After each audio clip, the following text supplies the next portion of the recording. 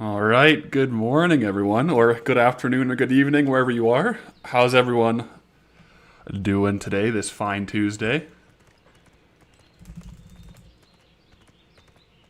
Let's get an audio check real quick, make sure, well, turn on my game music just so we have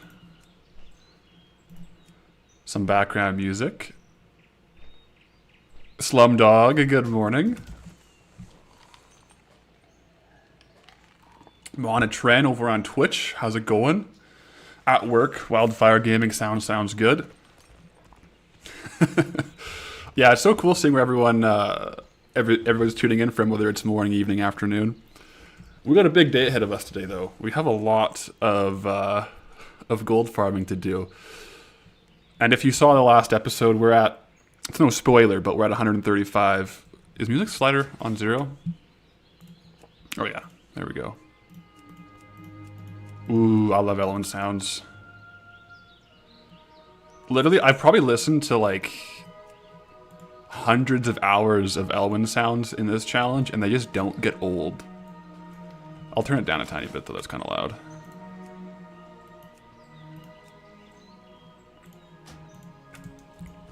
Will Fire.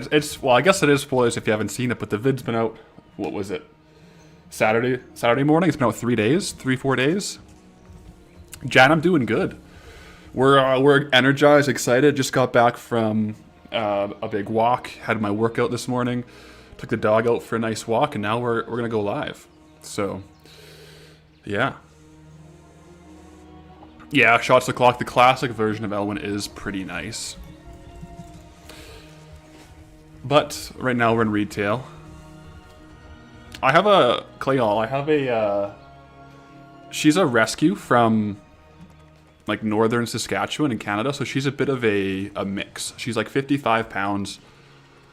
She's 7 years old, but does look like a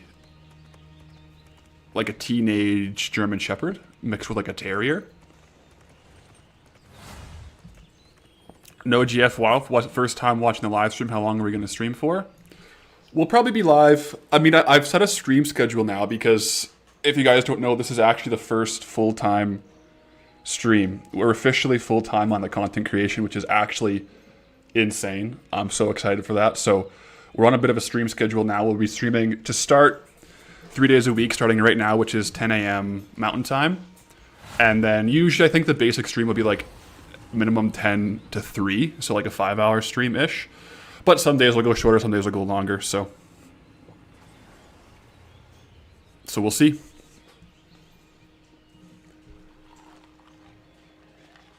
Gary, thank you. Yeah, it's been a bit of a whirlwind. It's been awesome. It was really busy the last couple of. I'm gonna start just pickpocketing some frayed knots while we're getting going here, because we need to get some serious diesel fuel. Are they all dead? We need to get some serious diesel fuel into the gold per hour. So today, like kind of the. Oh, what's our? It's already been picked. I thought maybe our latency was low. But yeah, we need to get some serious fuel into the liquid gold. So we've been doing like a lot of transmog farming, but today we're going to be doing a lot more herbs, ores, and knots. Just stuff that's like more liquid. Chris B, thank you. Yeah. Super stoked to be live here. It looks like someone's been going around killing all the Defius though. Or Defius. Yeah, there we go.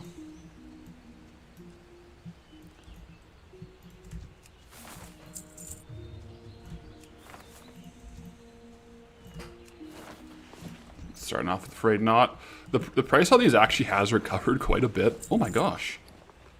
Back to back? I have to update my TSM somehow. Let's see if I can go three in a row. Not 3 in a row. Okay, I gotta update my trade skill master to loot appraiser, just so it's showing 0 copper for the frayed knots, which must be.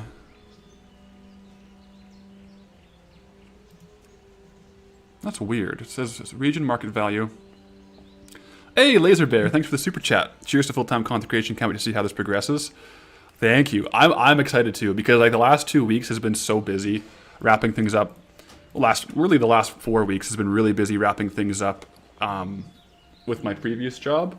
So I haven't had as much time to devote to the grind. So now we're just going full steam, and it's actually going to be crazy.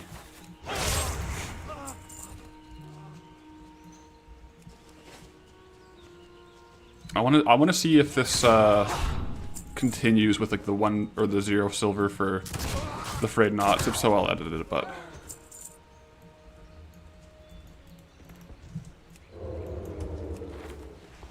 okay. We already got 3 frayed knots, man. What the heck?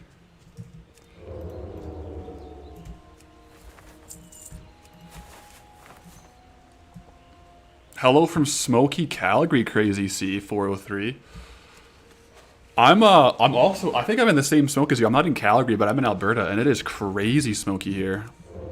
I was out, I was around Calgary this weekend. I went out to Ghost Lake, like the recreation area. They're camping. And it wasn't too smoky then, but coming home, it's like an 8-hour drive to where I live.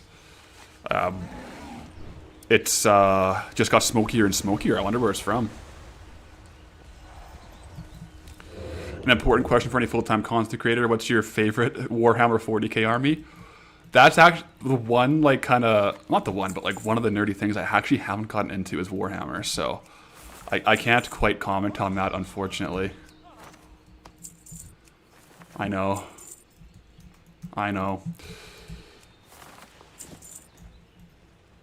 Logar 1990, how many hours have we put into the series? I'll give you a /played here, because it was in the last video and we haven't played too much since then. But we're at total time played 9 days, 19 hours. So that's quite a bit of time to be in 2 zones. And DM Brokaw with a gifted sub to Burger Engel. Thanks, man.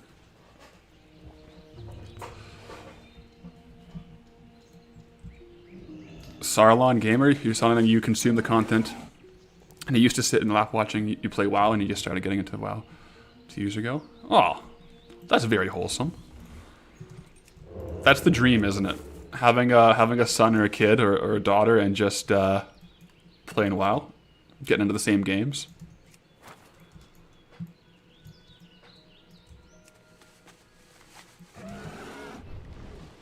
Hit him with a flex, 1983. You just binged all the YouTube series. I'm guessing that you're a Bajira fan as well with that name, hey? Hit him with the flex. Love me some Bajira.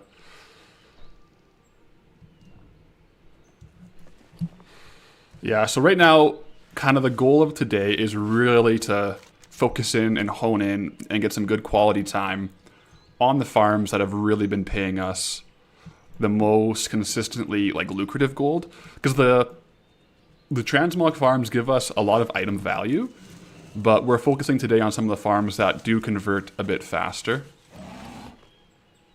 I do need to change my loot. I think my loot appraiser settings changed in the in an update or something, because it's giving me vendor prices for whites.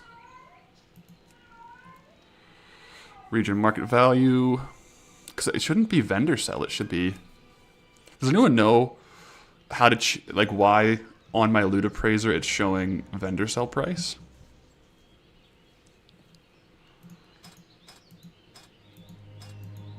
Patrick, yeah, you can hear the... That's one of my cats. The other one is sitting right in front of my microphone. Yo, Shining Force King. Hello, old vanilla player here, and you watching your stream last time. You remember there's an exotic vendor that walks through Darkshire and into the edge of Redridge Road, and he sells schemat. Oh, that's a big tip. Okay, so he walks from Darkshire into the edge of Redridge. Do you know if he's... I'll check. Do you know if he's still on the... on retail? We might just not have the gold prowler on here if I can't figure out... Because the price source should be region market value average. Because, yeah, I know about Antonio Pirelli, but I think he's bugged, but he has a different path. He comes through Elwyn as well, so I'm assuming you're talking about a different person that comes into Redridge in this corner here. But yeah, we'll just roll without the loot appraiser for a little bit. I don't know why it's... Oh, well, yeah, we're going to take out Thuros Lightfingers. This is where we find out if the streamer luck is real. Because if our first kill... Alright, not bad. Not bad at all. But no Thuggish Shield and no, all that stuff.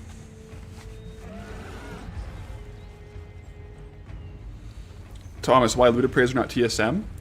Well, Loot Appraiser works with TSM. Like, I'm also using TSM here. Yeah. I might just reload, see if that fixes it.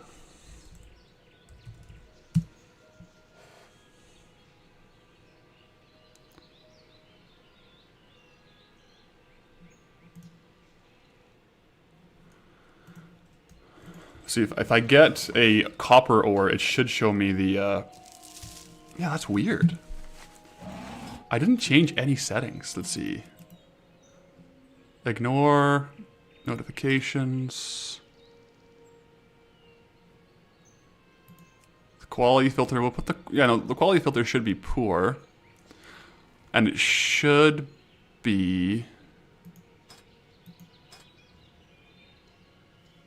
Honestly, I have the right settings on. I'm just going to assume something happened with, like, the hot patch today, and it's going to get patched. So we'll just roll with it.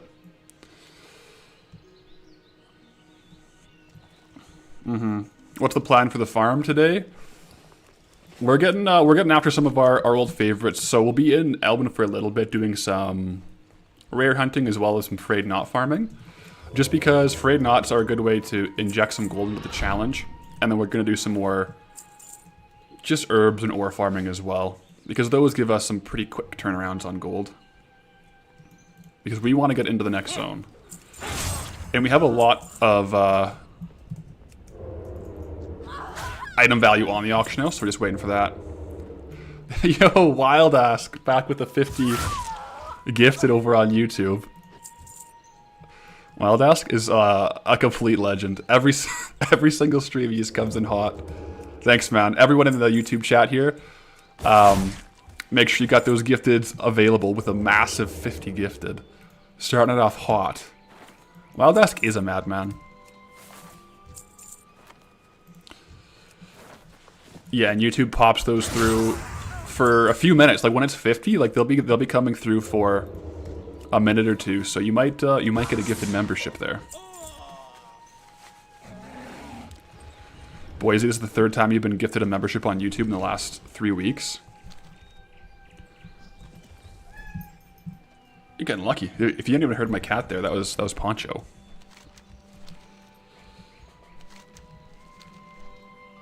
I set up like a hammock off the side of my desk, so hopefully she hangs out there, and not on the on the keyboard. Let's see if we get any good loot from these guys here. I think we'll probably just set like not a formal goal, but like a target for how many Frayed knots to get before we move on. What do you guys think would be a good number to get to today? Because we're still going to do some more farming after the Frayed knots, but I always like having a target if possible. What do you guys think? A reasonable target that might not take 10 days. 11?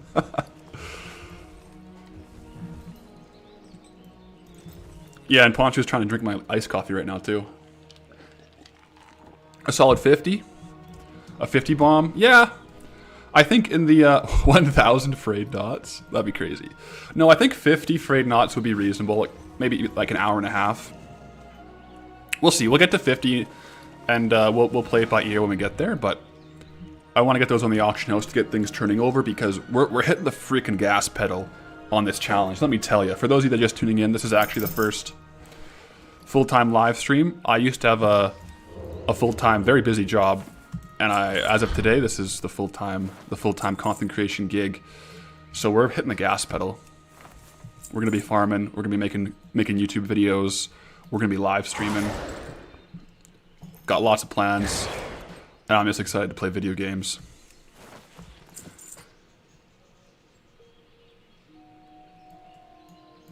Yeah, we'll see, because right now with Frayed knots, they're at about... Oh yeah, my TSM is... You know what, that's why it's not working. My Trade Skill Master isn't updating. But right now, the Frayed knots actually bounced back in price. Oh, and thanks, Basti96 with the Twitch Prime, as well as Flatlinization Toads Furs. I can't pronounce that name, I'm sorry, but with the Twitch Prime. Appreciate it.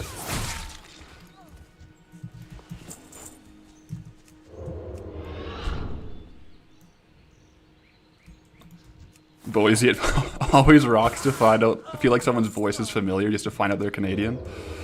Yeah, that's fair. I am Canadian.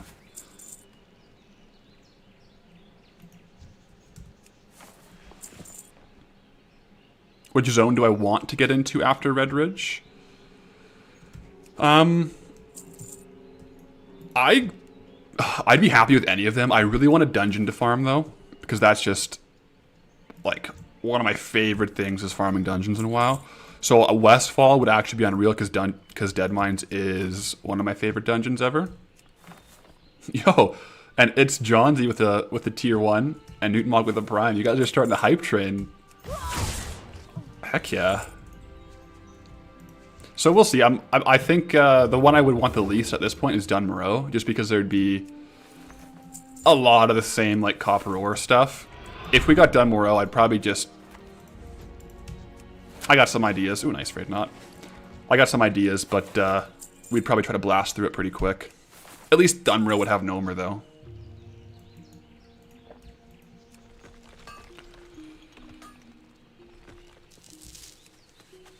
How would I unlock Stockade since it's not part of Elwyn?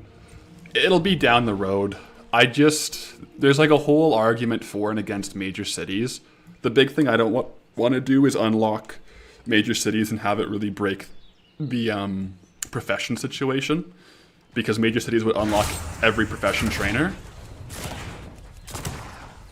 and I just don't want that to be a problem.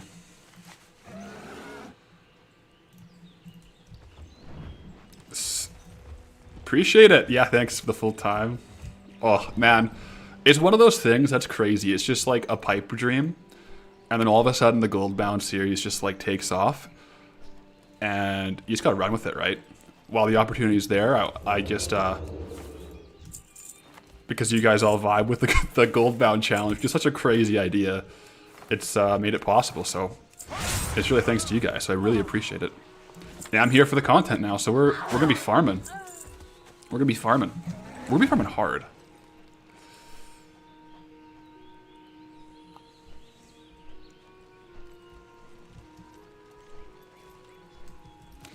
Hey, Scritorius, thanks for the Twitch Prime.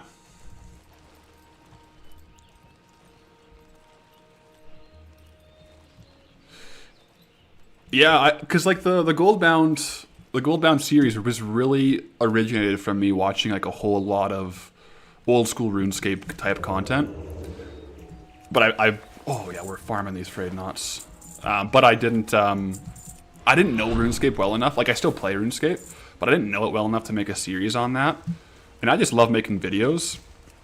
So I figured, well, I'll just try to do it in World of Warcraft. That's kind of how it all came to be. Because I hadn't posted on this channel in a while. I have had a few other channels though. A couple, you could find them. They'd be hard to find on YouTube if you don't want to look for though, but they're not part of WoW. And Uplink, thanks for the tier 1 over on Twitch. Got a hype train going over there.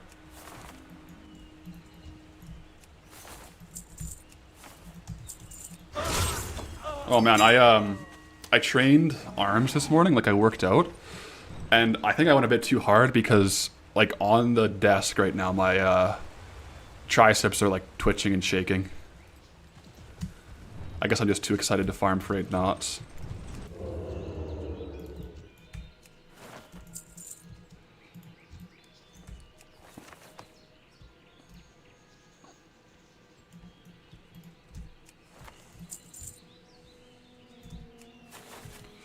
Do I ever run into people in the world who recognize me?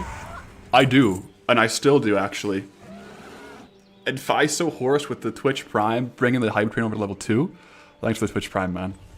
I was getting a lot more people recognizing me before I changed my in-game name. So like you'll see my profile says Goldilocked, but I am actually under an alias name. I did some name changes in World of Warcraft, so my actual name is different, so I don't get recognized as much. But then again, like, in the videos, I'm always wearing this kind of gear, so people still recognize me, and they'll, like, direct message me in-game and be like, are you Goldilocked? So I kind of just gotta be like, yep, that's me, but just don't dox the name. I'm just trying to avoid people sniping my auctions to, like, artificially speed up the challenge.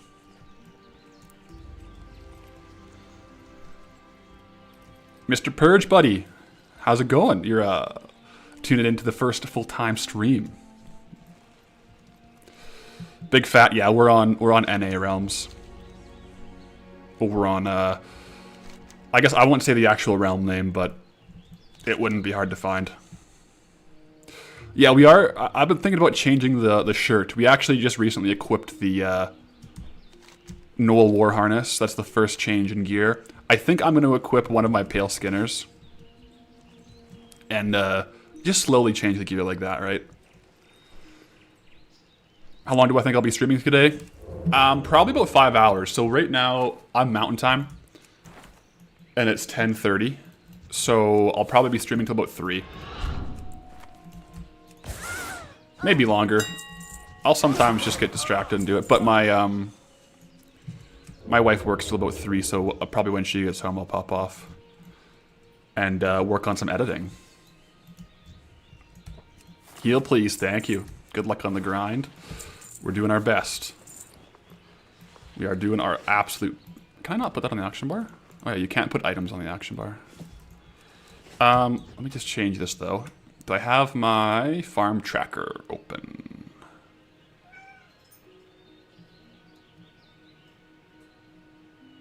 I do like the farm tracker add-on.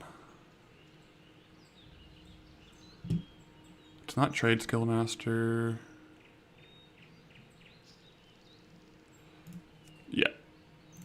We're going to put on the farming bar just so that you guys can see the frayed knots.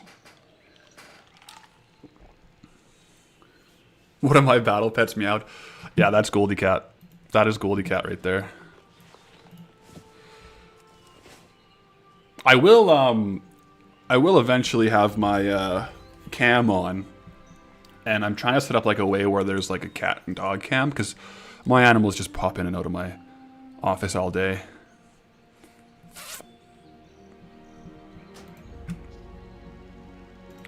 I forget how to change this /farm bar. There we go. Okay, so we're gonna go ahead and change this.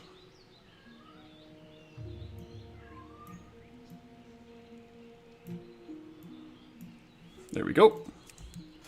This just gives us an easier way for you guys to visually see the frayed knots that we're farming.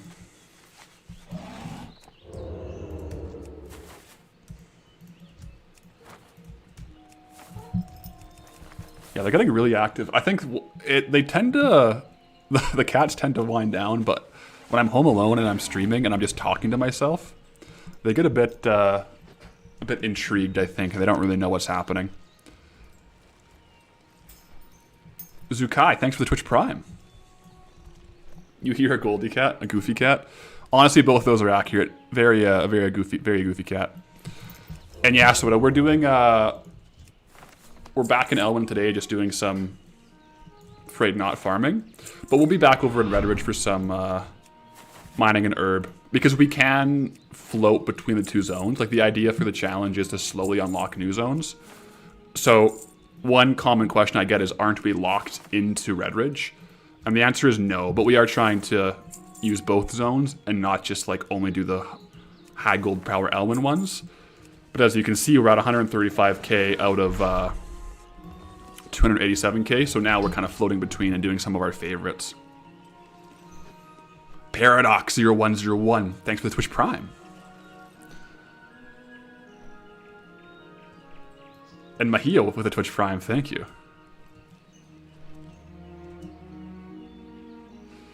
Alright, Hype Train complete level 3. So I think over on Twitch, I'll open the chest here. We got the hell no there emote, so heck yeah, guys.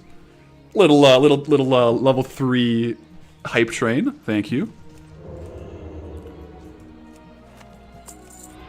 There would definitely be a version of Gold Locked or Goldbound where you would like reset every zone. But I think that would be more of like a... You'd have to structure it very different, right? Get rid of all the items in between and maybe even make a new character, I don't know.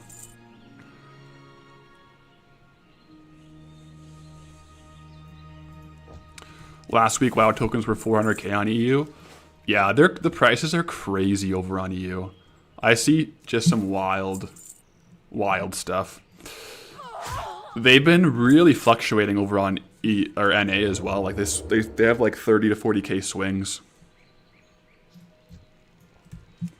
Hey, Steel Ghost, thanks for the Twitch Prime as well. I appreciate the support.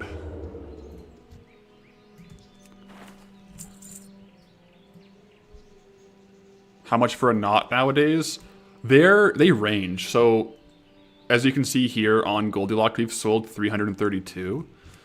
Lowest price we've sold one for is 76. Highest price is 1900. And right now they're about 280.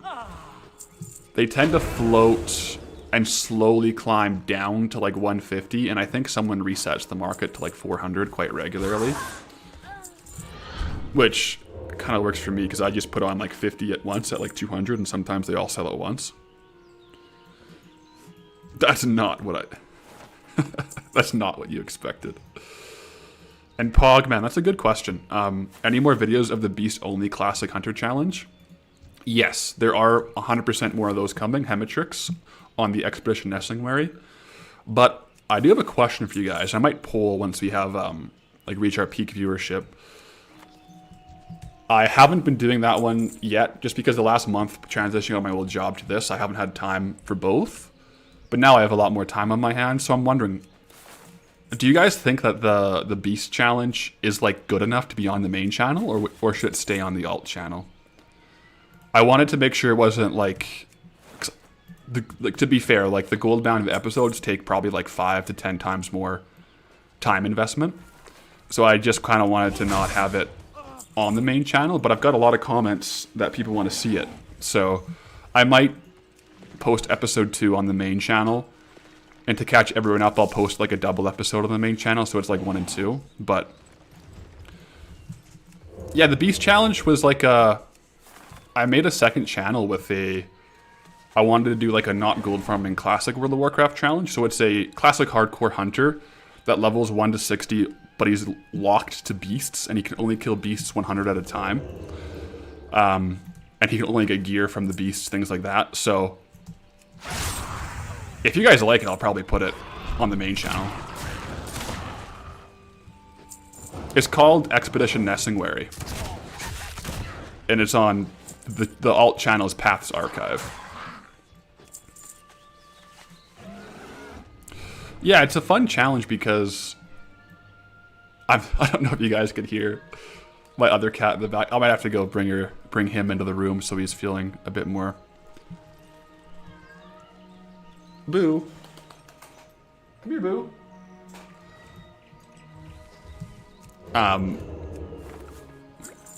Yeah, but like the challenge there is once you kill one beast 100 times, like you kill one beast and you have to kill 99 more, and that's the only time you can kill them. So there's going to be major upgrades in certain beasts for like armor or bows or whatever, and if you don't get it in 100 kills, then that beast is used up and you can't kill anymore. So it's a bit of RNG, and it's a hardcore challenge, so I will be streaming it as well on the Twitch, probably like later nights and stuff.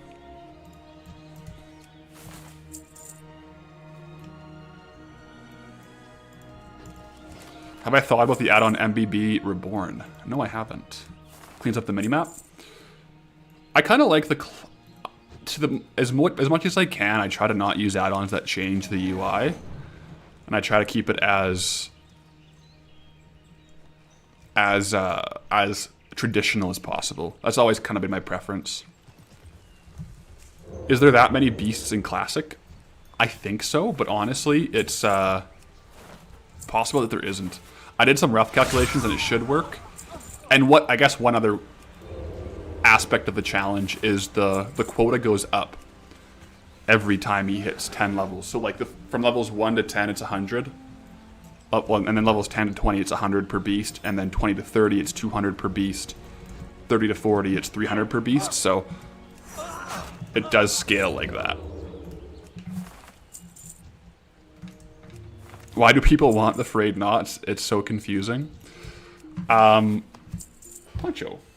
Basically, there is a trader in Erebos that this is a reagent that they accept as a currency to buy a battle pet. So the frayed knot is basically used to buy a battle pet, which is why it's purchasable. But I think, like, for a weird period of time there, it kind of became like an NFT type of thing, like a meme.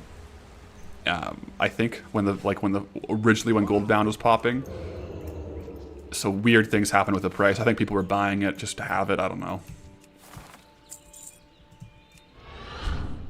Sell the worms. Where do you get the worms from again? I can't remember.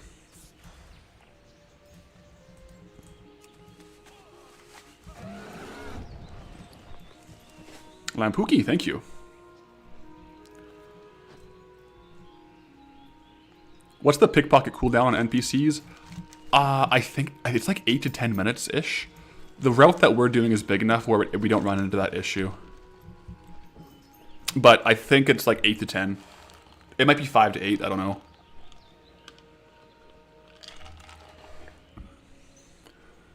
Oh, the Rebos guy sells the worm pets and they're cute, gotcha. There's another frayed knot. And we're not only farming frayed knots today, but I wanted to get a good stockpile up. Oh, back-to-back knots? Come on, three in a row. But I did want to restock them because I sold out. And they're a good way to get some consistent gold. So we'll be going over doing some more Red Ridge farms as well later today. S. Madden, you really hope the next one is a dungeon? I do too. And I'm hurrying up as much as I can. We'll be putting a lot more hours in, that's for sure, this month. So it should be, I'm hoping the next video we're like really close, but we'll see.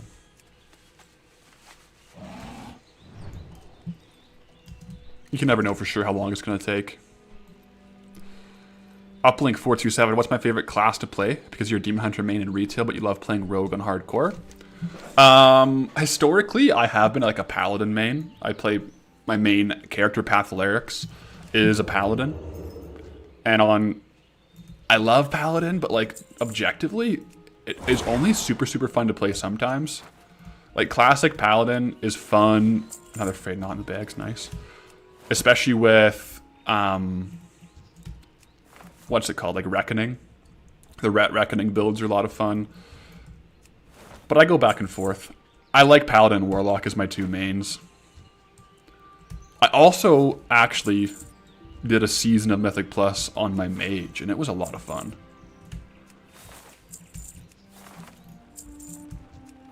And if you're farming these guys for Frayed Knots, another way to do it is you kill like the quest guys, Elrin Dudrum or whatever. And they respawn in like 20 seconds. So if you're doing like, you're watching Netflix or something, you're not wanting to like run around, you can literally just wait for them to respawn like this. It should be like 10 to 20 seconds. Maybe 10 to 30 seconds. And then you can pick them again. But they have a slightly lower drop rate on the pickpocket tables than some of the other mobs. Like the highest drop rate of any mob is the Rogue Wizards. So that's one way you can AFK this a bit more, but I, for the maximum efficiency, just do the runs. Yeah, Dutch. Shining Forest King is right. We're temporarily going for 50 today. We're doing a few farms today, so we're not having one large target. But I think 50 will be a good mark, where once we get that, we'll post them and move on to something else.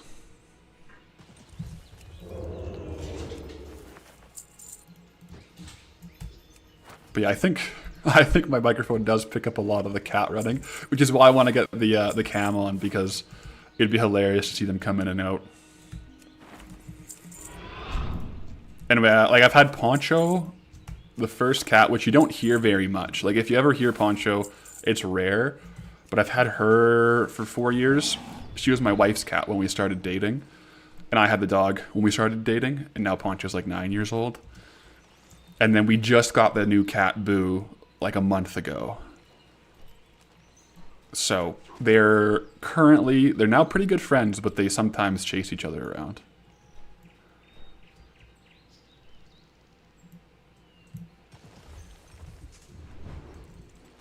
Where is the disgusting oozling in again? I can't remember what zone. Does the red whelpling, the crimson whelpling, still drop in wetlands? As far as I'm aware, I haven't double checked it, but I'm pretty sure it does. So that would be a good one to farm. There's a lot. There's a lot of zones I'm excited to farm in, but I don't know which ones are going to be super crazy until I get there. Because I know of certain farms in certain zones and like the general idea of what I would do. But for all these zones, as I research, I keep on finding more and more stuff. Like a case in point of that is when I started this challenge, I did not know about the Frayed knots. When I started Elwyn, I discovered that while doing episode 1. I was pretty sure episode 1 was going to be just like farming copper ore. I didn't even know about the rares in Elwyn until I researched them, so. Home Ferrante, greetings from Argentina. Love the content, thank you. Argentina, that's cool. Yeah, I mean, the 0-1 is absolute low, crazy low drop rate. Any pets that are crazy low drop rate that are farmable are so ideal for this series because we got time. You know what I mean? I'll farm it. Oh, I'll take these guys out. Jeffrey, thank you. Yep. And every now and then I do grab some herbs and ores.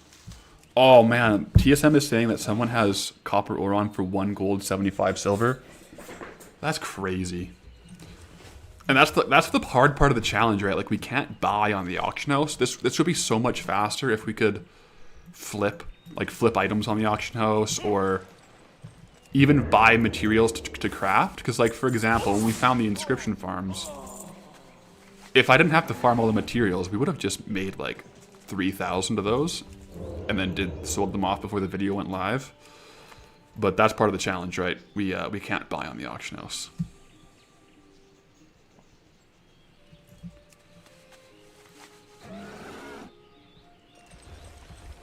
Biggest pet peeve is when people massively undercut for no reason and tank the price of an item. Yeah, especially with the cross, like certain items being cross zone and cross realm. When there's like 3,000 on there and then someone undercuts by like 40% and then everyone else posts under that. It's like that didn't need to happen. Barry, T-Engineer. Yeah, you'd be down to watch AH related challenges, but different vibe. And I do have some in mind. Those would probably be, I plan on doing more like standalone videos for those ones, but I think it would be a cool challenge. New challenge, work the auction house only by flipping it. I have thought about that. I think it would work better in Classic too, it'd be fun. I've just been trying to play around with how to make it entertaining, because you're just standing looking at letters, right? Looking at the auction house, so I'd have to think of how to make it a bit more exciting.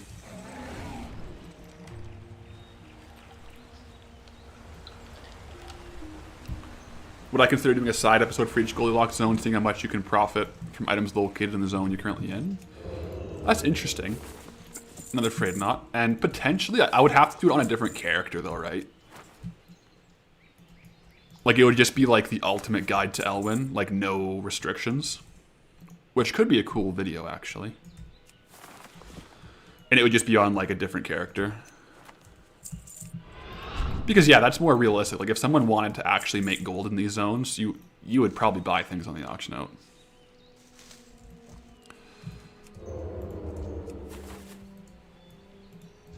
Am I still doing that one daily battle pet quest? Jesper, I actually stopped because it only gives like 20 gold, but it gives me so much XP that it would basically like boost me to max level in a couple of weeks. And I'd rather just like slowly level up from getting herbs and ores. So I haven't been doing the battle pet quest every single day. But every now and then, like when I get a new zone, I'll do the battle pet tamer, just battle pet trainer just to get the experience. But I have not been farming it every day. And yeah, Betty Bay is right. Captured pets are not cageable. Which all that means is like if I went and battle petted this, I guess you can't battle pet that. But if I pet battled like one of these chickens or one of these small frogs and captured it, I couldn't then put it in a cage to sell. You can only sell pets that you got from drops or vendors. So that would be an interesting angle though.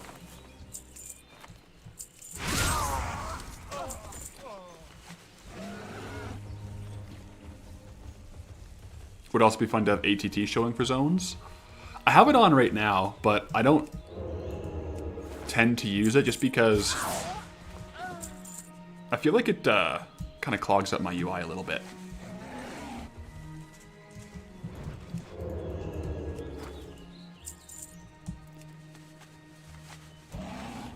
Do I write the scripts for my videos by myself? They're long scripts. I do. Yeah, I kind of segment them out though, like the video into segments, and I usually tackle one segment at a time. So I won't like script out the entire video and do one read. I'll like script it out, and it'll be like one of the segments, which will be like last episode, the 100 fishing crates, and the next one was like the hour of farming, power hour. So it's more of like I might do like one segment a day. Will I be doing a Goldbound for classic servers like Panda Area Classic? I don't think I'll personally be doing it for Panda Classic. I think foreseeably I might do it down the road in a classic world. But that would be down the road, I think. Right now, for Goldbound, I'll stick to the current one, but maybe when we get later and later, we'll do like a spin-off. But I have other different types of challenge series that we'll be working on in the meantime. How much gold so far? We're at 135k. 135k, but we're really hitting the gas pedal. Putting more hours in. I want to get to that next zone. I really want to get into the zone before... Oh, Darkmoon Fair is next week, eh? Yeah. Because I want to do a Darkmoon Fair episode, but I'd want to have it right after I unlock a new zone so that doesn't mess up like the current progress. But I might just do that as a standalone episode, actually.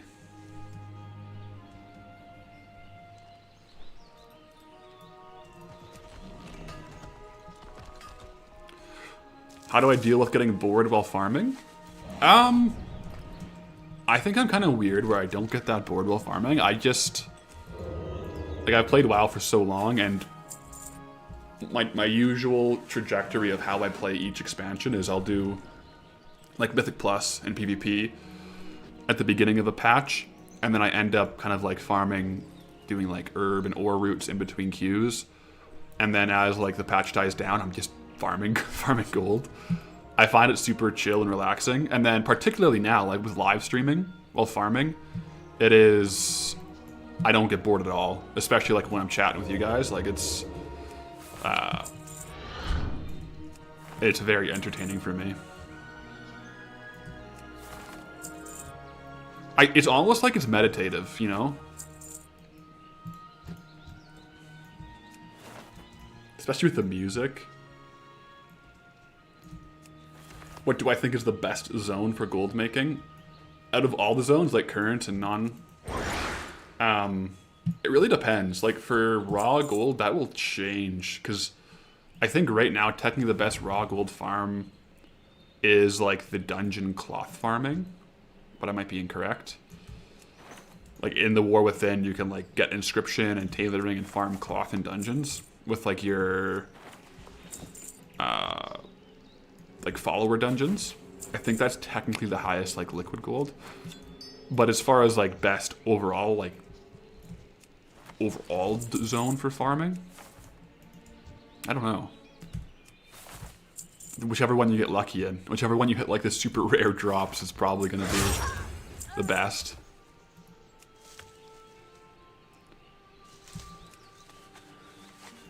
Do I think Goldbound will last till midnight, or when you get other zones unlocked, gold rate will jump drastically?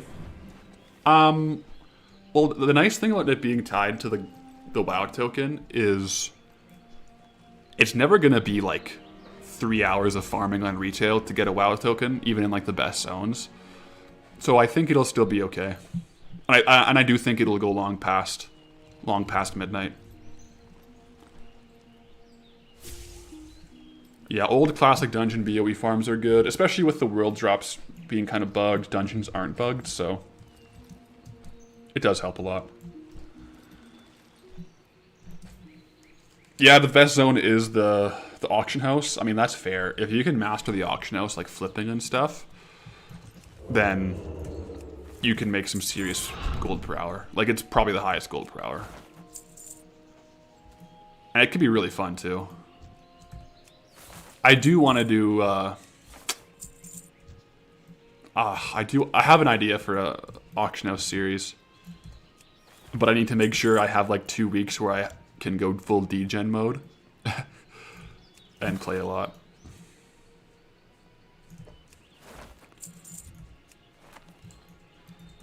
Sephiroth, they need to fix the world drop farming for real. Honestly, it might be intended. That's what I'm starting to realize, because a big problem was like the 2x4 groups where people would like get 2 groups of 4 and hyperspawn farm things, and it just tanked the value. So I wonder if they made the world drops different to combat that. That's my current theory. That's my current theory. Which isn't the worst thing, right? Because for someone like me who's farming solo, the more rare and expensive items are, if I happen to get one, even if it's like hard to get, it's better than if someone can farm like 20 of them in 1 hour with a 2x4 group.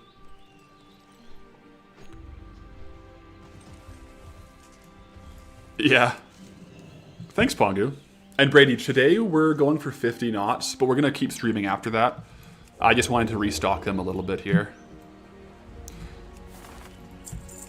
But yeah, my problem up until now is I just have so many ideas for videos and series, but not enough time.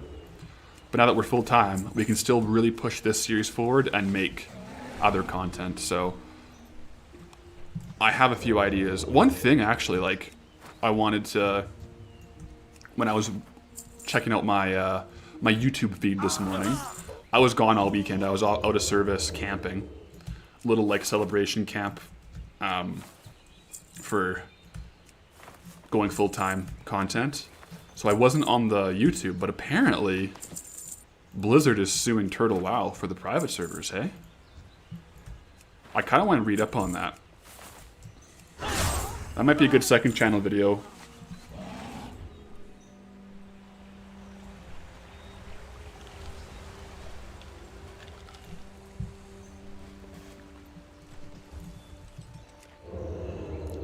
Drofter, with Elwyn Forest not leading to other zones through boats, have I thought through how I want to unlock other continents? Yeah, I have. So I haven't finalized it like and confirmed how I'm gonna do it, but my current thought is like, because the other continent that will unlock first will be Kalimdor. Let me go full screen here. So I'm going to have it open not from the Stormwind Harbor, but when we get to Stranglethorn, once we unlock Stranglethorn, I'm still torn on if I want to do north and south. I'll probably unlock Stranglethorn like in its entirety. But once we have this unlocked, I will then have the Barrens, Booty Bay, be a rollable one, or alternatively, if I get to other northern ports that have access to Kalimdor, I'll unlock it. You actually just can't get to Kalimdor from Stormwind. So like the boats that run right now, it's Borean Tundra, Borealis, and Dragon Isles. So you get to the new expansions, there isn't a boat that I know of that comes anymore for Darnassus or anything, so you do have to actually go to like Booty Bay or something like that. There's a way to Stranglethorn from Westfall? What? How? That's crazy. What? Is it, like, wait, wasn't there a quest? If there's a way to Stranglethorn from Westfall, I might continue it. Hero? Yeah, I think there is a portal to Darkshore now, but for the series, we aren't doing portals. For right now, at least, for portals for unlocking zones. It's just too much of, like, a spider's web of unlocks in Stormwind. You'd have, like, 90 different zones available. So we're not doing portals, just, like, walkable areas. And right now, we're only doing Classic, but eventually we'll unlock other zones. Pippa, ain't it gotta have a clear path to the zone? Yeah, like the rule of thumb is like a intended walkable path. So for the boats, it'll be like we'll walk on the boat. But right now the only boats we have access to go outside of Classic. Like you gotta be able to get there on foot. Like for example, we didn't have Duskwood being an unlockable zone. Because, I mean, it's right here next to Elwyn, but I guess he could jump across. Interesting. Well, in hindsight, maybe I could have had it unlockable by jump, but you know what? No one's perfect. No one's perfect. At a certain point, you just got to make the rules, whether they're arbitrary or not, and roll with them.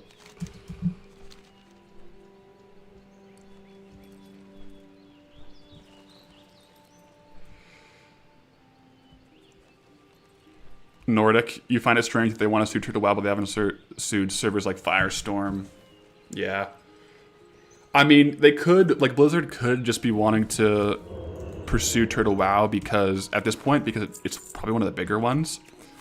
And it would set the precedent, right? For future ones. Because isn't Turtle WoW like pulling crazy viewers or crazy player base? I've never personally played it, but that they could just want to set the precedent now.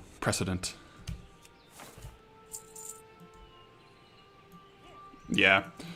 I haven't done any research into it, but I would be interested in looking into it. I do have some experience in that area of law. Apparently 10k people on new server. Okay, so retail is still way over it. I don't know. Bird law.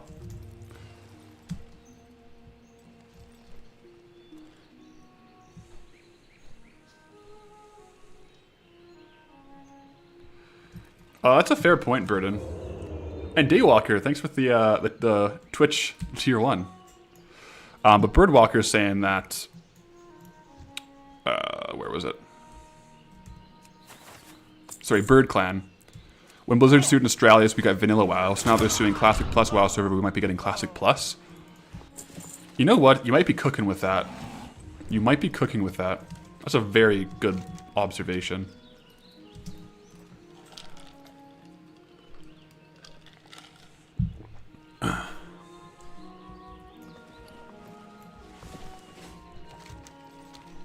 Microsoft has the resources. Nick, did any high-value items sell yet? So far, we've had some in like the 15 to 20k range, but nothing over 50k sell. So that's a bit unfortunate, but that's the game with Transmog, right? They kind of just sit there until one sells, and you're like, holy moly.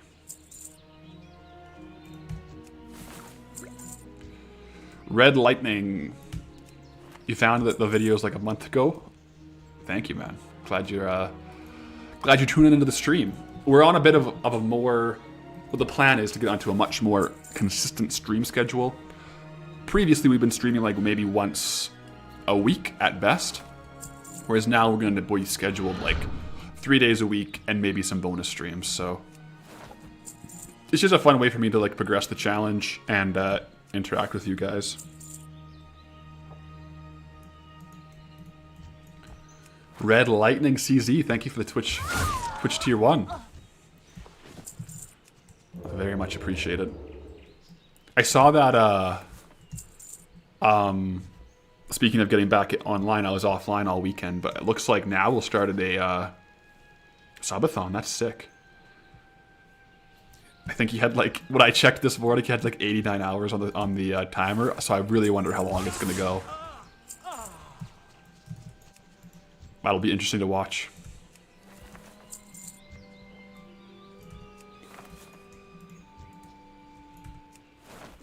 Snoot the Rooter just popping up everywhere.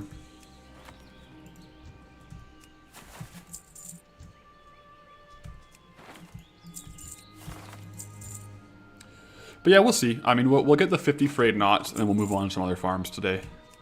Today is a little bit of a restock, and I might work my way through my auction house to like trim it down a bit because the reposts have been getting so long, especially with like relatively small bags. So we might do a bit of trimming down. If I do that, I'll grab Disenchanting, because there's a whole bunch of greens that I have like 4 or 5 of, which I just don't need to have on there. HWKY, thanks for the Twitch Prime. And Kagrok, a good afternoon. How you doing? Oh my, hope I'm not disconnecting. My YouTube studio just DC'd on me, but it looks like the stream's still live, so that's good.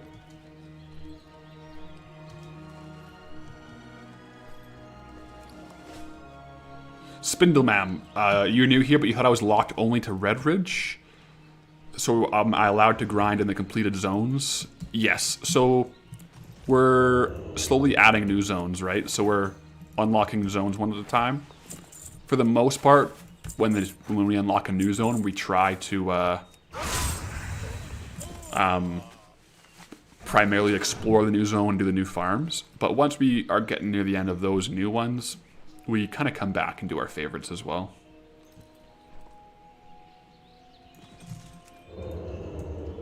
Margu, thank you. Yeah, this is the first stream live being a full-time content creator, which is crazy to say.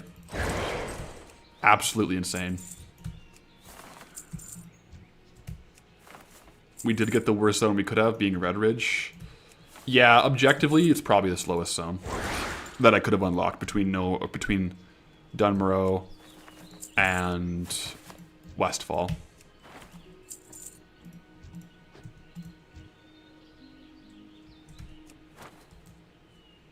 But there's plenty more zones to unlock. So right now we're just trying to hit the gas pedal a little bit to unlock the next zones, and we'll just keep on rolling.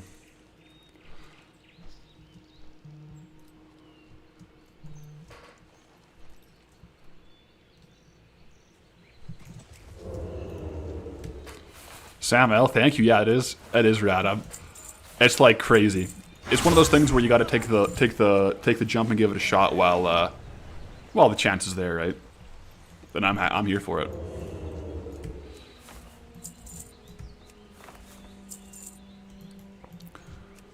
I've been debating how we want to unlock new expansion zones like Burning Crusade, Wrath, all those zones, but we'll be thinking about that for a little bit.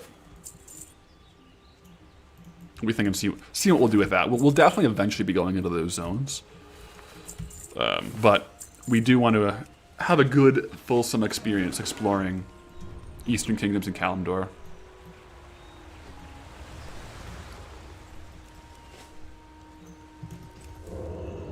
That's true. For the Burning Crusade, you got to walk through the portal. But that's like, it's different, isn't it? Right? Because portals, other places, you click the portal, but like instances, you walk through the instance. The Burning Crusade portal, you walk through that portal. Like if you walk through the portal to Darkshore in Stormwind, it won't move you unless you click it, right? So that's, in my head, that'll be the distinguishing factor. It's tough though. Like when you're playing a game like this with a set of rules, there's going to be versions on either side where you can argue for or against things, right? Which is fine. GS Bet, thanks for the Twitch Prime. Thanks, GS Bet. I appreciate you the support with the Twitch Prime, yeah. How did I get the idea of starting the challenge? Did I think it would succeed as it did? I've commented a little bit on that, but I'll give a bit more of a full story to it. So, I've been, like, if you go back on the channel, the Pathalerix channel, I think my earliest videos were like 8-9 years ago. I have older WoW videos, like 10-12 years on different channels, so I've always kind of liked making YouTube videos. And I've had a few other channels like IRL and stuff like that. None of them ever really popped off, but then a couple months ago I was going under for my wisdom teeth surgery. So I take the week off work because my old job I had to do a lot of talking and be pretty sharp. And when you're on pain meds with a bunch of cotton balls in your mouth, you can't really do that. So I went into the surgery, was under, came out from it, was pretty out of it, pretty on a lot of painkillers and whatnot. And that night, I couldn't sleep, and I was watching some of my favorite old school RuneScape series. We're talking like, And Then We Fight by Rargan Link, and Trader Steve, flipping old school. Also, we just got the fingerless gloves, so big W there. Those are nice. And so it was like 2 or 3 a.m. and I was just like on all these kind of painkillers, thinking like, how could I do a challenge like this? I don't know RuneScape well enough, but I do know World of Warcraft. But all these challenges are like zone locked, or chunk locked, or collection stuff. And so then I started looking on YouTube for any like WoW challenges that had done things like that. And that's kind of when I came across some of the WoW guys like Nabble and all those guys. So I watched them and I thought to myself, what would be a cool spin on this, like the RuneScape challenge in WoW?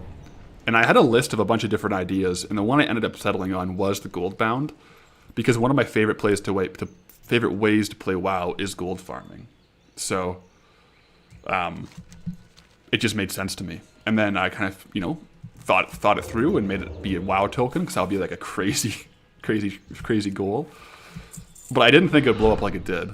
And there's a few times farming the first episode, I was like, this is ridiculous. Maybe I shouldn't post this, but I posted it, and then, now we're here.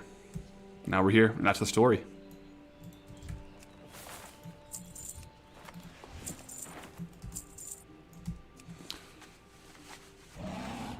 Finally caught me live. Love the series. Keep it up. Thanks, Dan. We'll be live a lot more, so thanks for tuning in. Sipping iced coffee.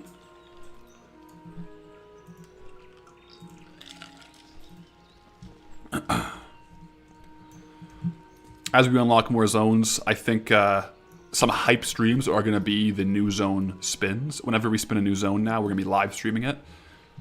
I didn't get too many people alleging I faked the last one, but some people thought I intentionally picked Red Ridge. I'm like, why would I do that? If I was going to, rig the last spin, I would have definitely picked Westfall. But, to avoid those allegations and have a hype stream, we're going to do the new zone unlocks live on the randomizer.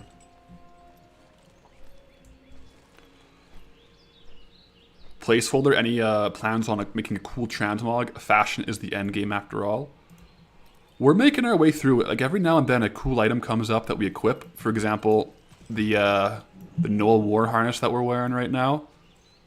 That was not an upgrade, but we equipped it because it's a rare drop and kind of a cool thing from the series.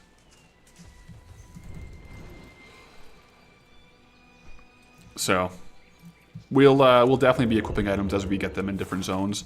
Honestly, if we get Westfall, holy moly, Dead Mines. There's so much cool rogue garb there.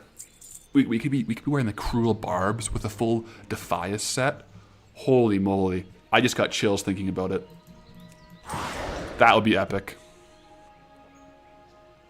Aerodolo, it's actually equipped. It's not transmogged.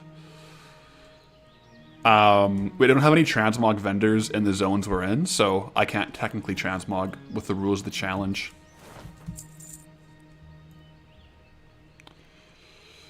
But yeah, of all the places to force the roll, Red Ridge is not it. That's right.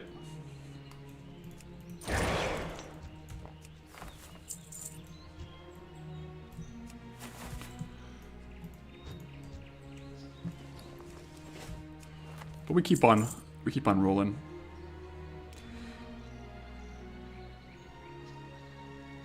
Hey, you wanted to ask if you would recommend the challenge to someone who wants to try it. Which class would you say they should pick? Just curious. You could go a lot of ways on that. Like, if you just want the objectively best farming class, you would go Druid, because you could pick up herbs and do all that flight stuff without dismounting with your flight form. And they also have really good, like, AoE farming, like auto-target farming and stuff like that. And they're also really good for dungeon farming with their, they can teleport in and teleport out type of thing. Rogues are also good, though, because they'll be, like, random farms, like this one, the Frayed Knot farm that you can do by pickpocketing. Or eventually, when you're in dungeons, there's going to be some locked chests that other classes can't open, but me as a rogue, I can open the chests with pickpocketing. So I think Druid and Rogue are kind of the two cool ones. Other possibilities, though. Oh, boom! Back-to-back Frayed Knots.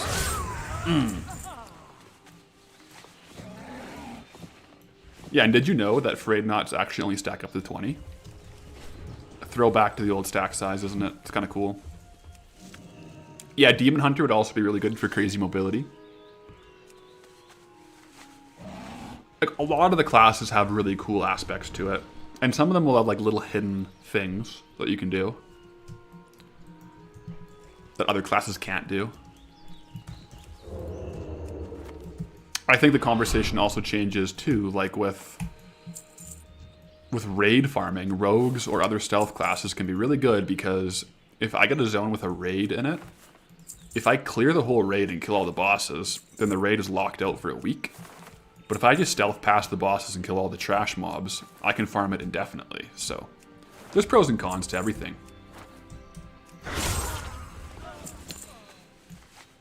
Japu Decret, thanks for the Twitch Prime, man. I really appreciate it. Isn't there mount equipment that lets you mine and mount? There is, but it's like current content type of stuff.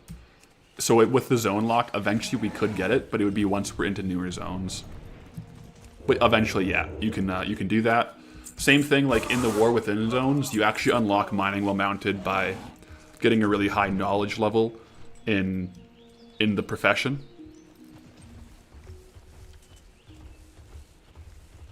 Yeah. Yeah, and then there's other things like the Sky Golem, which is a mount that lets you mine. I'll show you. I do have it, I just can't use it on this character. Does anyone else get so confused about...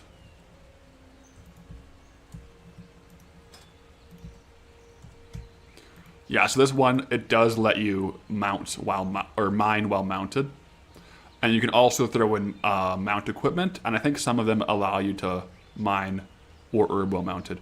Sorry, Sky Golem is herbalism while mounted. Yeah.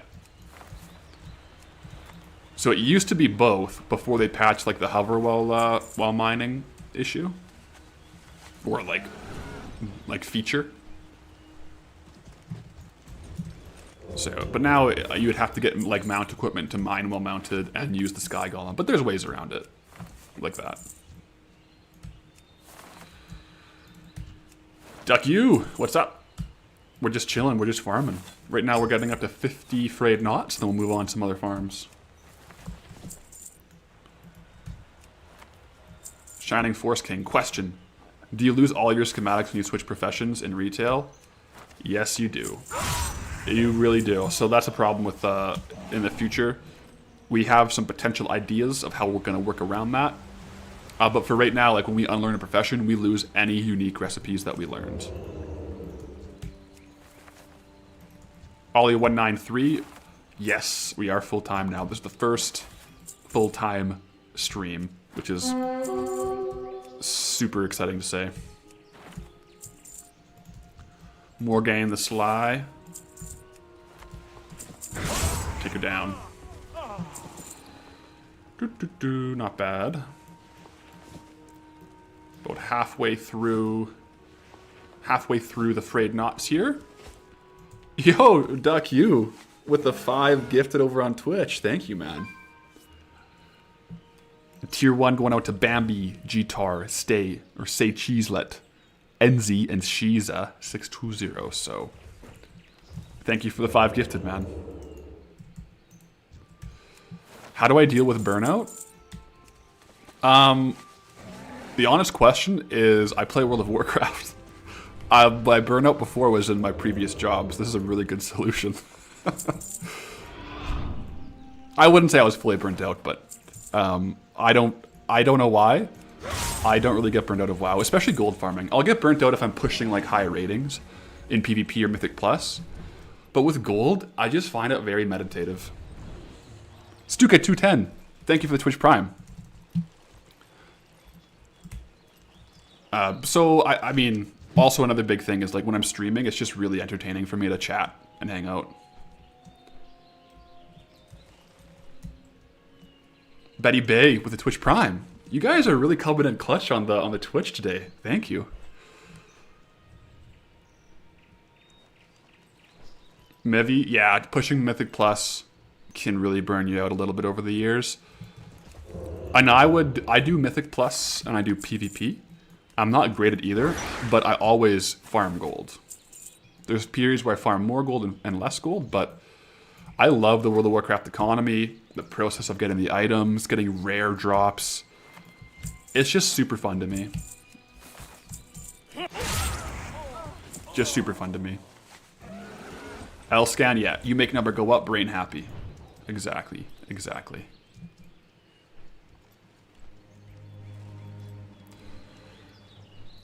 Mifson, if token takes you 6 weeks, you'll be getting like 8 to 9 tokens a year. With 40 classic zones, it'll be like 5 years. Do you see yourself going that long? I think now that we're full time, we'll probably unlock faster than every 6 weeks. And then we might, I'm not convinced that we might open up other like non-classic zones before we fully 100% Eastern Kingdoms Kalimdor. I'm not sure yet, but we'll see. And Overdrive 1221 with a Twitch Prime, thank you. And that actually just hit the sub goal. So thank you very much, everyone. That's crazy. The new sub goal was just met. Oh my gosh. Seriously? We're like an hour into stream, guys. What? I appreciate you all.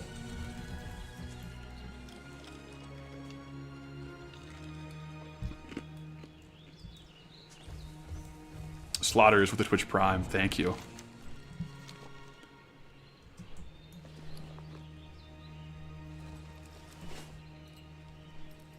Ooh, can I get a pickpocket on these before they die? Come on, come on. I got one of them. Alright, we got one. Yeah, goal reached. Koala Chad with a Twitch Prime, thank you. Yeah, so like to help put it in perspective, before going full-time on content creation, my schedule was very much like a 9 to 5 working situation. A little more flexibility than like a hard 9 to 5, so I could kind of like work harder some days and less some days. But that's a lot of time that I couldn't be farming gold or editing videos. So the editing, honestly, like it takes me probably like half the time, if not more, than the actual like WoW grind to script, edit these videos. So now I just have so much more time to actually put towards the farming. So we should have faster unlocks now. Oh my gosh, Fish Rage with the Twitch Prime. And Black Panther 313 with the Twitch Prime. And Daileran with the Twitch Prime. And the follow in one drop. Thanks, man.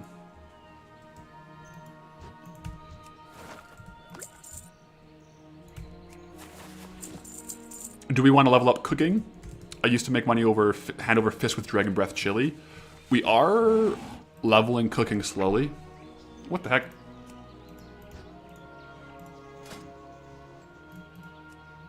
Yeah, we're at 70 classic cooking.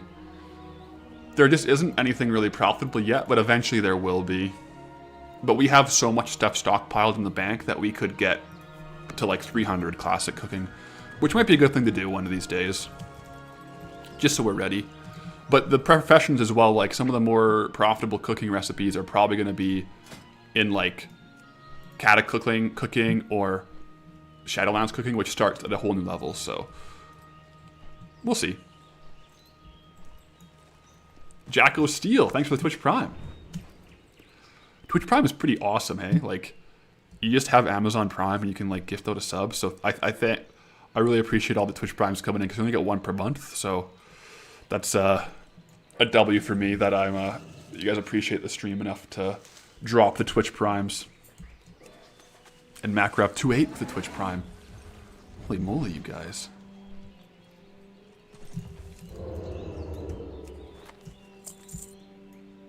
Cooking stream on a new zone would be fun. It's my favorite profession for no reason other. Yeah. It would be fun. We'll level it up one day.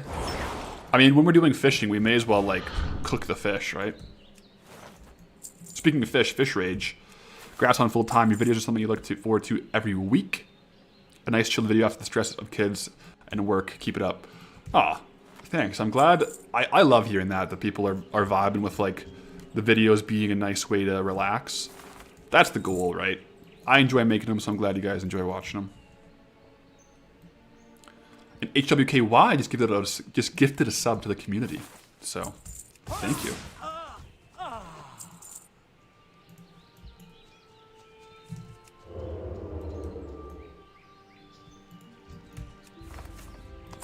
I'm getting better slowly at playing the game and reading chat. It's a skill, guys. Like, you know? It's a skill for sure. If I was doing anything more complex than farming gold right now, it might be a bit harder. Andrew, yeah, I should get a Blizzard code, hey, for renewed subscriptions.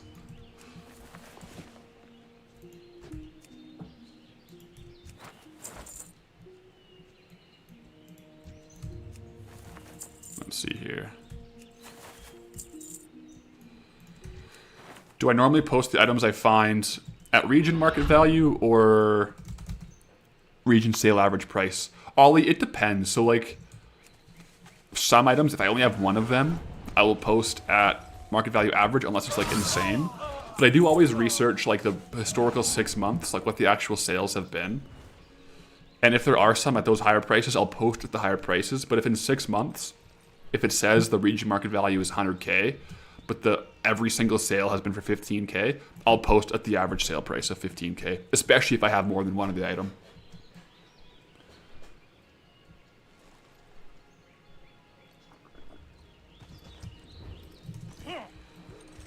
Let's see here. A Bleeding Sheep, thank you for the tier 1 over on Twitch. Kratos, is it / was it a tough decision to leave your general job behind? If you don't want to share full numbers, I'm treated at what point you can justify leaving your set income behind. Really love the series. But as you said, it kind of needs to be a bit faster. Yeah, exactly. Yeah, it was a tough decision to swap over to full-time content creation. The numbers for everyone will be a bit different, right? Like, so I'm at a point in my life where I don't have kids. Me and my wife live together, and she works full time. So that provides me a lot more flexibility. Like if I had kids or something like that at this point in my life, I probably would have waited longer to make the leap. But I didn't want to have a situation where I just couldn't put my full effort into the series and the channel and like look back on it and wish I tried harder. So that's kind of what gauged my decision. I would rather give it a shot, and if it doesn't work, it doesn't work, then think about what if it would have worked, right? So that was my thought process, and so I think it just depends on how risk-averse you are, but you just got to look into what your monthly expenses are, what your minimum savings are, things like that. So it'll be different for everyone, but it's, for me, something I thought was viable, and that if I put more effort into, it could potentially be something cool. Megistra with the Twitch Prime. Thank you. And Napadad with the Twitch Prime. Thank you. Jack Willis. Thanks. He got gifted a sub. Or gifted a membership. That must have been Wild Ask earlier. He came in and dropped 50 gifted on YouTube. So the man's a madman. Jan, how old am I? I am 29. 29 years old.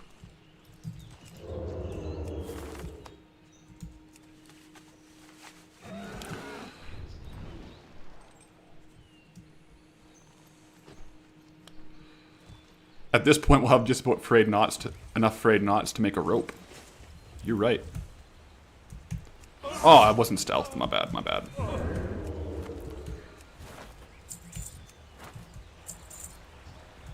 Okay, got another stealth. Can I transmog? I haven't been transmogging. I've been equipping items, but maybe one day when we unlock a zone that has a transmog vendor in it, I'll use it. Because right now Stormwind has one, but I'm trying to only use Stormwind for the auction house and the bank.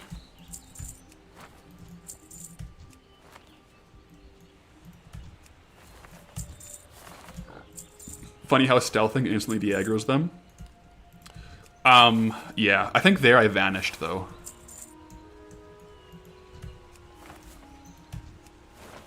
Right, I think I did. Yeah, vanish is on cooldown.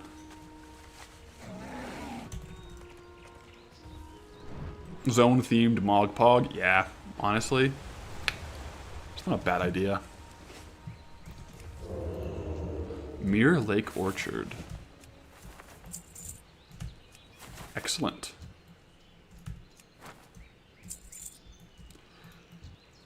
Yeah, right now Stockades, we're not having it being part of Stormwind. I just didn't want to have Stormwind have Stockades because Stormwind was kind of like part of Elwyn. And I didn't want Elwyn to have Stockades. But we were talking about it on the stream the other day. And I think I'll unlock Stockades once I naturally progress to a quest that tells me to kill someone in Stockades. Which would be like a Westfall quest would eventually say, take out Hoger in Stockades. So at that point, I think I will unlock Stockades. That might be what we do. And Tiberius HC, thank you for the Twitch Prime.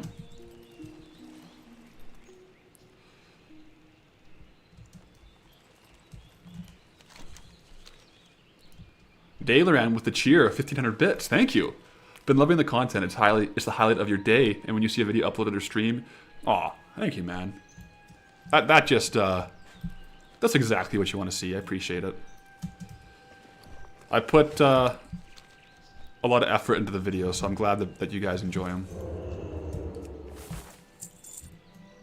And in between, that's why I like streaming, because otherwise I would just be by myself doing this, right? But it's nice to be able to hang out.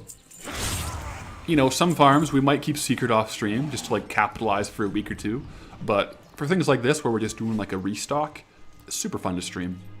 And so we will be streaming about at least 3 days a week. Probably more. Probably more. Enigma989, thank you for the Twitch Prime, man.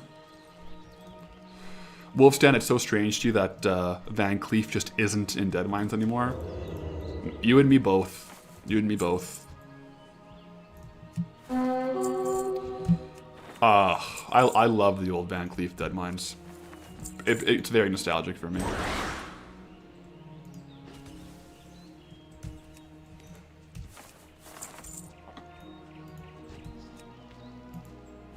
Do I enjoy editing videos, or will I want to get an editor someday?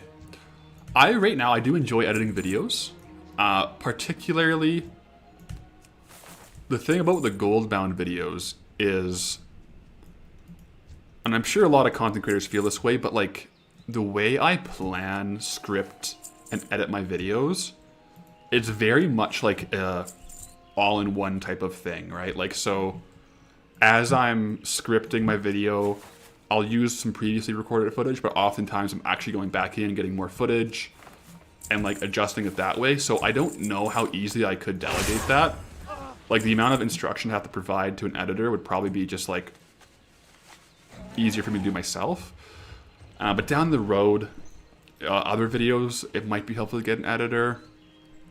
Particularly videos that aren't the Goldbound challenge. Like if I'm, for example, like my 100 Beasts challenge, that would be a lot more easy to delegate out to an editor because I could just do the script, voice over it, and then send them the recording of like the full VOD. But I really like having a handle on the editing, especially for the main series. Boulderstein with the Twitch Prime, thank you. And Jetty357 with the Twitch Prime, thank you. You guys are just like dropping the Twitch Primes like crazy. Thank you so much.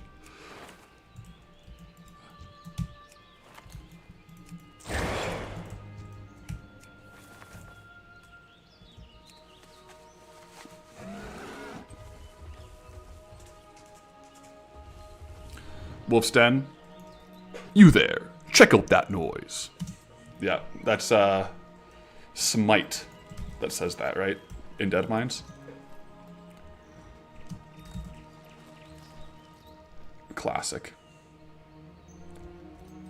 Oh man, just thinking about old Dead Mines makes me want to hop onto my classic character and run it.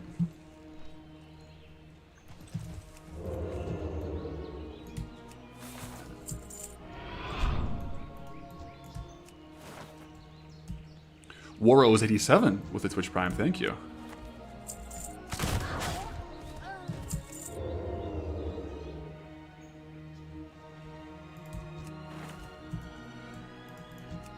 Over here, get some of these frayed knots. Apparently, like according to Wowhead, the rogue wizards have the highest drop rate of the frayed knots in Elwyn. So we'll see if we get any here.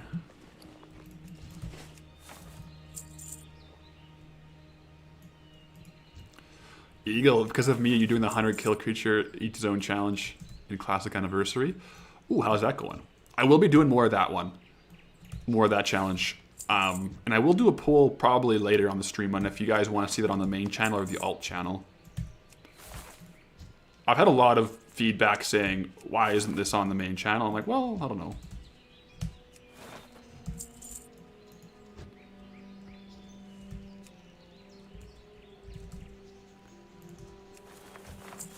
Boulder Stein with the cheer, 100 bits, thank you.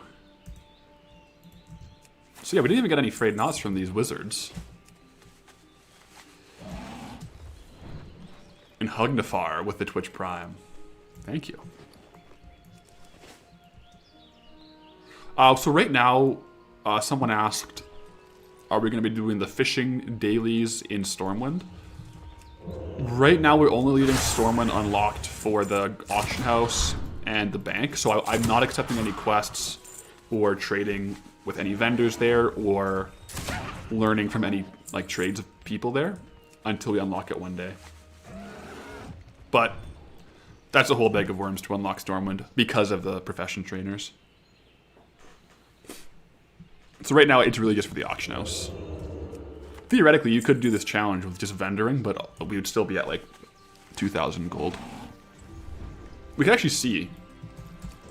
Let me pull up that stat. And Bab Silly with the tier 1 subscription over on Twitch, thank you. But the statistic here, if we go to stats, gold looted is 1839. Gold from quest rewards, 1,103.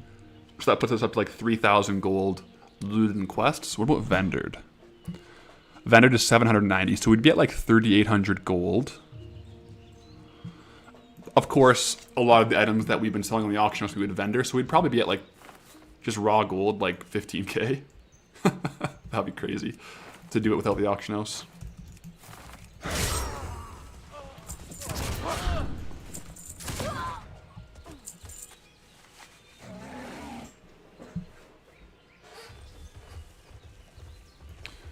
Auctions posted 18,000. Yeah, we might trim down our auction stock because like we have a few duplicate items. Like right now, our auctions, we have 500 actively posted. Which takes a long time to repost them, especially with how big our bags are, because we have like 70 slots available. So we have to run back and forth like 9 times to repost our auctions. So I might disenchant or vendor some of the items that we have duplicates of and just trim it down a bit, just so that we're trying to sell more of our high ticket items. Because the more items you have, the less viable it is to run real quick and do an undercut scan.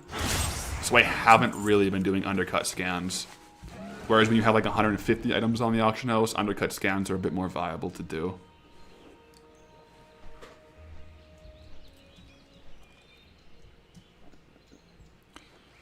Then why allow flying in Classic when that didn't exist until Kata? Well, we're not like playing it Classic. We're just playing the zones as they are now. But we only wanted to allow Stormwind for the auction house. Like it's not part of the zone that we're in.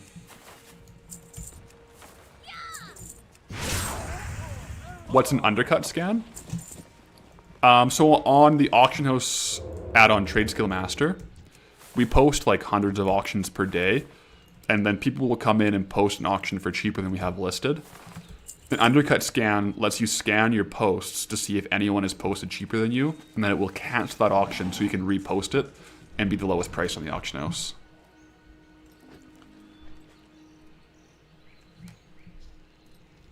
But it does take time because you have to scan each item individually, and then, yeah, undercut scan. Yeah. Zachary Zoom, we are winning right now. We're getting stacks of frayed knots. If these sell for min buyout right now, we're gonna have like 13k from this, which is crazy. But these tend to be a bit of a slower, like they're like a middle mover. Compared to transmog, they're fast. Compared to copper ore, they're slow. Is Lil Timmy's pea shooter worth farming? I think it's like 100 to 200 gold, I think. Unless I'm mistaken on what it is.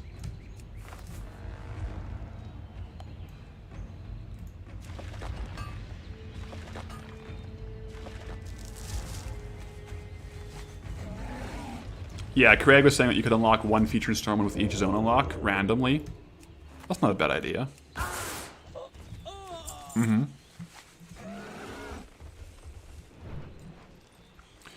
Well, and like the thing with the WoW tokens, like we technically use this WoW token to unlock Red Ridge, but they're soulbound, and I can't put it in my bank. The only thing I can do is either add 30 days of game time or $22 of Canadian currency balance. I can't trade it, so right now they're just sitting in the bags, just hanging out, but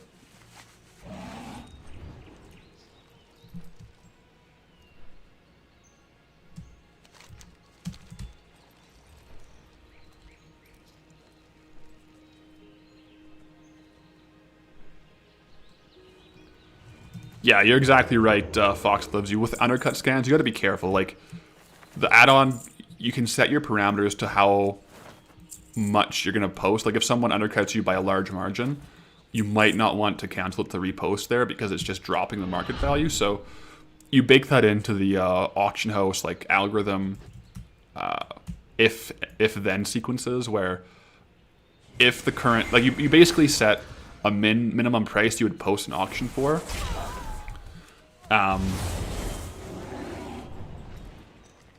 And then if the current auction that undercut you is below your minimum posting price, then you won't cancel it because you just don't want to drop the price. If that makes sense.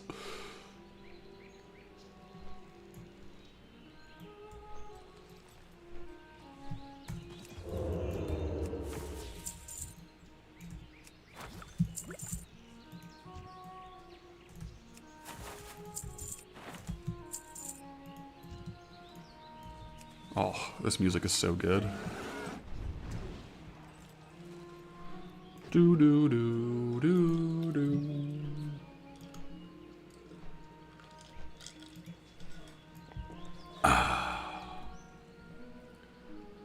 Fox Loves You 100%. Sounds like it would work for high-ticket items, but for bulk sale items, you would want to wait for until a specific bulk is cheaper.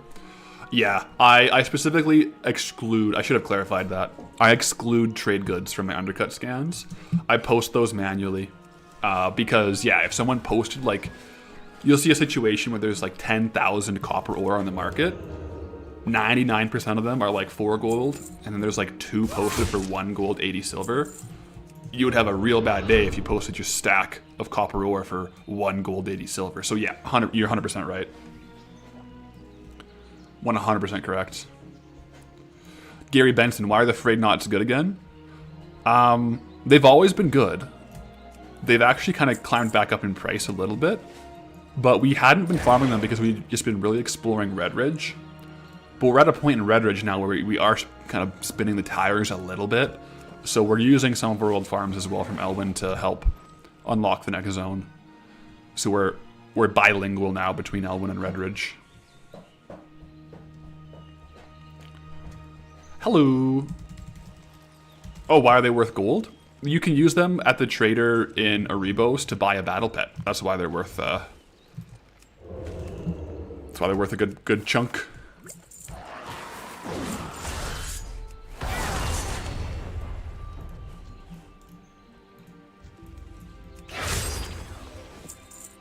Dapper Fellow, 150 concurrents, no, over 100 subs today. Thank you, man. Yeah. The full-time transition, you guys have come in with the support. 100%. It's crazy. I got big plans for future streams, too. They're going to be fun. I got some fun ideas. Like, my go-to YouTube ideas are, like, pretty out there. Like, of course, like the Elwyn challenge is kind of like a crazy challenge. My go-to stream ideas are too degen to do if you have a full-time job, because they could theoretically go on for days, but there's going to be some of those in the future, so stay tuned, stay tuned.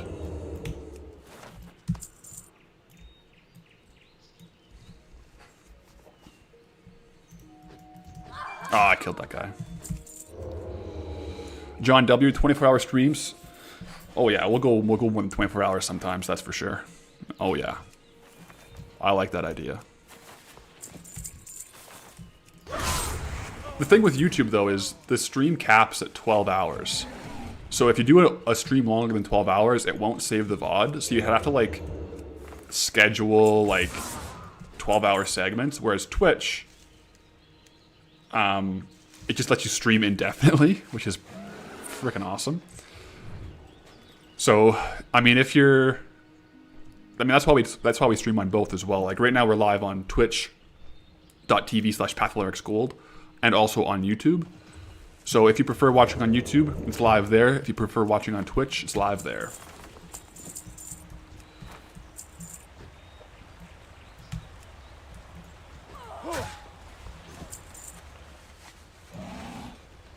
Yeah, just to pause for lunch breaks or something. Easy breaks. 100%.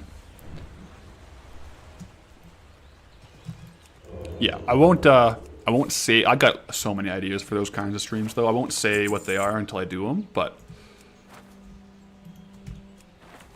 that's the kind of stuff that gets me excited.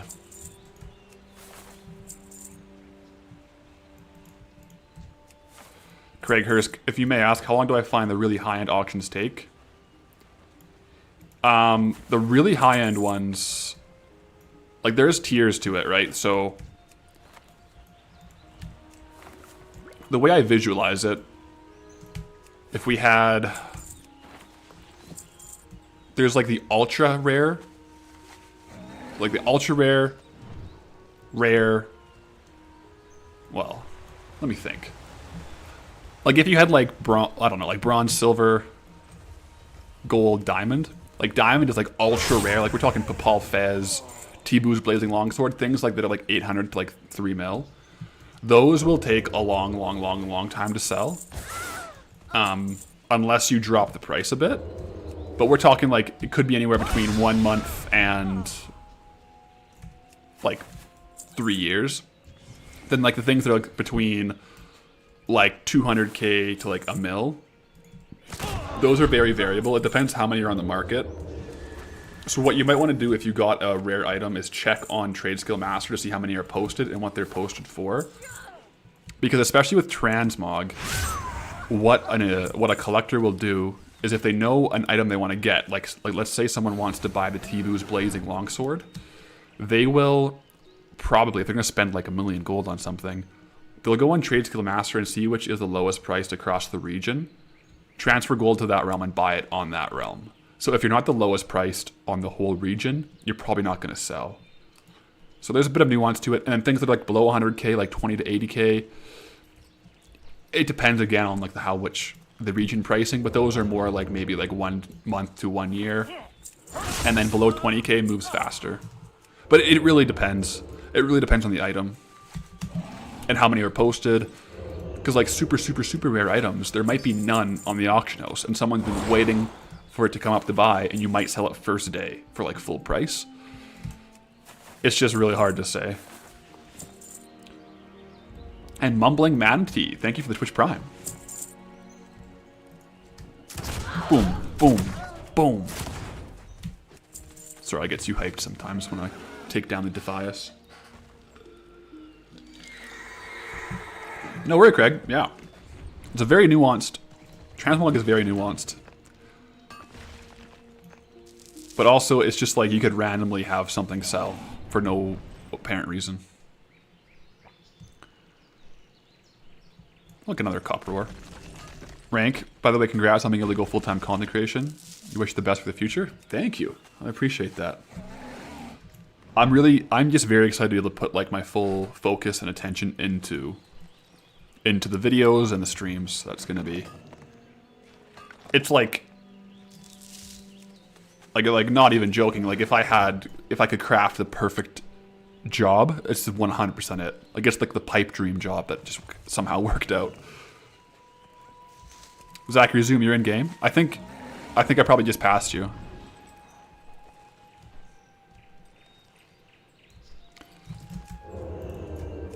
There we go. Yeah, 1 copper at a time. Excellent. Yeah, the lore of the Defias and like the bandits is wild. That'd be a cool video too. I really enjoy World of Warcraft lore. So that's one thing I want to do is try more of like lore deep dive videos too, from a very storytelling narrative perspective. As like one-off videos, not like a series, but that's something I want to do as well. I just haven't had the time yet.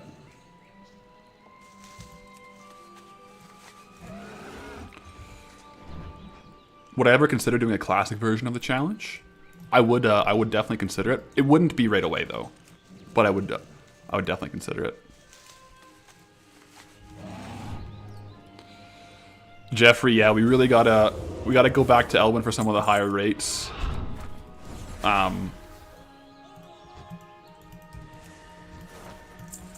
Because we're balancing between the two, but like we'll be back in Red Ridge later today too. We just wanted to get a stock of Frayed knots. Do I ever run into competition where there's nothing to mine / herb, so you have to do something else? Like if other people are like doing the same farm routes? It hasn't. I think the way that they're coded right now, if someone mines the herb, I can still get it for a few minutes and then it disappears. So I will notice if someone else is farming, it does lower the rates, but not to a degree where it's like not worthwhile. Oh, back to back. Come on, 3 in a row. 3 in a row. Oh, darn. We've had a couple back-to-back Frayed knots.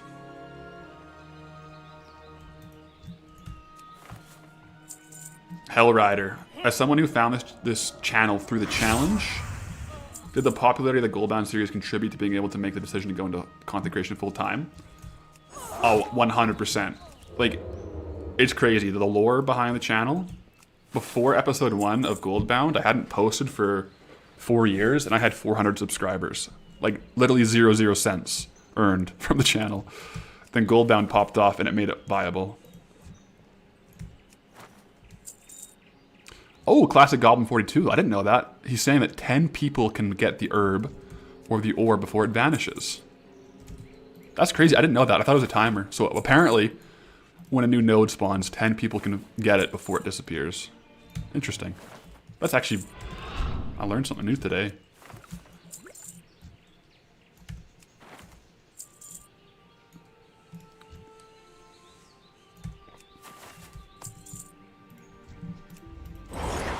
You can't chain through trees, apparently, guys.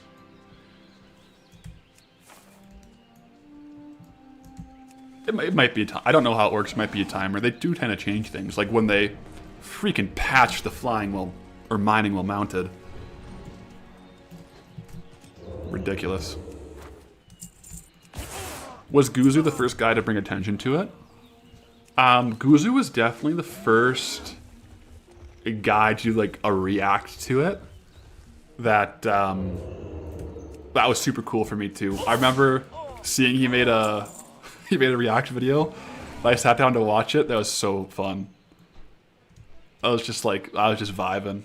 It's cool to see someone you watch, and it's like so big in the especially in the streaming space to watch through it. That was really cool.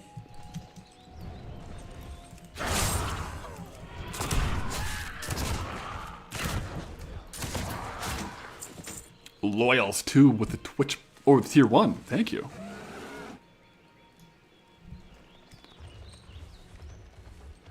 Should we do a quick check? See if our brood mother is up?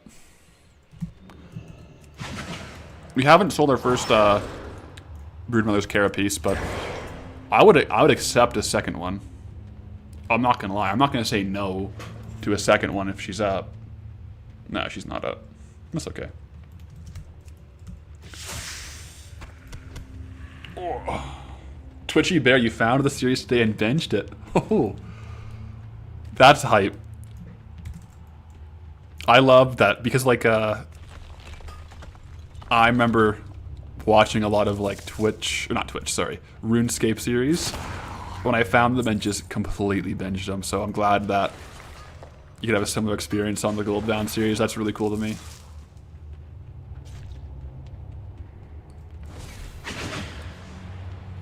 Koala Chad. Yeah, the lore behind Edwin Van Cleef. Pretty messed up, actually. I gotta do a deeper dive. Is there a book on Edwin Van Cleef? I don't think there is. I have behind me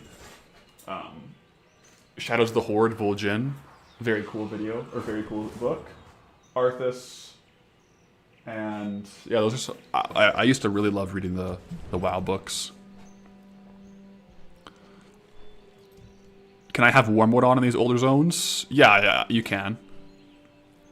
I just don't put it on because then I would probably get killed. Repeatedly.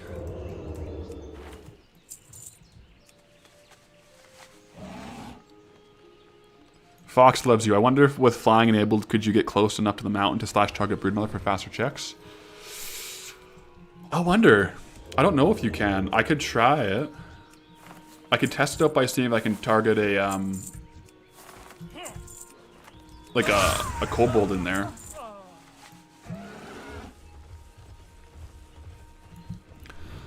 Gyuzu Ban. You two binged these in one day. Seem like a guy. I am a guy, yeah. Also, you mentioned you powerlift. What's my total? Yeah, I do powerlift. I'm, my best competition total is 700 kilos. But my best, like, gym lift, or, like, if you take, like, my best lifts from different competitions, I think it's, like, 727.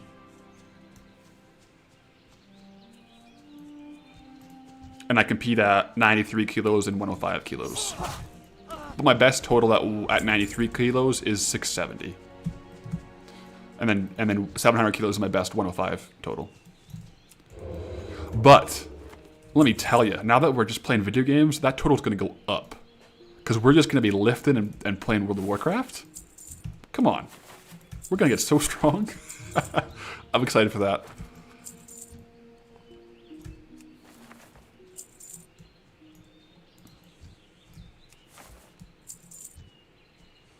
What's my weight class? I kind of bounce between the 93 kilo and the 93 kilo and the 105 kilo, which is 205 pound and 231 pound weight class. So right now I weigh 226 pounds.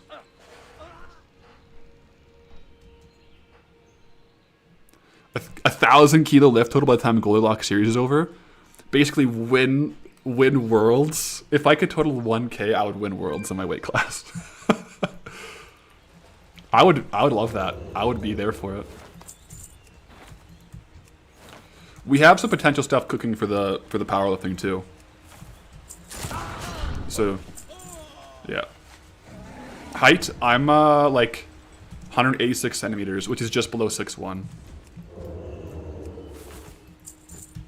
My build is definitely that. Like, if you break down my total, I'm a squat specialist. So my squat is objectively the best lift.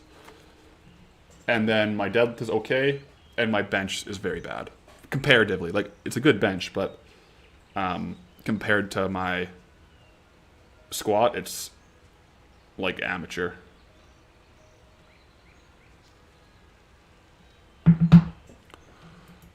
The goal, which I'm probably start doing soon, was to like play WoW and also in the mornings do like chill gym streams. So I don't know if anyone would like be interested in just hanging out lifting. Like I used to always watch Bajira's gym streams. So if that's something like a few people would be interested in, I'd probably throw it up and just hang out. We could do like a series into a powerlifting meet. Be a lot of fun. Gyuzi, you don't exactly know what the best limb lengths are for squatting. Yeah, so short legs, long torso is like the generic squat build, which is what I am. I got shorter legs compared to my torso. Short femurs. Which makes deadlifting very bad. Like a long torso and short femurs for deadlifting isn't ideal. And then I have shorter arms compared to my body weight, or compared to my height.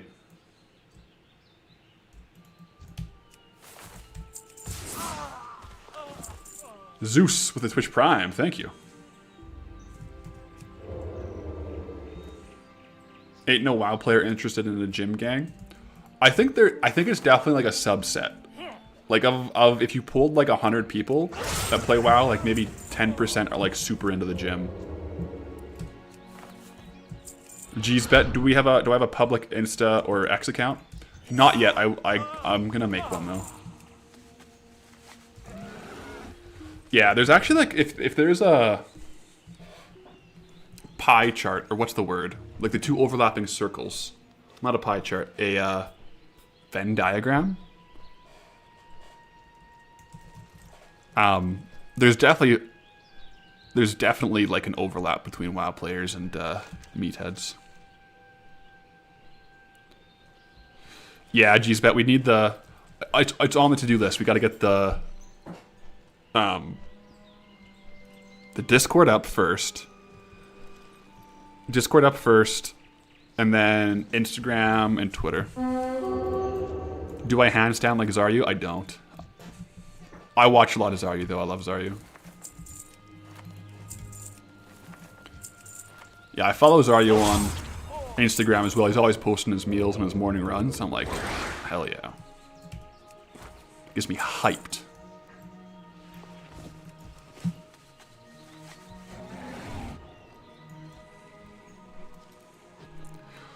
Okay, so Koala Chat, handstand or unsub. What's the over-under on how long I have to hold it for it to be acceptable?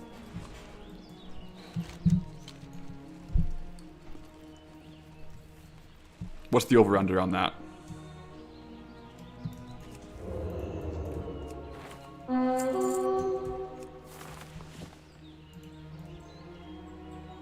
Two seconds? Okay, I could hold a handstand for 2 seconds, yeah. Like, I could probably, like, give me, like, 3 attempts and hold one maybe for 7 seconds. Would probably be my best attempt. That's my guess. Because I used to always do handstand push-ups, but I would do it against a wall.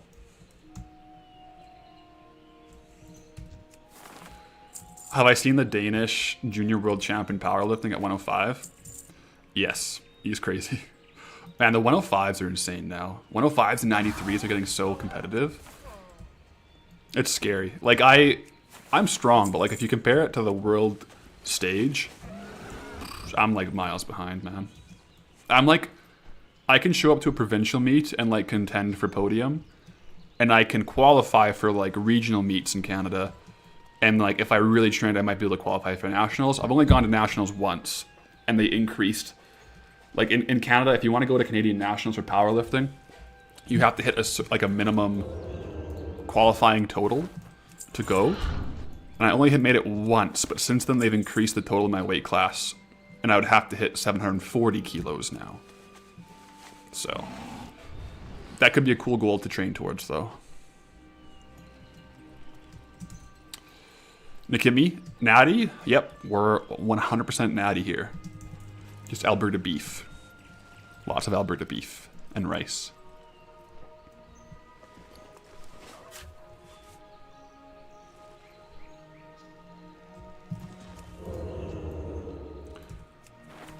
We're getting close to the Frayed not goal here. Once we're at 50, I'll probably throw him up on the auction house.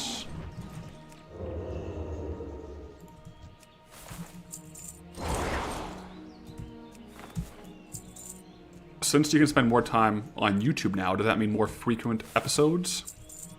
So there's kind of 2 routes I could take. I could either have a similar cadence on the Goldbound with more progress each episode, and then add in additional like one-off videos or like different like mini challenges or other series on the other weeks. Or I could just do like weekly Goldbound episodes, but there'd be less progress and less variety. I think I'll probably try to have more progress per video and have more, like a little bit of different variety on the channel for different ideas I want to cook up.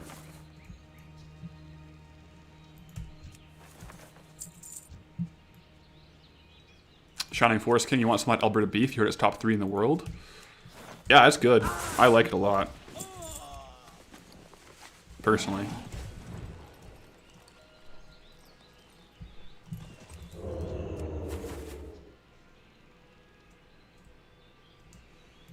Shovel, having your knees so deeply bent at the start of deadlift sucks. Yeah, my deadlift is a bit rough. I've gone back and forth competing with sumo work and conventional.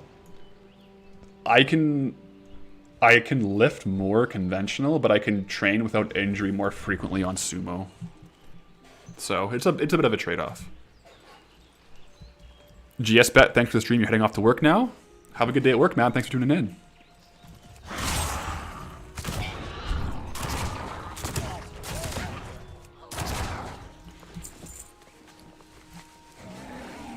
After we get to 50 frayed knots, we'll switch it up and do a little bit of transmog for a little bit, and then I'll probably finish off the day with some auction house clearing and mining and herbalism.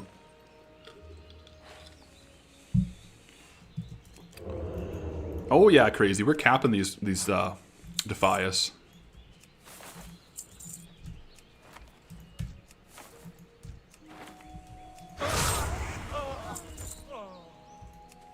Why not farm within the caves within Redridge? We'll be going back to Redridge this today on stream. Yeah. And It's Oliva, you said streaming 3 days a week. How many hours do you want to stream for? So my thought here was I wanted to set a stream schedule that I, like at a bare minimum, would commit to. Or like be able to do and like still have time for editing and all that stuff. So right now, it'll be tentatively Tuesday, Wednesdays, Fridays. 10 a.m. start. Probably go till about 2 or 3 p.m. as a minimum, like 4 to 5 hours. But honestly, some days I'll probably stream a lot longer, and I'll probably stream on like some weekends as well. But just like impromptu, which is where having a Discord to say we're live would kind of help as well.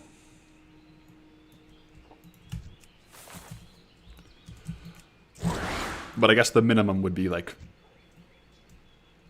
15 hours a week, but I'll probably be doing a lot more. And then we'll be doing some streams where they're like, I don't want to spoil anything for you guys, but there'll be challenge streams where it's going to be like marathoners, which I'm excited for.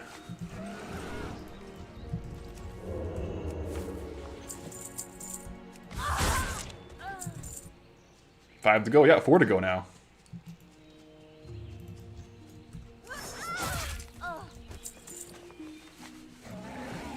Xander. Yeah, no worries. AGTV, if you don't mind saying what did you do for work before. I probably will say, but I'm still winding down some stuff, so I probably won't say what it was until I'm like fully out of it. And then I'll have no issue with saying what it was.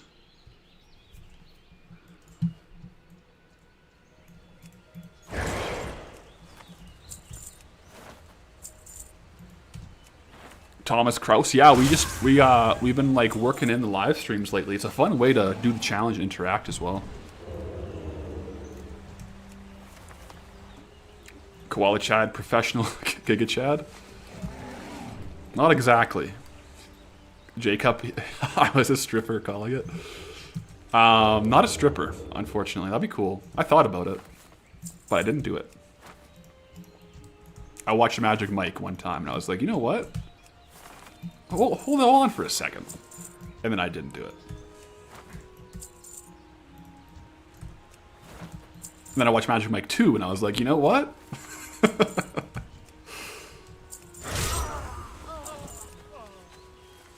Milk taster? Ooh, milk quality control? Very possible. Very possible. And Cat Whisper, am I worried that I'll ever get burnt out just by farming and the task feeling too repetitive? No, I don't worry about it too much, to be honest. even like Red Ridge, it wasn't that different from Elwyn, but it was like quite refreshing. So I think newer zones as well will just pull in a lot of different vibes. Well, the chat can't wait for pole dance streams. I could probably install a pole in my room. Possibly.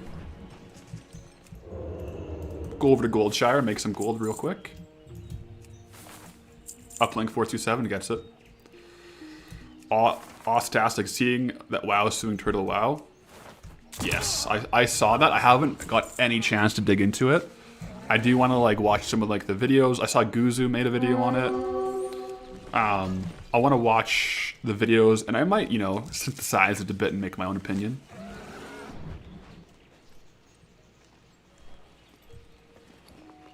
One of my favorite things is absorbing all the info and coming to my own conclusions. But I haven't read anything. I just saw the headlines. I want to read the actual, like, have they filed the pleadings, like the claim? Have they filed it? Because I want to read that. That's what I want to read.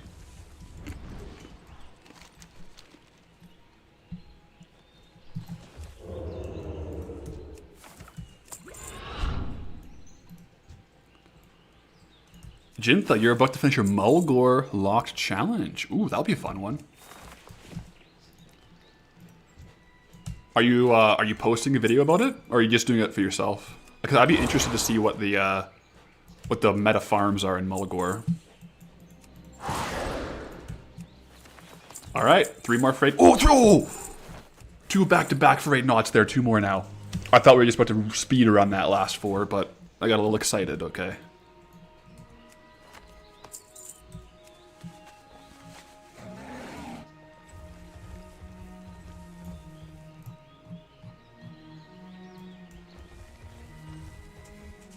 Yeah, they did file it on the 29th in California court.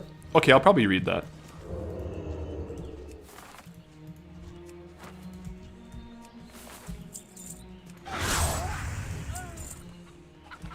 Have I always been an Alliance player? Yes. I've gone back and forth a little bit, but my first character was Alliance, but I have had Horde characters at max level and stuff like that.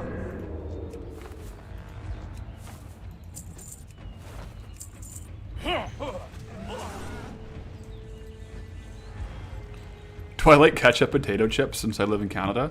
I freaking love ketchup potato chips, man. Lay's ketchup, unreal flavor. Unreal. Is YouTube streaming bigger than Twitch streaming? In what sense? Like for me, I have more viewers on YouTube. I think because like my audience is from YouTube. But I think as a whole, for gaming and for WoW, Twitch is the bigger viewership platform for streaming. But if you guys prefer Twitch, hop over. I'm live right now. Live over on Twitch. Shine Foreskin, you don't like Lay's? Lay's ketchup is so good. I also like the, alright. I also like the Miss Vicky's, but the Miss Vicky's ketchup isn't as good as the Lay's ketchup.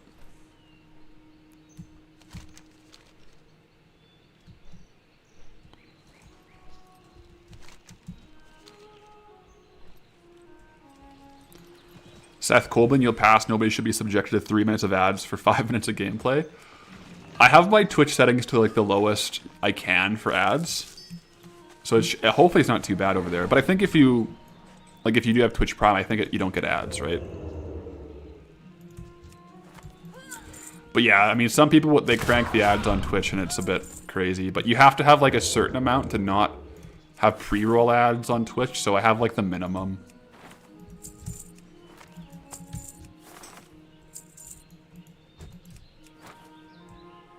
Yeah, with Twitch Prime, there's no ads. It's interesting seeing different countries, like what potato chip flavors they have.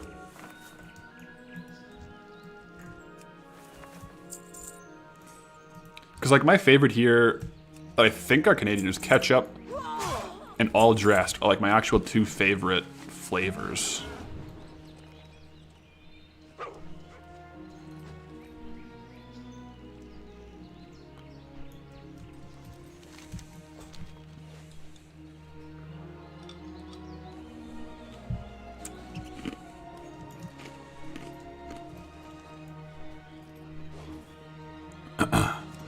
FC, the Frayed knot is used to buy a battle pet in Erebos.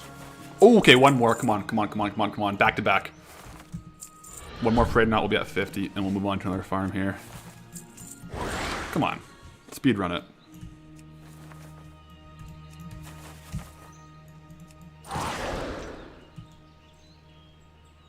Alright, we just need one more. Pringles are good too.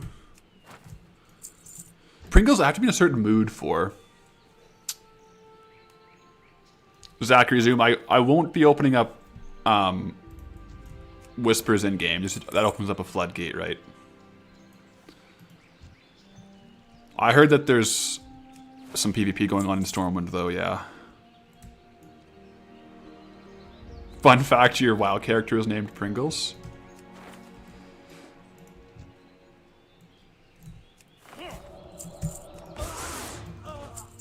All good, man. I just don't want to get the whispers being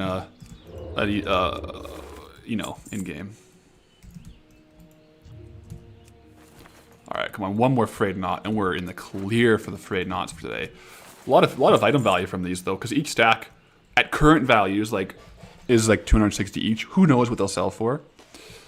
But that's like 5k a stack, so we'll be at like 1,250 gold.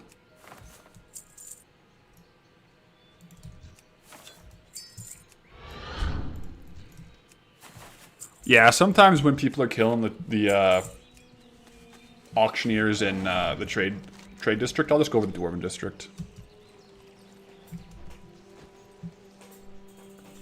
Thomas Krause, when you see other people play WoW, you want to as well, but you just don't understand it anymore. You could give a try to Classic WoW. I mean, it's like the old school version, right? So there's some good servers that way. Scenario, yeah, it's still worth going back to Elwyn. I mean, especially with like the challenge, some things sell slowly, so we kind of want to make sure we're stocking all the good things from all the zones we have access to right now. I think if you compare the two zones, like a speed run between Elwyn and Redridge, if you only did one of the zones, Elwyn would be faster. And it's just because of the Frayed knot farm. Both of them have good transmog, but it's hard to rely on transmog, right? It is in a challenge like this.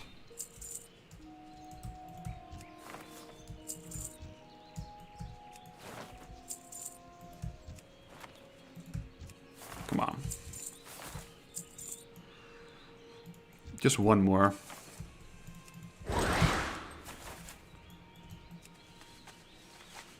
Elwyn is a goated zone. Yeah, I guess I'll close out. I guess I don't know. Yeah, there we go. Civica, am I on a laptop? I currently am, yeah. I'm planning out, and I don't know if Upland's in the chat, but he was helping me out with some ideas for a PC build. But one day I will be building it out, but right now we're still on the laptop. I do have multiple monitors, though. And it's a gaming, like a new gaming laptop, but it is a little bit not ideal sometimes.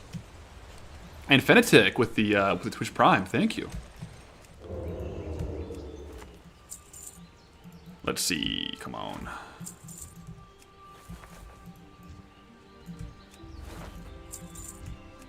Laptop locks challenge, yeah. Like we're getting, what are we getting?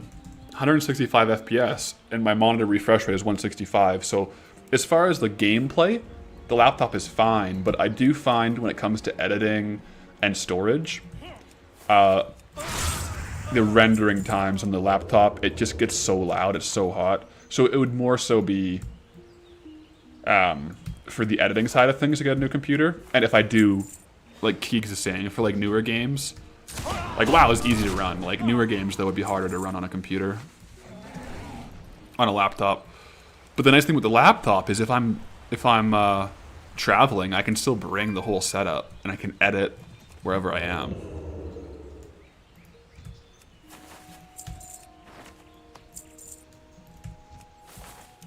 So those of you just tuning in, we are doing a couple different farms today. The first one is 50 frayed knots, and as you can see, we're at 49. So one more, and we'll be switching up gears for a little bit.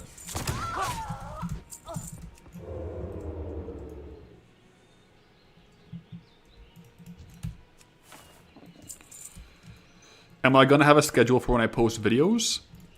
I'm on a little bit of a cadence right now, just every other Saturday for Goldbound, which has been the schedule kind of lately, but I don't have like a formal schedule. There's probably going to be more individual videos as well, like outside of the Goldbound challenge, just like things I want to make that are similar in vibe, but like not part of the challenge.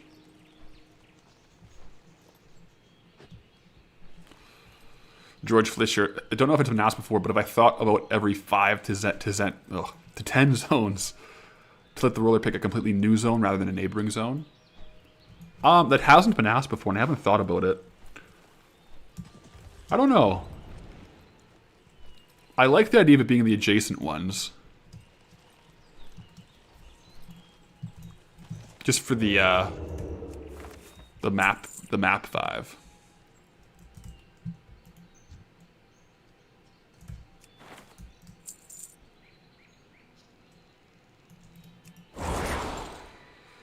Come on now. One more knot. And then we'll see what we're going on to next.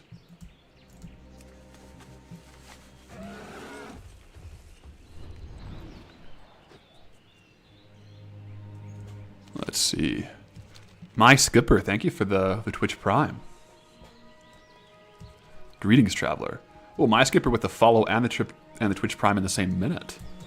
Hello. Will Goldilocks be partaking in No Knot November? Goldilocks will be probably farming frayed knots in November. IRL though, no comment. No comment.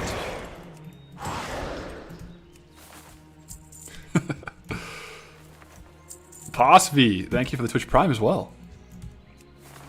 My Skipper, you love the YouTube series? Well, thanks for tuning into the stream as well.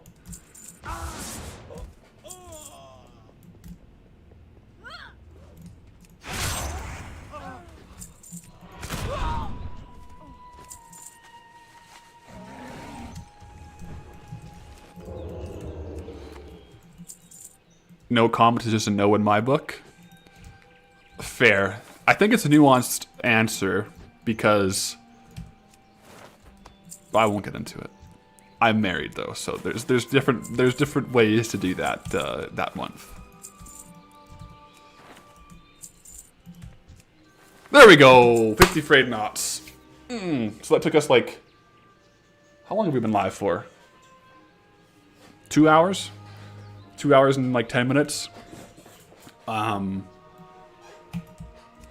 Very good. Very good. I'll go over to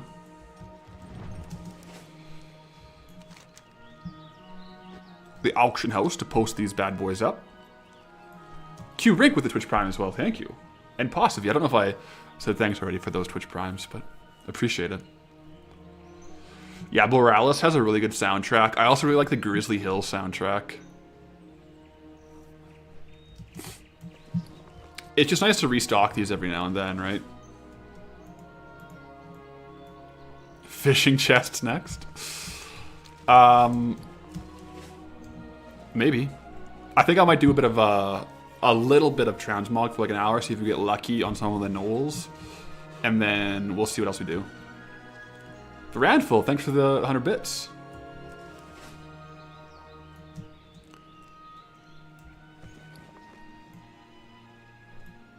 We'll see if these guys are still down or if they're chilling. No, they're up.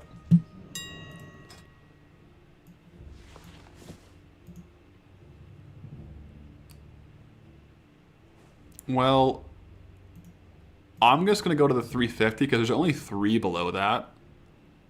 So we'll see. We'll just roll with it. Some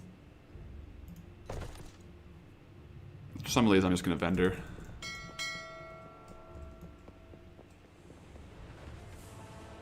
Do a full rare run between each farm, maybe? Yeah, we could actually do that real quick. Check on the spawns of all the rares. I am going to fly into Red Ridge, though, and while I fly in there, I got to take a little bathroom break. It'll probably be like 2 minutes. Light be with you. Make sure I don't click on the wrong one, right? That'd be terrible. Okay, we'll go to Camp Everstill Red Ridge. And then, again, we are really evolving with our stream technology. So we have the HD be back soon sign. And this is a situation where we're not in a rush to come back, so I will be washing my hands just for the record, okay? I'll be right back.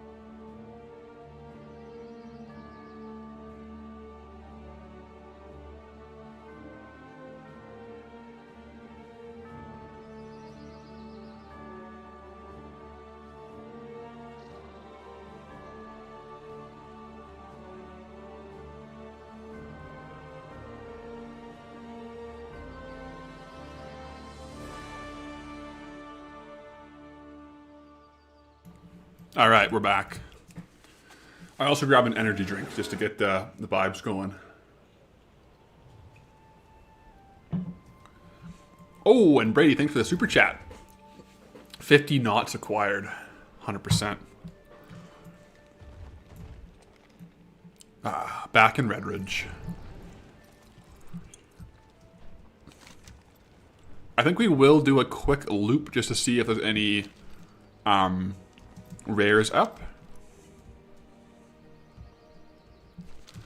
Kagrok, exactly. Still working on that energy drink sponsor. It's right now, it's an undisclosed energy drink. There's like 3 that I really like that I would be happy to work with, but no Row the Silent. Let's go over and check on... Well, let's do the circle here. VP, sort of VZ, PZ. I use both the Z and the Z there. Hello. Alright. Nothing crazy from him. Koala chat, I do like a white monster. I do.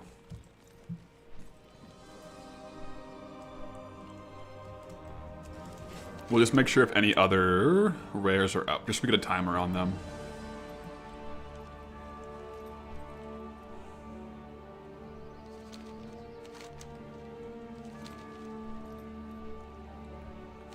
Dunmoril confirmed white monster equals Yeti farm.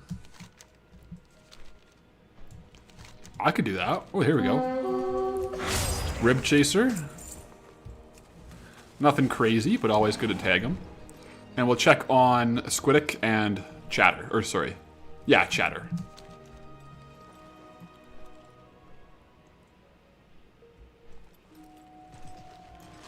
No Squidic here. That's too bad.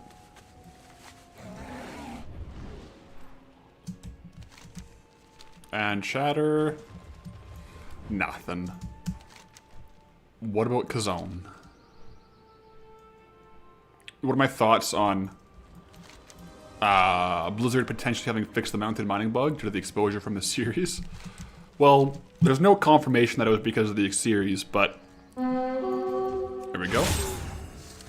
Ooh, that's a good one. Those just sell really well. But, yeah. I mean, I wish we still had the mining while mounted. It was really handy for me. I am going to turn this down a tiny bit.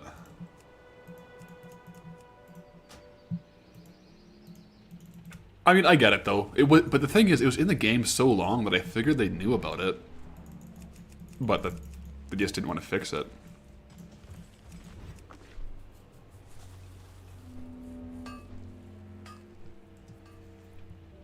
So I am going to go over to the Stonewatch Tower and the Tower of Ilgalar to do a bit of farming there, just to see if we can get lucky on some of those drops. Because those would be nice. Be really nice.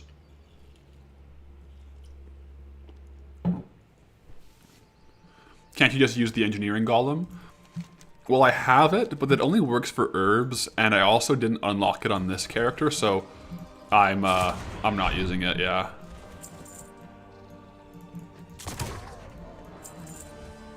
I forgot to update my target macro. Yeah, we have 3 of those. I forgot to update my target macro, and I can't do it while I'm live because then it will show my in-game name, unfortunately. And do I think there's a break point to the gold per hour increase? And what zone would that be? I don't know, to be honest. A lot of these older zones, I'm not sure what the consistent farms are going to be. Probably when certain materials are unlocked.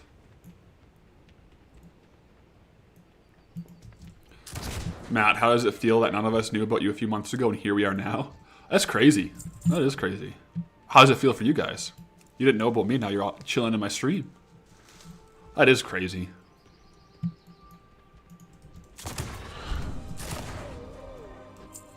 Feels pretty good, not gonna lie, fair enough. Oh, what is this? Sorry I yelled there, but pattern fine leather gloves.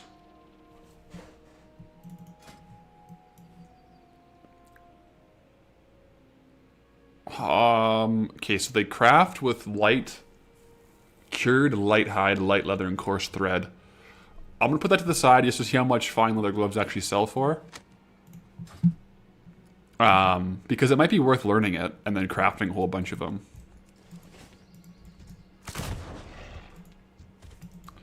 But I'm always hyped to get patterns. Channing Force King, you never watch live streams, but this series calls to you. Well, thank you.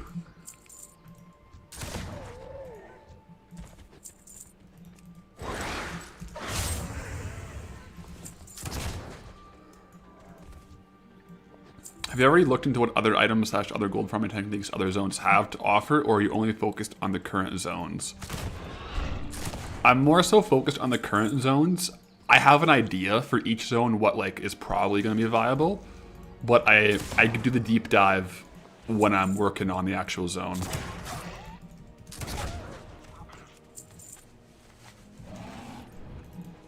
And that's when I'll like go through all the loot tables and see what potential drops there are. If there's any vendors, see what the vendors sell. See what the rare spawns have. If there's any good transmog from the rare spawns. Same thing for any good transmog from the mobs. A big thing we'll be looking to see if there's any professions trainers in the zones, because professions trainers in the zones will be a massive unlock for us. If we can get our hands on some very consistent professions, it's awesome. Bard's Belt, not bad.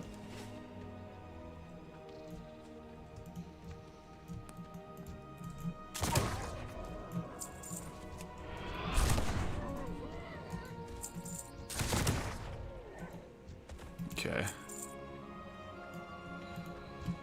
What's the rare Etten mob in Redridge? You see him in the videos, but I never kill him. He's a quest mob. He's not a rare, but he's an elite.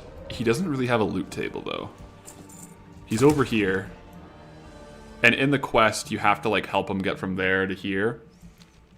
But he's not really worth killing. Someone who is worth killing is Ro the Silent, who spawns here. So hopefully, we can tag a kill on Ro.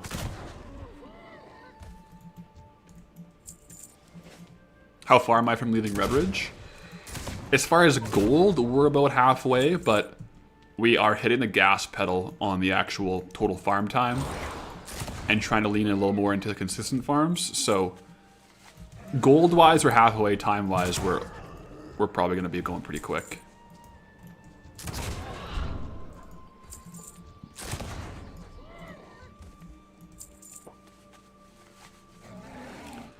You don't know why, but as an adult who grew up playing WoW and never farmed gold a single day of playing, somehow this is the series that is the most bringing you back to play. And the last thing you played was MoP. Interesting. Most of my time throughout WoW, I've always had some dabbling in gold farming to different degrees and different expansions. The biggest expansion where I farmed the most was MoP and Battle for Azeroth. I was really into farming for both of those. And I guess now, War Within, because of this challenge. But I'm not really doing current content farms.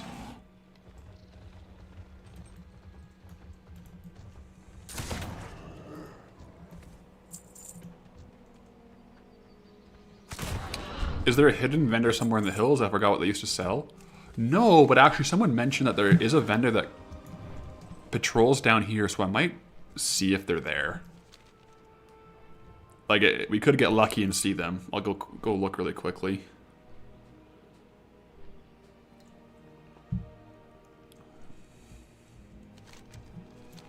Because you never know.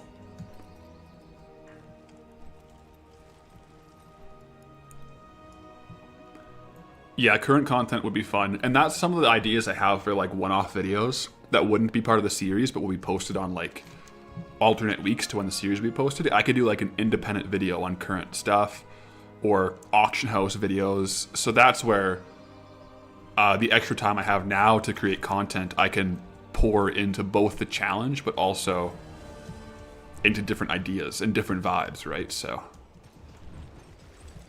yeah, I don't see the... Apparently he patrols up to here. But we'll see. When can we expect the first epic drop? Statistically, probably once we unlock a dungeon. I think once we unlock a dungeon, we'll be just getting so many blues, and then hopefully eventually an epic. But then, like, I don't really count I think we've gotten epics from quest rewards or from drops that are just like upgraded. But like, I'm thinking about like a true epic. You know what I mean? Because that would be really what we're looking for. To cast Skull Flame Shield is still one of the best BOEs, so cool. I agree. I love Skull Flame Shield. I have it, I think it's transmogged on my palette in my main right now. I think I have Thunder Fury, Blessed Blade of the Windseeker, and Skull Flame Shield as my transmog on my main.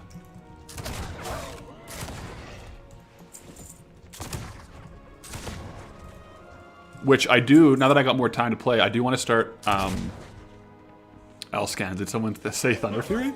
Someone did say Thunder Fury. But I do want to play a little bit, maybe some evenings or weekends of like current content stuff.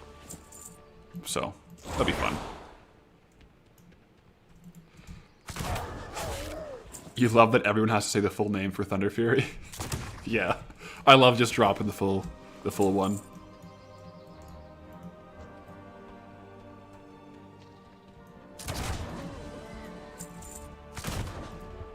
And from these guys, like, we kind of gave a little spotlight on them in the last video. But there's a couple drops we would like to get from here. I haven't gotten a few of them, so if we got them, it would really round out the transmog. But the moral of today is we'll probably do this for like an hour, and then we'll do some more consistent farms.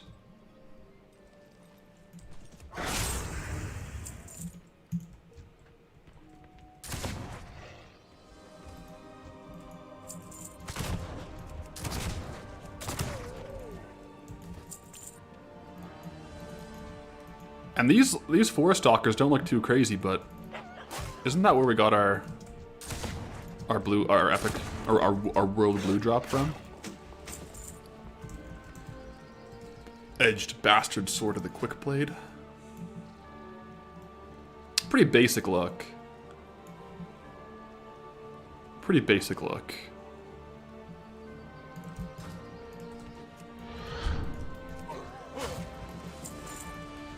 I would really like to, like, at least stay here until we get one kill on Ro the Silent. Because if we get a spawn timer on Ro, we can come back more frequently on farm loops and hopefully keep snagging them.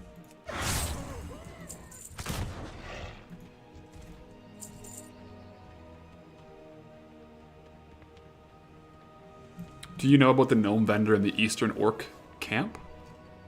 I'm not 100% sure, but I think he sells a limited amount of items. Do you mean down here? In Render's Valley? Cat Whisperer?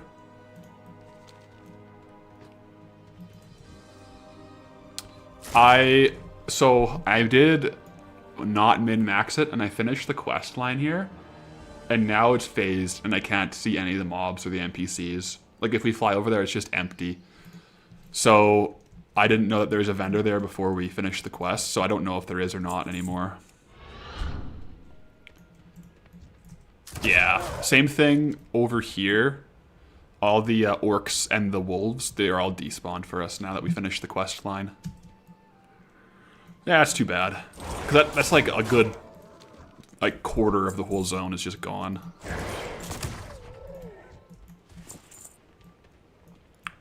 Ride Dog 179.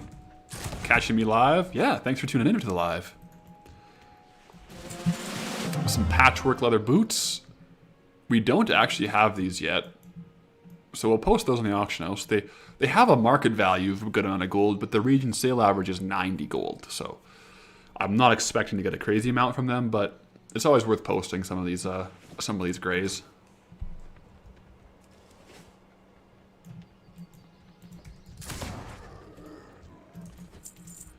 Get that there.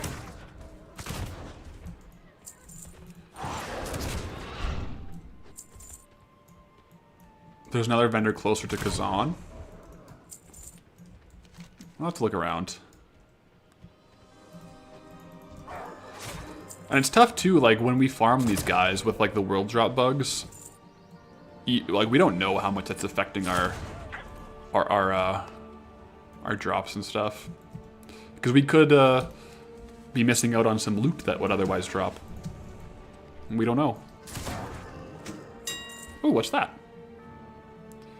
Gleaming Claymore. That looks like very similar to the Edged Bastard Sword. Oh, a little bit different. Do we have one of those yet? We don't have one of those on the auction house yet, so we'll for sure post it.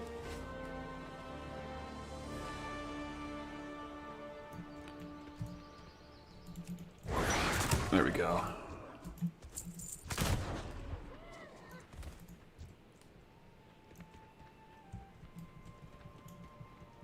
Jacob, you know you can just press tab to target the nearest enemy? I disabled tab targeting, so it doesn't work.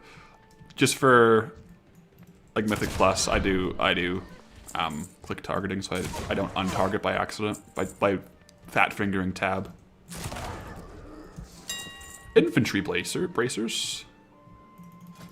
Okay, a little white drop.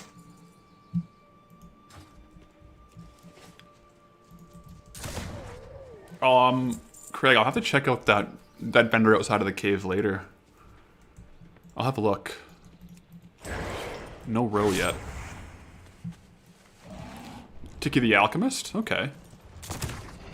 Well, let's go before I forget real quick. So we're talking up here, right? Like there's a potential vendor in a cage up here. Do you know if he despawns after you finish the quest? We'll go. I'll go take a look.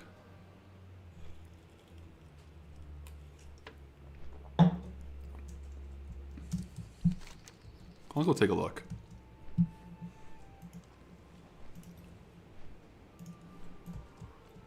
He doesn't despawn. Okay.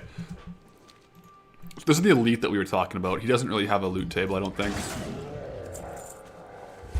I'll kill him a few times, but... Next to the rare orc. Okay, so we're up here. Let's see. Like, is he in one of these? Oh. Oh! Well, look at this! Yo. What the heck? Okay, so he has vials. He has a fleeting Philosopher's Stone. This is a bind when picked up item that's used for alchemy to make alchemist stones, so we wouldn't be able to use that. Distilled Death Extract. He sells it for 9 gold and market value's 2 gold. But it's good to know we have it here in case we need it for a reagent. And then Crystal Vials. So I'll have to remember that the Distilled Death Extract is here in case we have a recipe that needs it. But otherwise, there's no like sellable items there. But it's good to know because that's this is something we wouldn't be able to get anywhere else, right? I'll buy one just for the sake of it. See you around, friend. Yeah. Sometimes stuff like this will randomly sell for like more than the vendor price, but Distilled Death Extract might not be in the Elwyn vendor though. It might only be in the Stormwind vendor, so it's pretty good.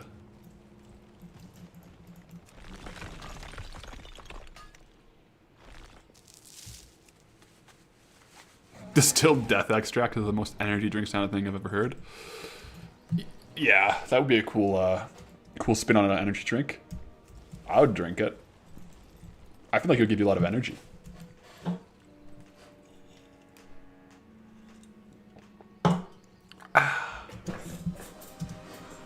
Hot sauce, yeah, that's a hot sauce name too, for sure. Okay, Van, this in Dungeon Lock made you want to quit OSRS for retail. Oh my gosh. You never really stop OSRS though. You just take breaks.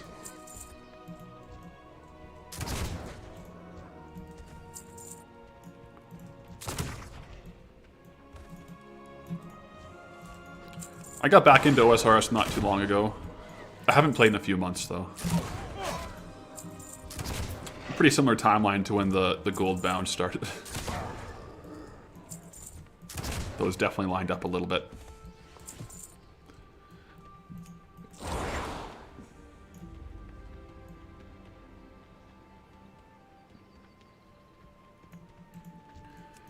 There is something to just running around killing mobs that's quite relaxing.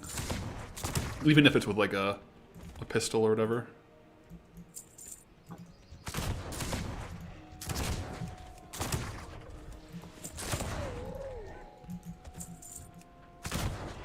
Goldbound has definitely gotten you back into WoW via older content. That's good to hear. I've heard that a lot of people are getting back into WoW lately, which is kind of cool. I always wonder what it would be like for, like, if you hadn't played for quite a few years, what the experience of retail would be. I don't know. Like, the leveling is so different, right? Like, the scaling and the time walking and, like, all the... It's just so fast.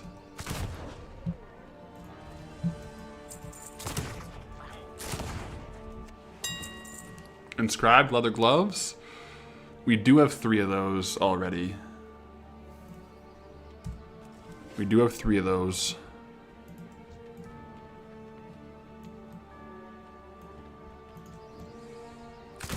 Yeah, the content makes you want to play retail, but you hold strong as a classic, Andy. Fair enough, but, you know, stay tuned. We'll probably have some classic content out pretty soon. Got a lot more time to make it. One more time.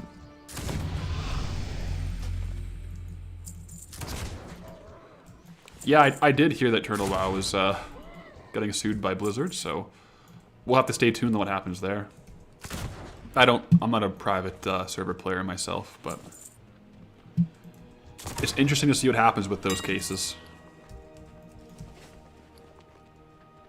Oh, we actually don't have one of those yet.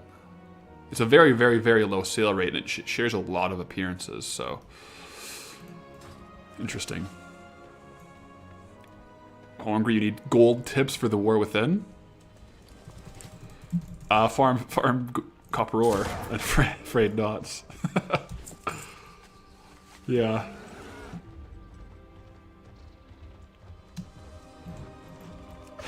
Okay. We'll farm these guys for a little bit longer, but we might have to switch it up if we don't get any loots.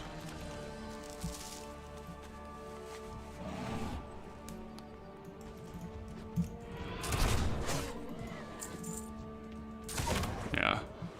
Bandit gear, that's always good stuff.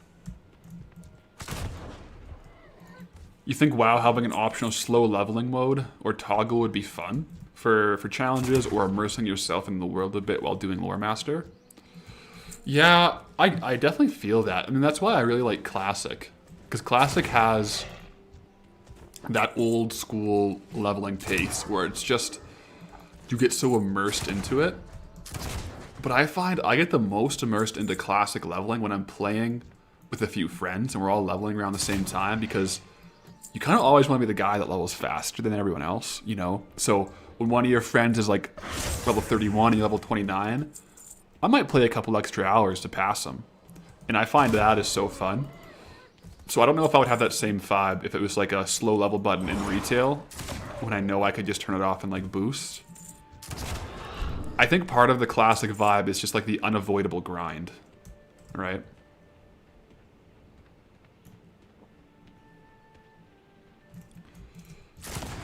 But yeah, like the leveling experience is just so fun. It's a different vibe. Like it's the old style MMO, right? Slowly getting gear, slowly getting upgrades, and I'm there for it. Cat Whisper, you remember there was an option to completely stop earning XP? You talked to an NPC in Stormwind, is that still a thing? It is, but after level 69 or 70, you can't do it anymore. So you can only turn off your XP before that level. I think there's like weird scaling things where people were like stopping their level at level 70 to like get an unfair advantage in dungeons or something. But that's still a thing, yeah. But right now, like, we couldn't turn off our XP because we're past level 70.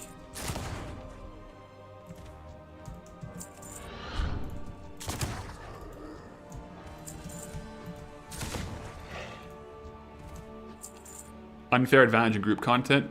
Yeah, like a level 70 twink could like carry heroic dungeons and like ultra gear people, I think is what was happening. Because the scaling was really weird.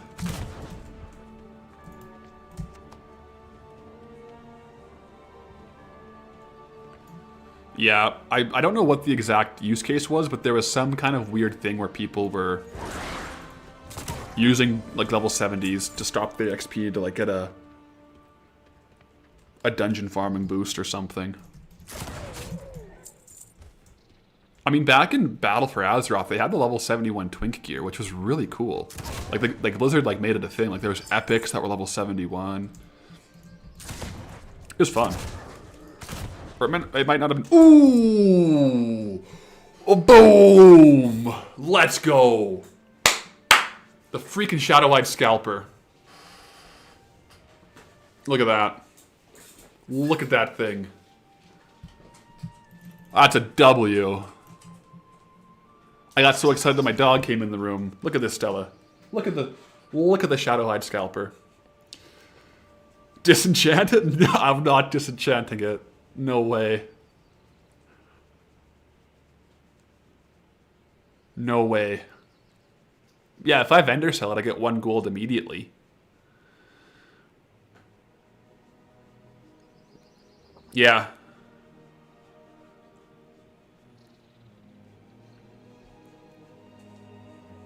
It'll be, yeah, well, we can like if we sell it for below like market, like so you look at the region sale average, it's like 1.9k.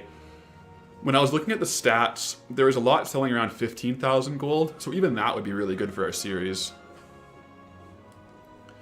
I think trying to sell it at 60k or 90k would take a long time.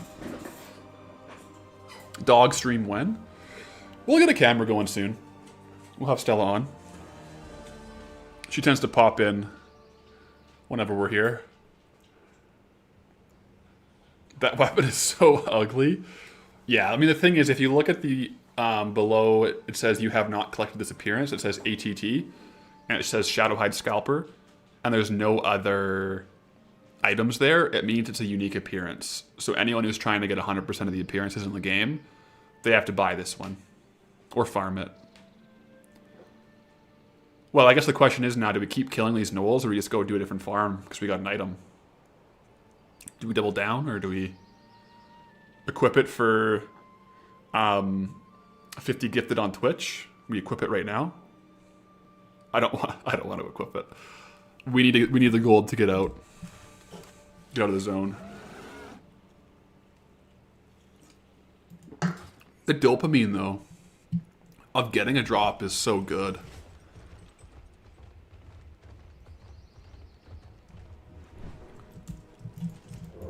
That's so good. We didn't even get a kill on Roll the Silent. I might stick around until I get him.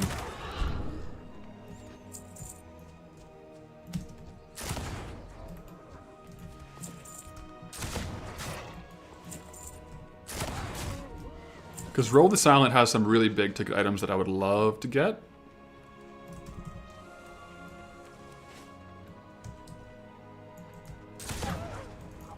So if we could get a timer on him, that would be really helpful. Anton, I have almost 1 mil gold in auction house. Will that boost to the next area or start again with a new area? So we keep all our inventory when we unlock a new zone. So there'll still be things on the auction house from our old zones. Like for example, on the auction house, we still have our Broodmother carapace from the Broodmother. But, so those will be potentially selling in later zones as well.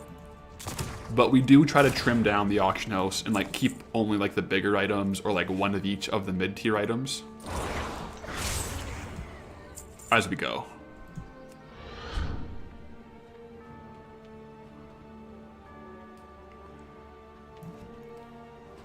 Duns, thanks for tuning in.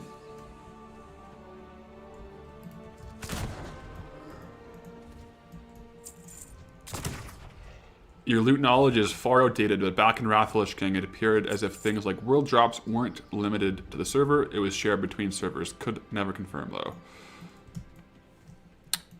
Do you mean like selling it on the auction house was like between servers?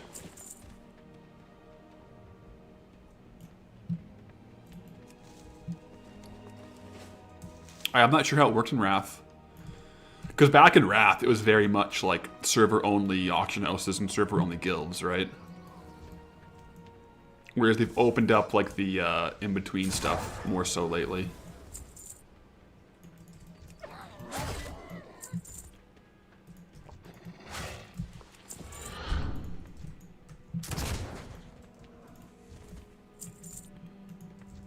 We'll see though. If we can get some of the other gear, that'd be cool too.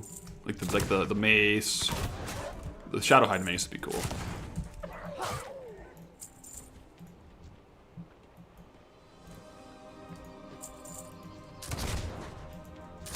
Either way though, we're just chilling.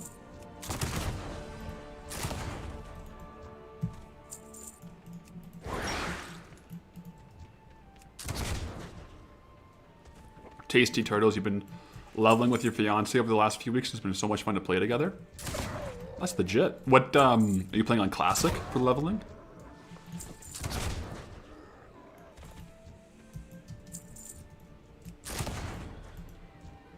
A couple of my friends have been leveling up in Mr. Pandaria Classic.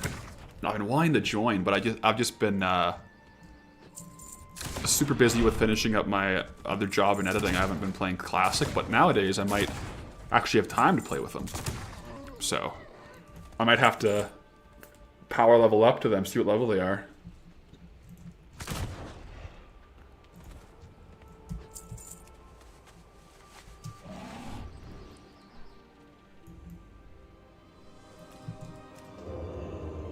Still no Roll the Silent. Our last kill on him was like a long time ago. Have I done any leveling on Hardcore Classic? I have. I've done a lot. I love Hardcore Classic, man. Right now, my current Classic character is a Paladin Pathalerix, and he's level... Well, he's level 40... somewhere between 42 and 48. But I do want to finish leveling him eventually. That would probably be an off-stream thing, though.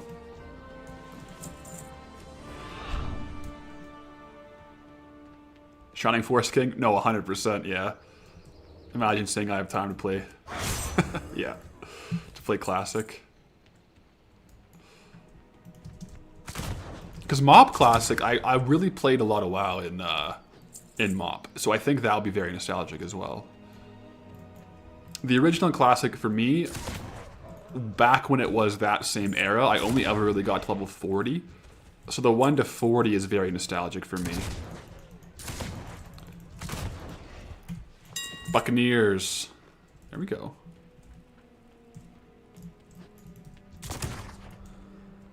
Buccaneer stuff sells really well as well.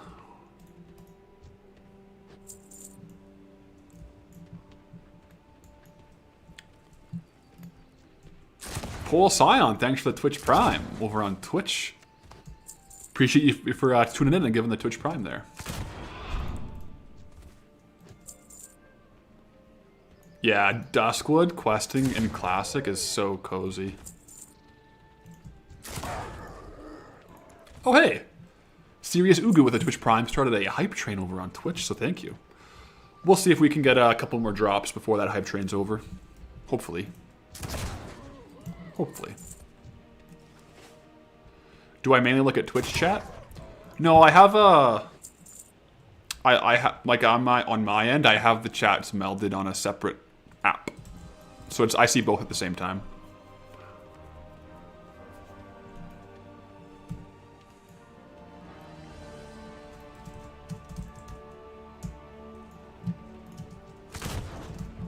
Here we go. Any loot from them? Nope. Am I a hockey fan? I am a hockey fan, but not like a die-hard hockey fan. Like I tend to tune in mostly in like the playoffs and the cup in the Stanley Cup.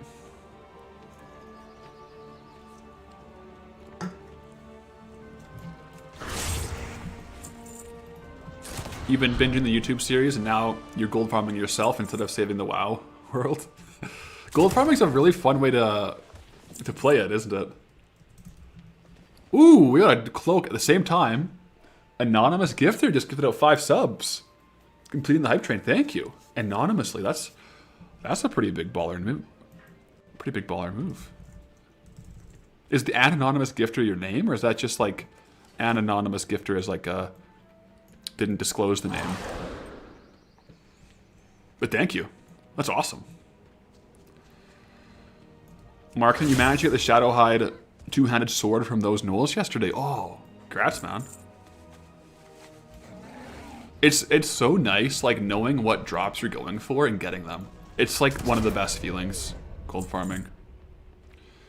That's why I love dungeon farming so much, because you always have, like, a few big-ticket items you're trying to get, and when you eventually get them, it's, like, the same feeling as when you were playing, like, Pokemon or Yu-Gi-Oh! And you got, like, the rare card you were trying to pull. Oh. It's just a good time.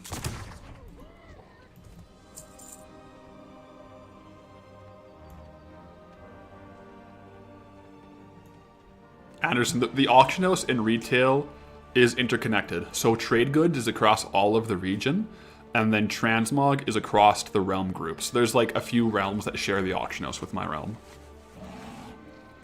Yeah. Am I allowed to do dungeons?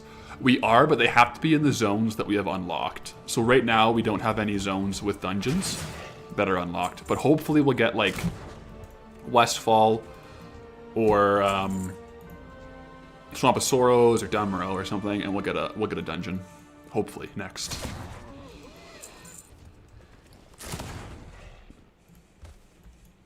I'm trying to hang around Row the Silent to get a tag on him, but we'll see.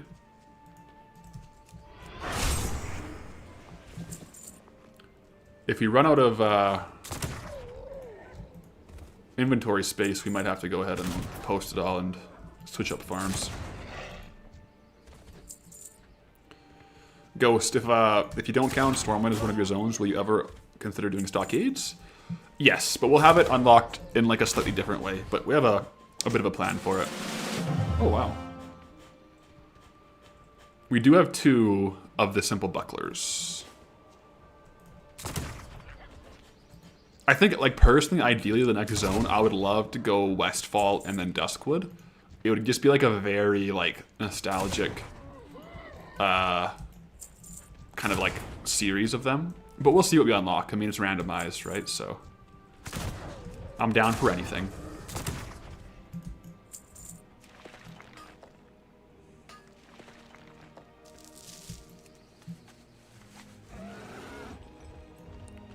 Have I heard of Dungeon Locked? Yeah, I've tuned in a little bit to that series as well.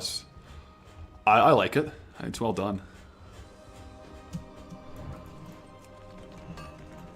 Oxra Luna, hello. How you doing? We're early afternoon here, so still be going for a while on the stream.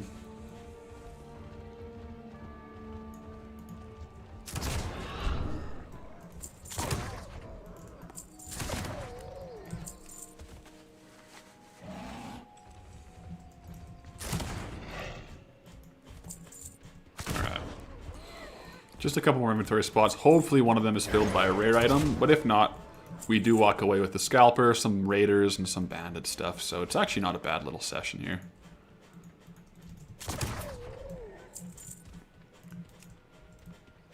And then I think I'll do a bit more of Steady Gold.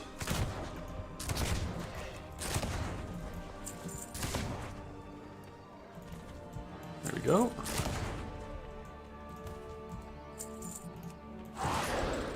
You don't understand transmog farming? You've dropped Sanguine Trousers that claim 380k in your realm. Surely that thing is not getting sold anytime soon. I would look in on like Trade Skill Master to see what the region market value is, because if it's like that expensive on your realm, but other realms have it for less, it probably won't sell in your realm because people can trade money, trade gold between realms with their Warband bank now, like without a character transfer. So big, like high ticket transmog items, unless you're the lowest on the region, you're probably not selling it.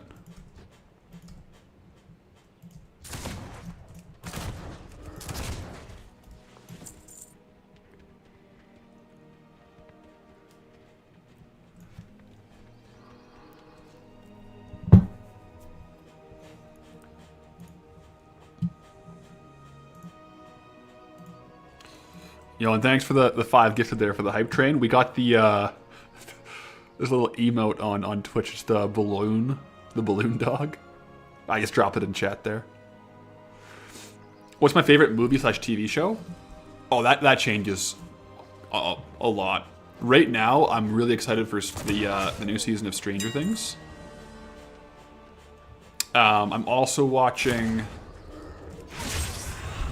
I really loved The Witcher, the first couple seasons there, so I'm excited to see how the Liam Hemsworth version is with the final aspects. But yeah, it changes a lot what my favorite movie and TV show is. Favorite movie? Oh, that's tough. I have a special place for Thor 1 and 2 and 3, but I just love Thor.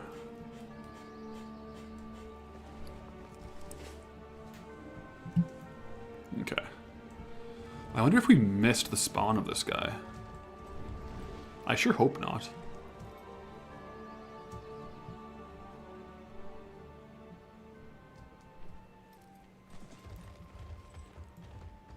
All right.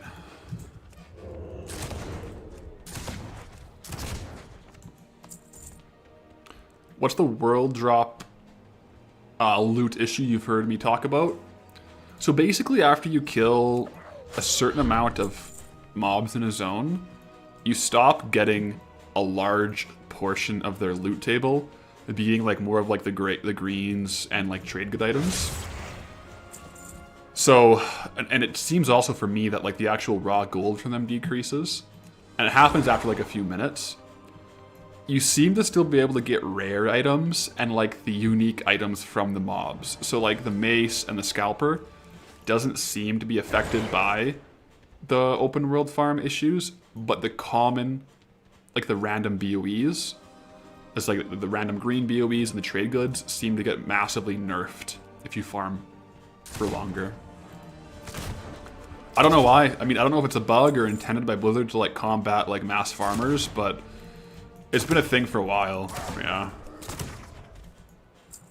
I'm sure there's a more nuanced answer, but that's my understanding of it. Yeah.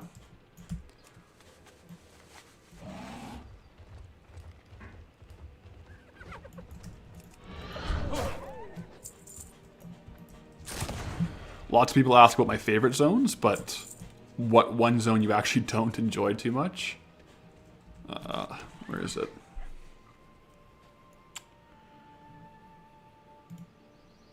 No.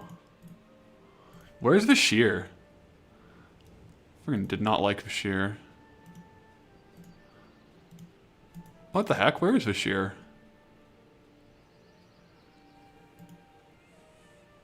Oh yeah, I hate the shear.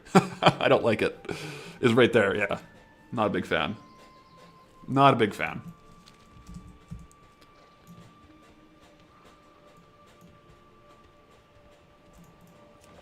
Aru, thanks, man. I'll keep the series up for sure. We'll be ripping it. You best believe it.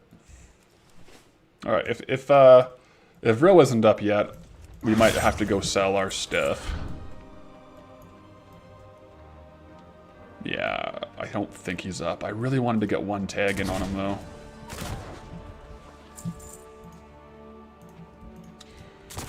Well, we've been here for 40 minutes. His spawn time is like around 48, so maybe we should stick around for another 8, because maybe he got killed right before we came.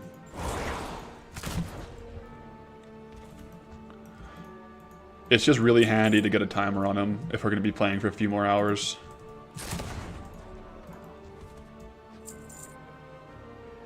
I'm interested though, like how many of you guys watching currently play WoW? Like 1's if you currently play any version of WoW, and 2's if you aren't playing WoW right now, we just like watching WoW.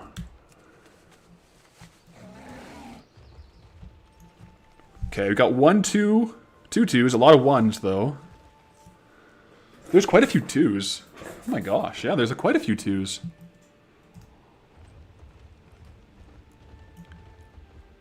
It's looking like it's like 60-40 to playing and not playing. That's cool. I like that. Currently playing some solo ranked on League. Or is it solo queue like RBGs and WoW?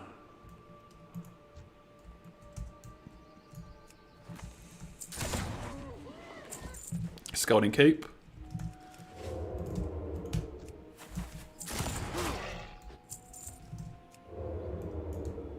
Yeah, that's fair, Matt. And like historically, the biggest times I play more and more WoW is when my friends are all playing WoW as well. But I'm pretty much always, like, at least to a certain degree, in and out of the game.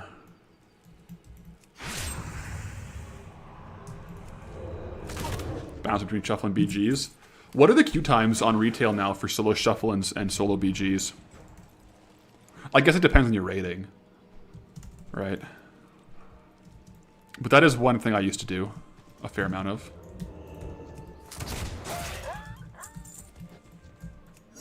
Too long? Yeah. You can always gold farm in between queues, though. That's a good thing to do.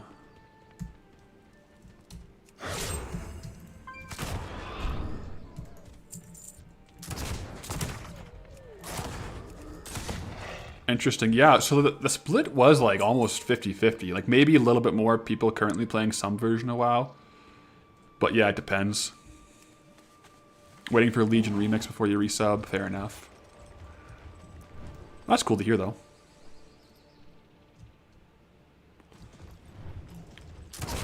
What's the best gold farm in between queues? I would do current content mining and herb. You just slowly get profession points in like the War Within region. That would probably be the best that you can just like pick up and get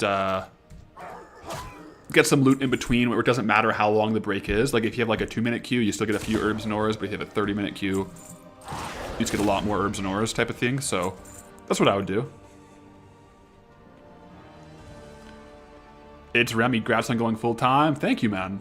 Appreciate it. Yeah, I'm stoked. It's so surreal. It's so surreal. And yeah, I am excited for Midnight. You're saying that you're a long-time Blood Elf Paladin main? I'm a long... Oh, there we go! Oh, yes! Okay. We got a kill on row.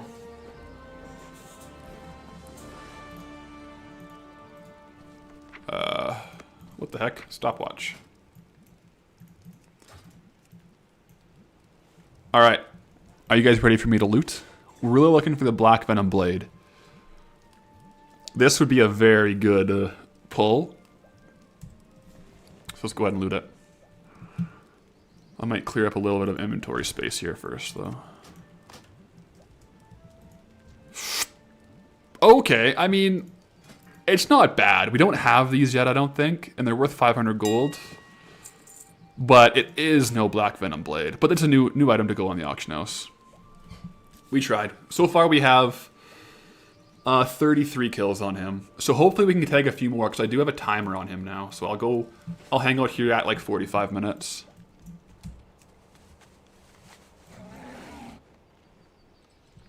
Upland 1996, welcome back. Have I decided on a schedule now that we're full time? Yes, so on Twitch right now, like we're gonna go with the flow, but Tuesdays, Wednesdays, Fridays, starting at 10 a.m. Mountain Time, which is like 3.5 hours ago. That's the current schedule. So we'll see though. We'll see. How long do I usually stream for, Lukezilla? It depends. So a lot of my streams have been like 5 hours, but sometimes I'll do challenge streams where I like have a target to farm towards. And that can make it faster or slower. So I think the average stream will probably be like 5 hours, but there'll be some that will be a lot longer. Boris Gump. I'm Alberta, Canada. Yeah, with Mountain Time.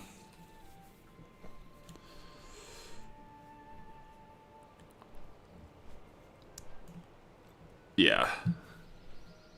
I am going to go ahead and throw some of this stuff. I'm going to vendor some things first, and then I'm going to throw stuff on the auction house, though. Because we are going to switch gears a little bit. So I'm going to be doing a quick little look through here to see what we're actually going to keep to sell and what we're not going to sell. The big thing I'm looking at for these grays, Trade Skill Master tells me how many I have in my inventory, if you can see that there. So this is saying I have 1 on my player, 0 on my alts, 0 in my guild, 0 in my war bank, and 0 on the auction house. Which just means I don't have any more across my whole account. So we definitely keep that because we want to have 1 of items on there. Same with all these.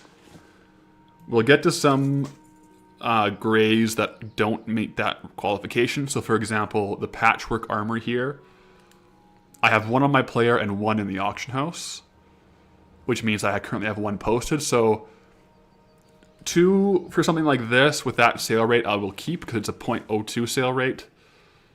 Something like this, the simple buckler, we have 2 in the inventory. Where's the other one in my inventory? What? That must be a bug. I only have 1 in my inventory. And 2 on the auction house. So I'm going to keep it just because of the item value, but sometimes I would sell that one.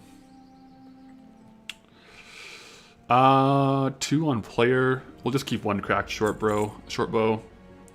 Something like this, the battered mallet. I have 3 on the auction house, so I'm not going to keep it.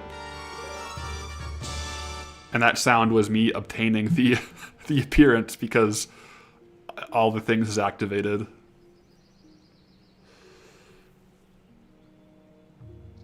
Upland, how much gold can I farm in 24 hours challenge? Stream for being full time. That would be an interesting stream. Would that be on the Goldbound challenge, or would that be just like any means necessary? It'd be a good way to move the needle on the Goldbound though, 100%.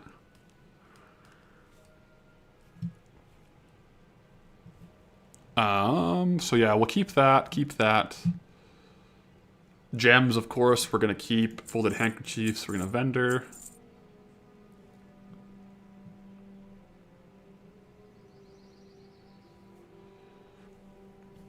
Okay. Oh, real quick, Cat Whisperer. Relatives from your husband invited you to visit them in Calgary next year. Originally from Austria. Any recommendations? Yeah, I used to live in Calgary.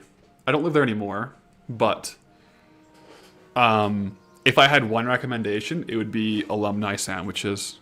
It's on 17th Ave in Calgary, and they have a spicy chicken sandwich. If you do the ultra hot one, it is both so tasty and so hot, and it's so fun. But if you don't like spice, do like the quarter spice or something like that. The quarter spice is still really hot. Just want to make sure when we go to the auction house, we have everything that we're actually going to sell. Good. I will not vendor Buccaneers gear because it sells so fast. Same with Bandits. I'm not going to vendor. Inscribed bracers, I'll sell that because we had 3 already. 2 of those, 1 of those, 1 of those. 3 of those, we'll sell that. I should really be saving these to disenchant, but I just want to save the inventory space right now.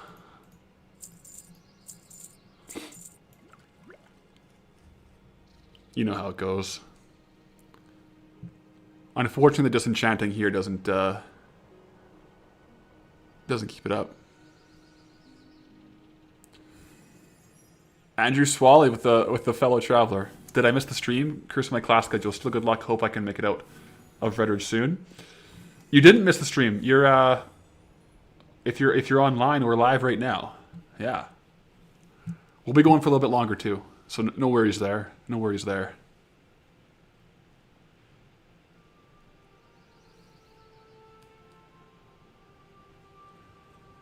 All right. Looks like we can go over to the auction house now and post all of these. All right. Hey there. 8 copper, I think we can spare it. Andrew, no, we're not ending right now. We're doing a few different farms today, trying to restock certain things. So we just did a little bit of transmog, and the notable item we got from the transmog today was actually the Shadowhide Scalper, which is pretty crazy. But we'll be doing a few more hours of farming. Earlier we did 50 Frayed knots. We're doing restocking those, so we're good to go. Splurging on the flight pass in this economy, I know it's a bit crazy, but we're balling with it. 135k, right? Lightning Crab, so happy to see you were able to make this a full-time venture. Yeah, man, I appreciate that. Me too. It's been crazy, literally crazy.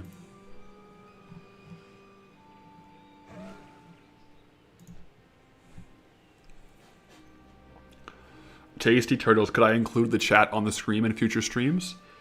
I probably won't. I like keeping the UI very sleek.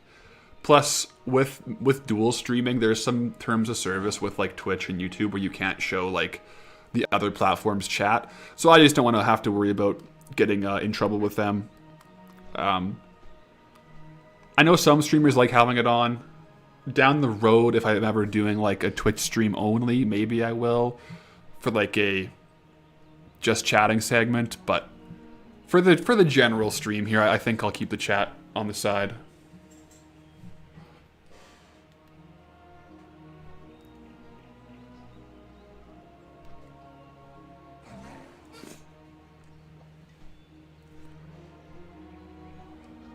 What did I expect to happen when I posted my first Goldbound video?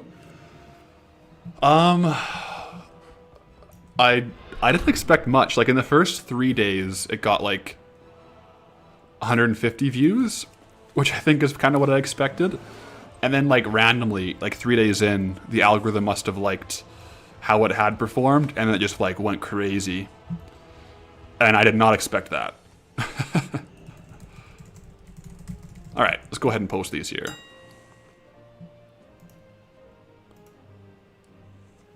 We're just gonna go ahead and scan for the items there.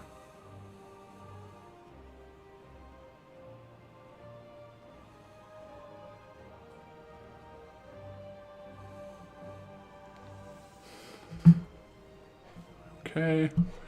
So with Trade Skill Master, there's like the posting operations. I will just go in and make sure things are looking pretty standard. Like things like this. When did we get that? I don't remember. What? When did we get that? It's in the bags, and I don't remember looting that. That was today, like on stream. Well, okay, we'll post it. That's crazy. The Frostmane chain vest?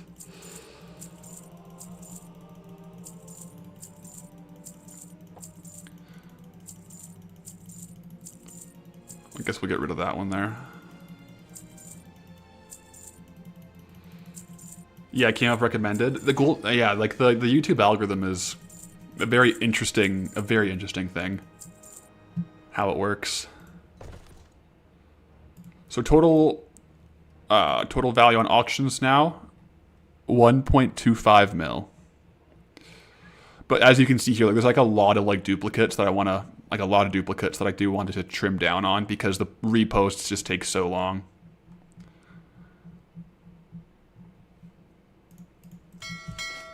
Okay. Demoral. Demo IRL. The videos are amazing. Inspired you to do a similar challenge? Oh, that's cool. Best of luck with your challenge.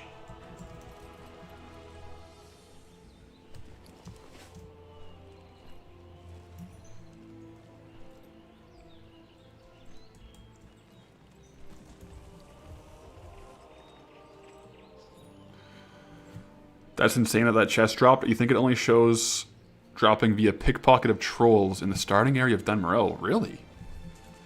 I'll have to watch the VOD back to see where I actually got it, because it didn't pop up on my loot appraiser. Like, it didn't give me a notification. Let me see if I can scroll through and see where it went.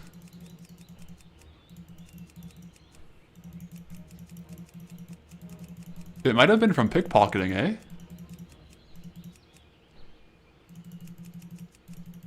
Yeah, I don't know when we got that. That's weird. It was a pickpocket. Jeez. We'll see if we can get another one.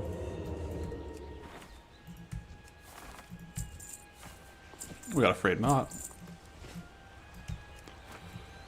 Yeah, we can still farm we can still farm previous zones here. So the challenge is like unlocking the new zones as we go.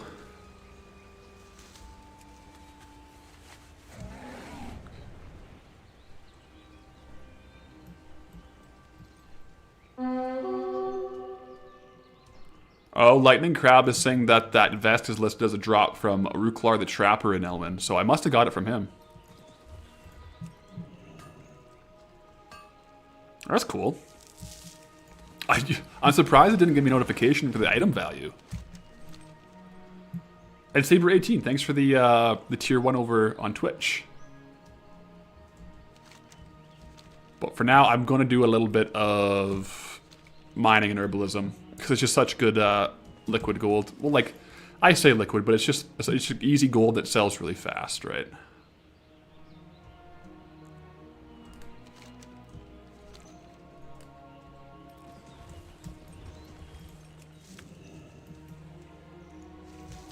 Alright.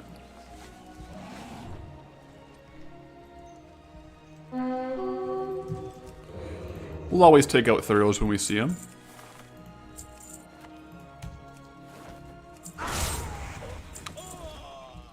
Imbued boots. Very good. Yeah, it might be showing market value average, so I don't know, maybe that chest didn't show up on it. I would have thought it would, though.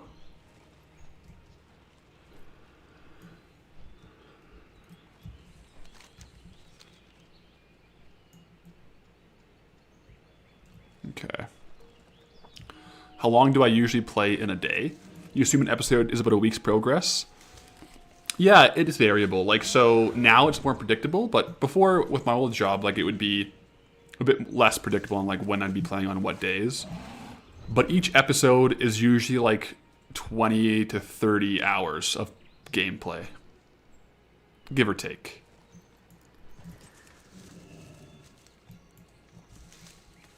Some ones are more, some ones are less, depending on the situation and whatnot's going on, right? So. And RueGeek71, thanks for the tier 1 on Twitch as well.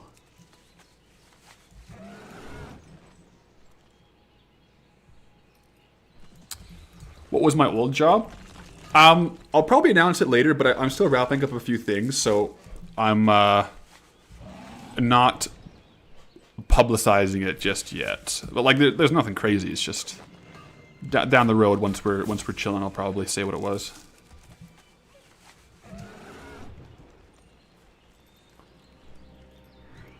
Yeah, the copper ore is really where the gold's at. Although the minimum, I might do a slash reload just to update my trade skill master data, because it's saying the minimum price for copper ore is still 1 gold, which it's not.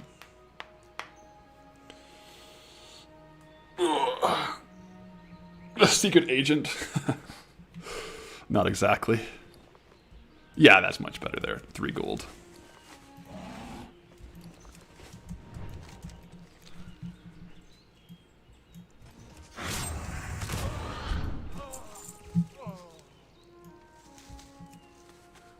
Please don't say I worked at Blizzard. I can say I did not work at Blizzard. I can confirm that much.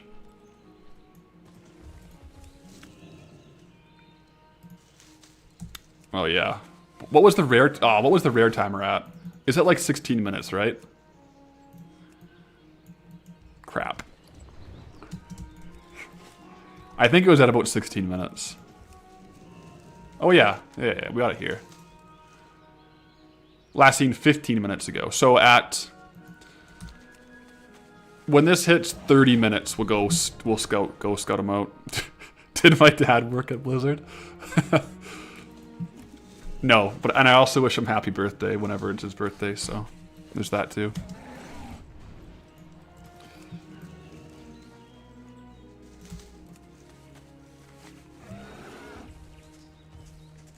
Scrolled through the VOD in the Frostmane vest. I got it from pickpocketing a cobalt near the Jasper Lode mine. Okay. Routini, do you know what the timestamp was on that? If you found it?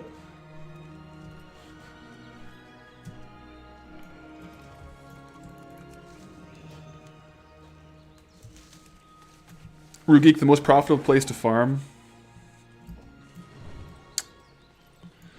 Yeah, Elwyn has some good farms. For like these trade goods though, I do fly in between Elwyn and Redridge.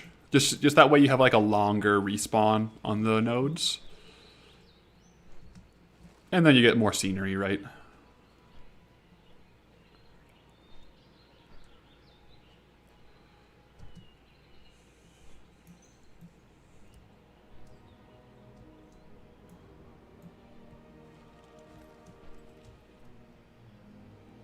Yeah. Arcana Dawn, no worries. I'm happy to be here.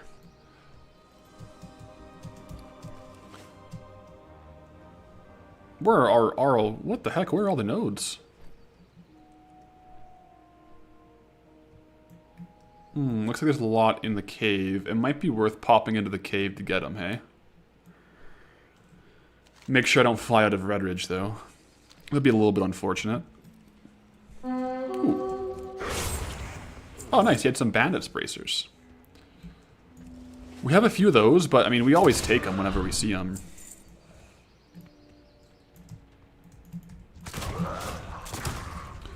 And these guys, we were farming, like, way early in the series, so we might be able to get some more Blackrock Pauldrons.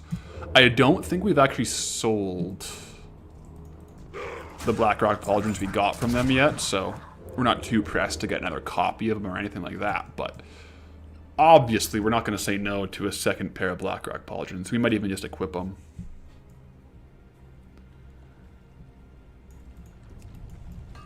Get some tin. Oh, yeah, that one despawned. That's weird. Let's see if this one despawns as well. No, we're good.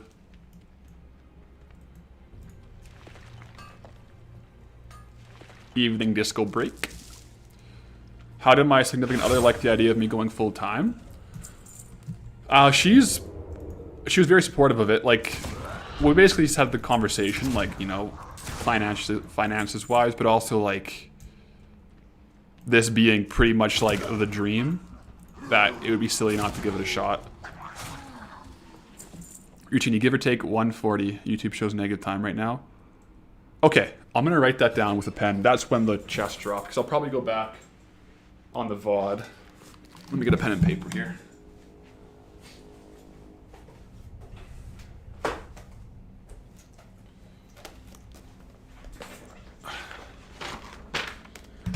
There we go. So, 11:43 server time is when the chest dropped. Because I'll have to go back and look at that. Sweet, I appreciate that. But yeah, no, like, all in all, she's extremely supportive of it.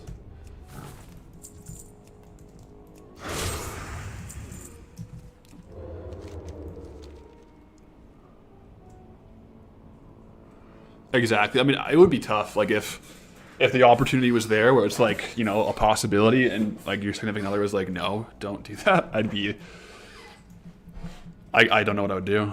Well, I don't know. But we're in a good position right now where like we're married and we have, like she has a job as well. So it's not like there's, like, worst case scenario, like, we'd have enough leeway where I could get another job if we had to, like, pay the bills. But, you know, it's one of those things where if you don't give it a shot while the opportunity is there, I would just regret that. So, here we are. Where am I from? I'm from Canada. Alberta is the province I'm in.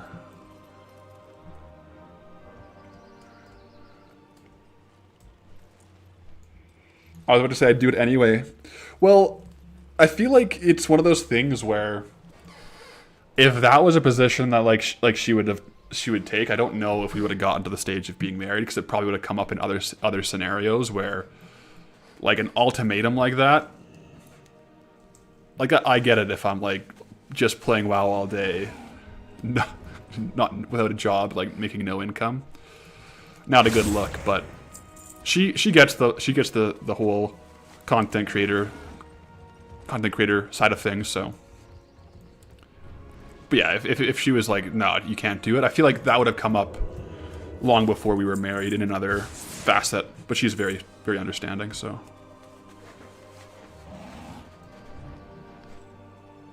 Exactly, mostly ghostly. If she were on the other foot, we'd both be supportive. That's the whole part of it, like, being married, you're a team, right? So her success is my success and vice versa, so we're just trying to build the life that we want to live, and we're on track. We're on track. This year we actually bought a couple months ago we bought our first house. in the location that we wanted to live in. We've been talking about it for a while, and yeah, it's been good. Thanks, yeah. Been slowly cultivating like the ideal life. And like before we bought the house, I mean, we were doing our own thing, like we have our own jobs and whatnot. And then the Goldbound kind of popped up, and we're just like, you know what? Let's do this. Ooh, the bandit skier is really dropping. Lugzilla, thanks. Yeah, first house. It was a big fun step, exciting step. Now we have like our own yard. We have some planters in the back. We're growing some green onions. Just like living the dream, right? The thing is, though, we didn't realize how fast green onions grow. So now we have like this insane supply of green onions that we really can't keep up with.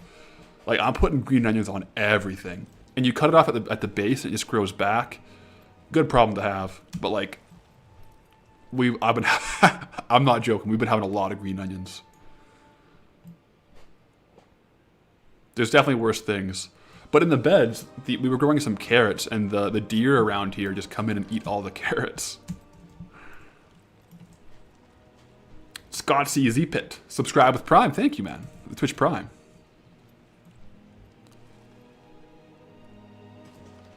Your favorite thing to do with the green onions is to deep fry the greens as a garnish. Ooh, so you deep fry the green onions?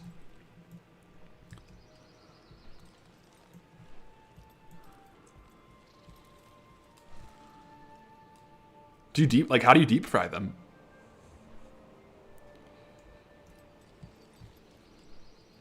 Dwight Grondel, thanks for the super chat. Thank you. €2. Good luck on that journey. Hope you succeed. I appreciate it. Oh, you can freeze them too. That would be good because being in Canada, like we have winter where we're not going to be able to grow any green onions. But apparently, Dennis is saying that they go mush when they're frozen. We'll have to play it out. What I've been doing lately is like a lot of nachos, like ground beef, and I put the green onions on as like as a garnish.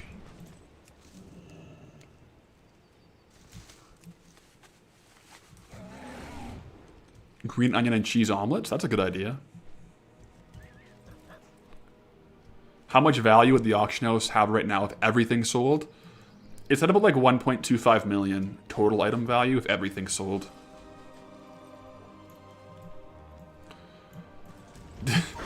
Did I ever contemplate that those green onions just want to grow big and strong and I'm tormenting them?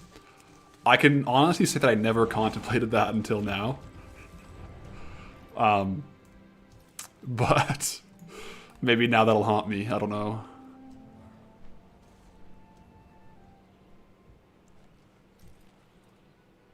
Yeah, Lightning Crab. I don't know how I got that Frostmane chain vest. I'll have to go back and watch it to see if it was a pickpocket or a drop. I wonder if I can go into the data on my... Because I do have Wowhead Looter open to like collect data. So I wonder if I could go into my data files on there and see what it dropped from. Andrew, you put like a milliliter of oil into the bottom of the pan and chop up the greens of the onion, not too thin, and fry them? I'll try that out tonight. Because I have so much out there. We also planted like potatoes and carrots and beets, but those are taking longer to grow, and the green onions just sprouted so fast.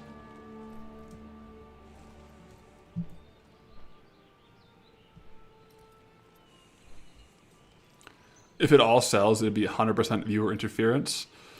Yeah, I mean, that's why we're, like, my actual in-game name isn't Goldilocks. I have a name change, so it'd be harder to find.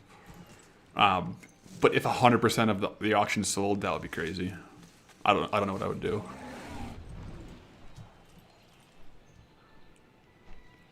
No insect problems? It's actually been good. There's been, like, I've been looking at them. No problems. And that's like the outside beds. And then I also have like a small greenhouse where I have some other things in there. And in there, there's been no bug problems either. What's the favorite homemade meal? I go back and forth, but I've been really enjoying... it's like this ground beef skillet hash. Where I'll put a bunch of like little baby potatoes in the air fryer. With like salt and pepper. And then I'll take those out and I'll mash them up into like a very rough mash. And I have that a layer on the bottom of the plate, and I cover it in like ground beef that's seasoned with like taco seasoning. And then I put like cheese, green onions, and Greek yogurt in on as a topping. And then some salsa on the side, and I eat that like a big hash. I've been really liking that lately.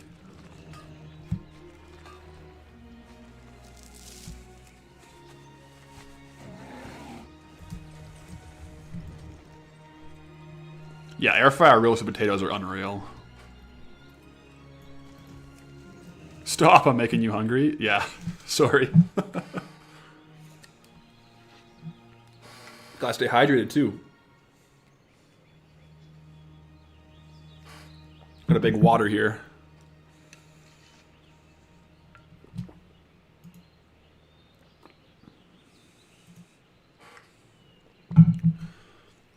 Zex says cooking stream. I'm assuming that was a typo, and you meant cooking stream. Maybe one day.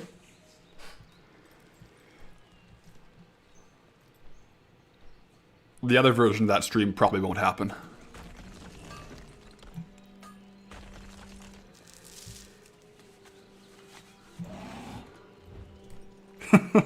That's right, Piggy League. That version of the cooking stream ain't allowed. Oh, Slaughters, you're in the middle of a 72-hour fast? Oh no, I'm sorry. We're just over here talking about food. Oh man, that's my bad. I'm a big foodie though, I'm not gonna lie. That's why I'm 227 pounds of 100% Alberta beef. But I could if unrestricted, like if I didn't control my food, I'd probably be a lot more. Like if I just ate to my own devices, I think I eat like 6,000 to 7,000 calories a day, like no joke. I gotta make sure I'm tracking my macros to eat like 3,500 instead.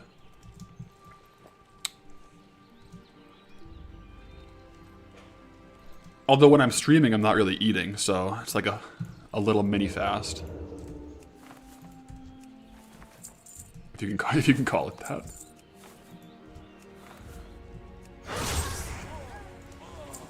Me and this guy are just both farming, I guess.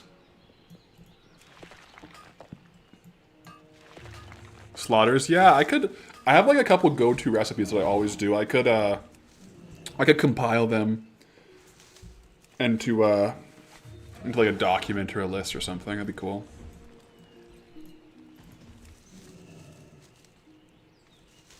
Kaboom, you're low-key on a cut right now. You didn't control your intake from Jan.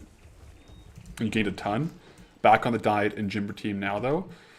Well, I mean, good on you for recognizing that. Like, because right now you're in a position where, even though, maybe you went a bit over the past couple of months, if you could have dialed in, it's a lot better than if you realize that a year from now, right? You can really get on top of it pretty quickly.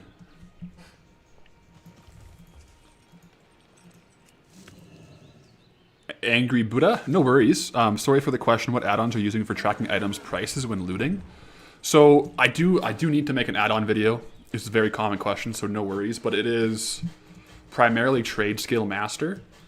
That's the add-on that shows the price data. But then I also use Loot Appraiser, which tells me if I loot an item that's worth more than like 500 gold.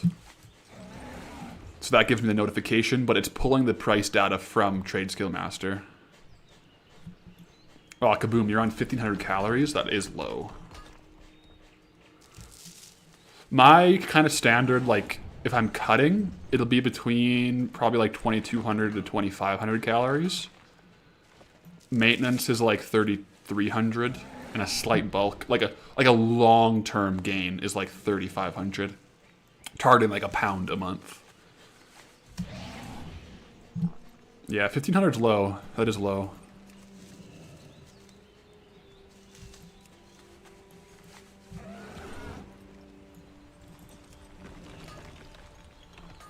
I guess I'll show, you know what, I'll show, is it Farm Tracker?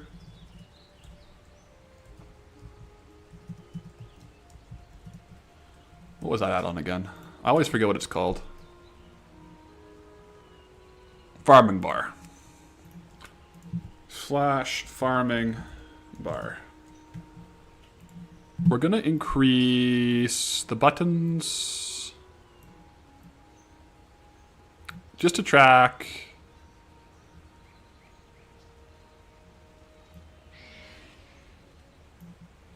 a few of my favorite things. So we're gonna track copper ore. We'll still track earthroot and peace bloom as well. And silver leaf. Just so we have like a little heads up display there.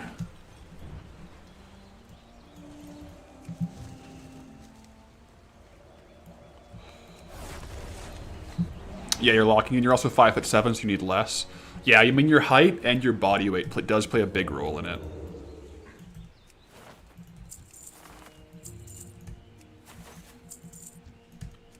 And how much you need to consume like on the daily for maintenance and for weight loss.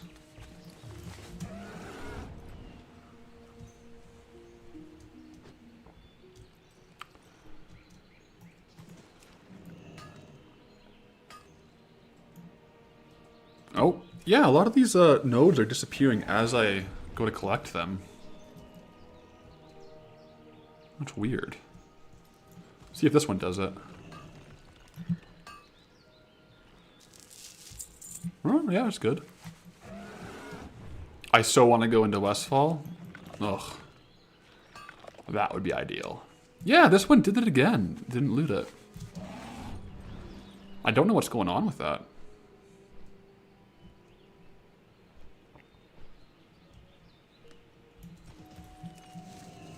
See if this... Yeah, what? I must be just behind someone, eh? I'm gonna go ahead and move. Have I considered playing in war mode to avoid other people who are farming? I've like thought about it, but like war mode while streaming just is I think it's a bad idea because I'll just get ganked, right? I'd probably lose more time dying to horde. Yeah, I think someone like flying slightly ahead of me is picking up the nodes, and then I'm just getting them as they're despawning. Let's see if this happens. If it happens again on this one. Okay, yeah, we're on pace again. It might be a phasing thing. Like there could be. I don't know. The nodes in retail make me a little bit confused. Oh yeah, it's probably this guy. I was probably just behind this druid that's farming. So let me go ahead of him and make it happen to him.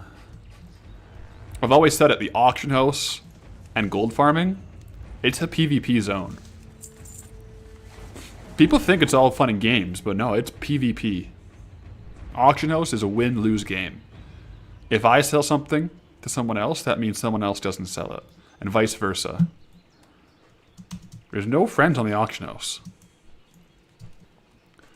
Shawnee's World, though, thanks for the Twitch Prime. I appreciate it.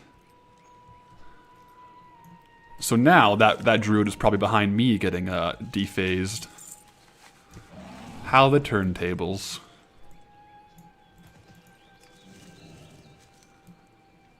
Exactly, Andrew. PvP? You think that's cutthroat?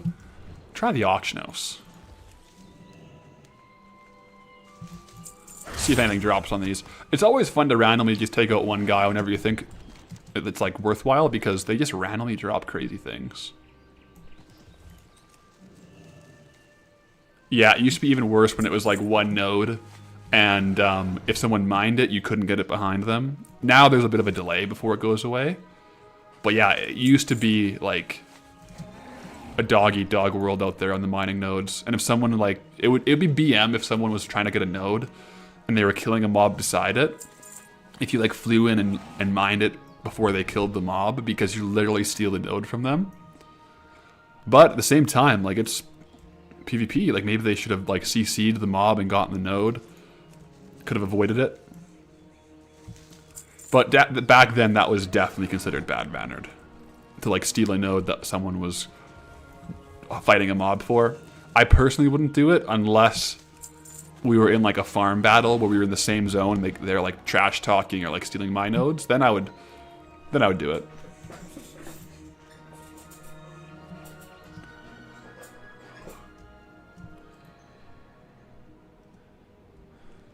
Yeah, the rage whispers when swiping a node. I got in-game mail once.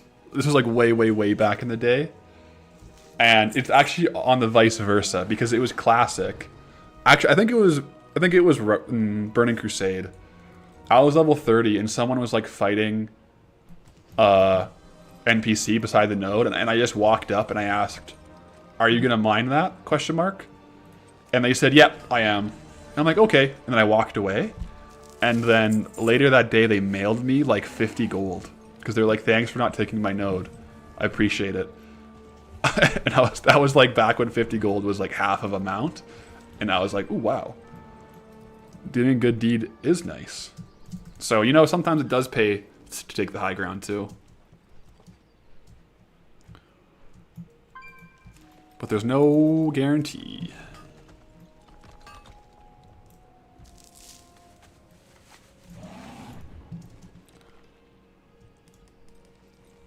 Is this silver? Ooh, yes, silver veins are the best. Let's see how many we get. 3 silver ore, that's like 50 gold. Rip to mounted mining, I know. It's sad. Sad day. There's an L. And we're back in Redridge, so at 30 minutes we're probably going to go camp row and see if we can get a kill on him. Zaya, the high ground is always better. Obi-Wan or something. Don't try it. I have the high ground. You underestimate my power. Yeah. That's good stuff. Ritutini, thanks for the Twitch Prime. Oh yeah! Boom! Perfectly timed. Let's go. Roll the silence. Come on now. Battle Forged. Okay, I mean, real quick, let's reset the timer. No major drops, but we really min-maxed that timer. We came back, flew in as he spawned, got the kill.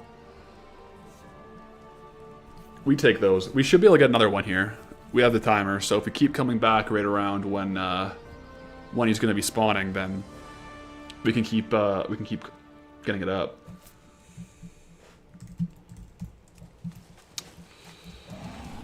Excellent. Yeah, and the timer went away for a while. We had the instincts there. That was the instincts.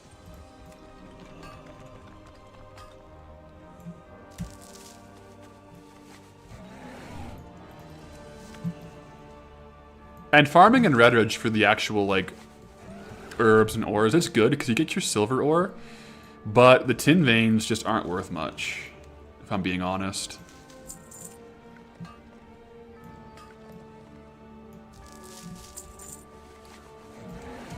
Pretty good day though as far as the farms go. We've had a good variety. Couple of shots at row, which is all you can really ask for.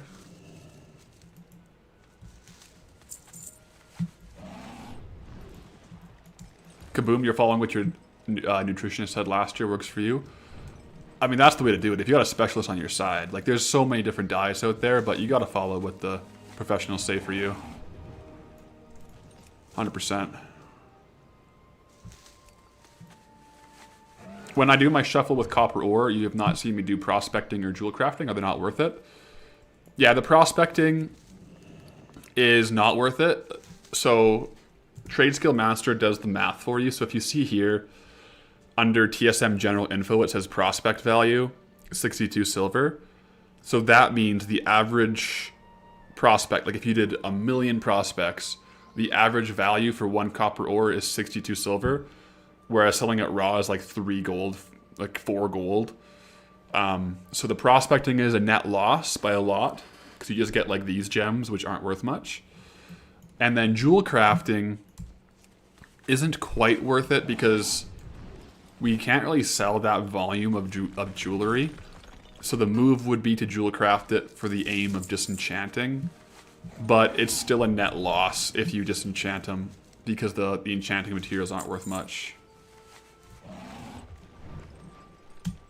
Estimated time for a new area. What I will say on that is it'll be sooner than later. Like we're really making an effort to get some of these consistent farms in the bag. The more lucrative, consistent farms. So hopefully soon. Alright, good luck on the grind. You're going back to work, waiting for the YouTube episode later. Well, it's coming, and thanks for tuning in. Have a good day at work there. Do I get any more ad revenue from completed ads versus skipped? I actually don't know. Maybe. I don't know how it really breaks down. I don't see that metric on my analytics. They do break down the revenue between AdSense, like ad views, and like YouTube Premium. But I don't know about the actual ads viewed versus skipped.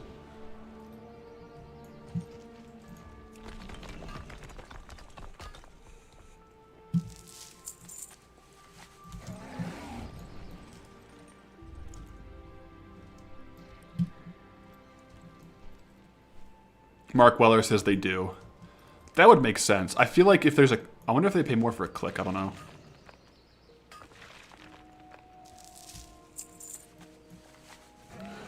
Winter Games is saying if you watch 30 seconds of it, past that it doesn't matter. Okay, that makes sense. Yeah, I can't see the breakdown on my end, but like it just... Like YouTube will show me certain stats, but that's not one of them.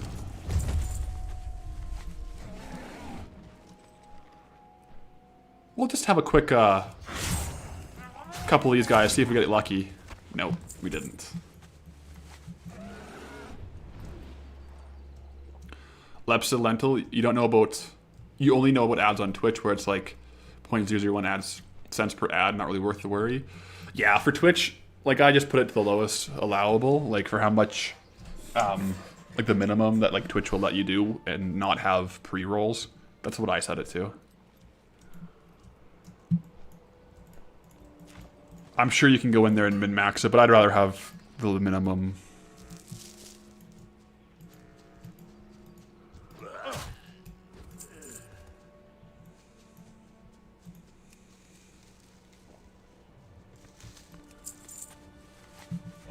Alright, any spawns over here? No spawns. I kind of like going into the cave, honestly. It's pretty fun to get some ore.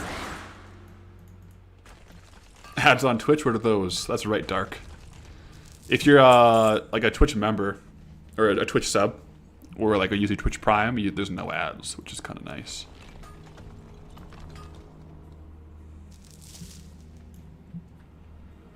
Same thing as like YouTube Premium, right?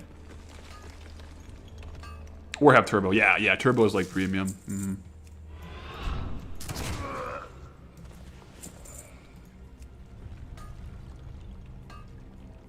Oh, we got a silver vein back in here. We gotta make sure we get that. I wonder if it's up here. See, this is where Rogue is really helpful, eh? Like, I can just jump up there like that. It's so cool. Thanks, Squatch. Appreciate it. Ooh, what do we have here? A soldier's shield of the quick blade. Not the coolest appearance, will I say, but you don't have one yet, and it's got a decent market value, so. Minnie Hansen, thanks. You just want to say the YouTube videos are chilling? Appreciate it.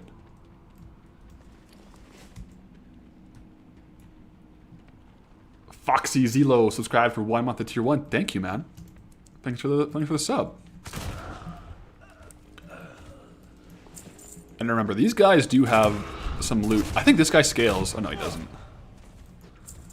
Like, if we could just get some of that gear. That's the Blackrock Pauldrons. This weapon is sick. I wish he dropped that.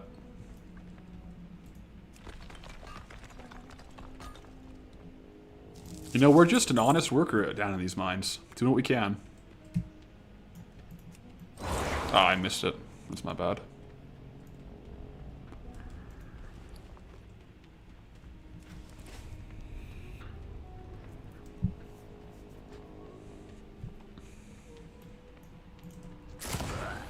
Kaboom, you're impressed that I can follow both YouTube and Twitch chats at the same time and play? I've been getting better. Sometimes, I'm sorry if I miss a message. Sometimes the chat goes pretty quick, and if I have a intense thing happening in the game, it's harder to see. But like, to be fair, like the gameplay it doesn't take too much attention. Like I'm just farming herbs, but I try to do my best to keep up on both chats. Do I still think Rogue is better versus Druid? You feel like open world mat farming Druid is king, but Rogue can pickpocket for special stuff? Dark, I think that objectively Druid is better. But for the challenge, I like the unique aspect of Rogue, right? Because Druid is just like the GOAT for farming, but everyone plays Druid for farming. So I wanted to be a little bit off meta and have new farms that might be like not as highlighted. So I still would, I'm happy I picked Rogue, like I wouldn't go ahead and change it, but I think for just min-max farming, Druid is better. That's my 2 cents on the subject.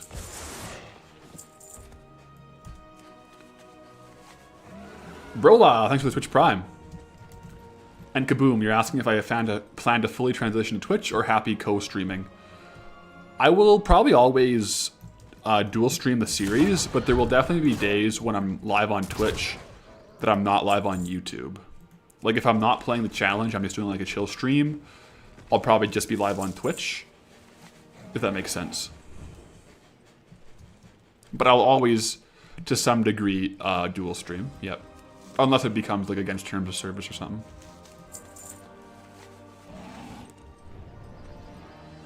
Thanks, Squatch. What kind of content does Kefas make? I haven't seen them myself.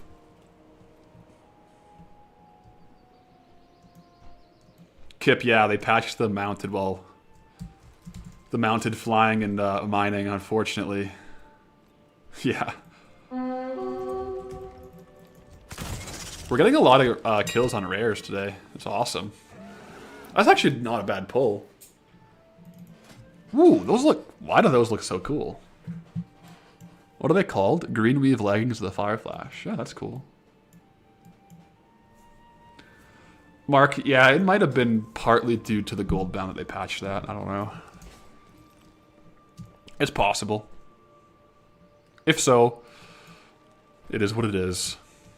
A lot of the problems in this series have come from the unexpected viewership. The farms other people are doing.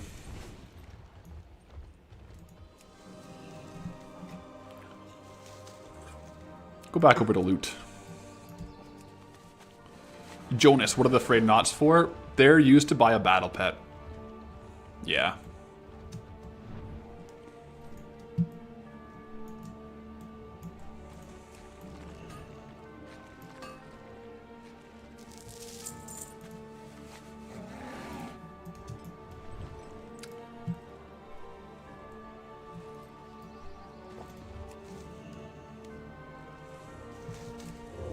Take out these guys. Nothing.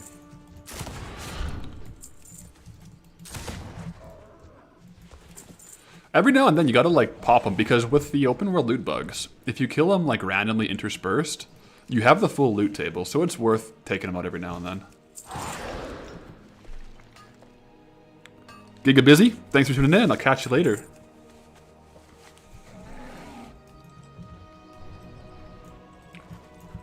Does the grinding get tiring? Not really.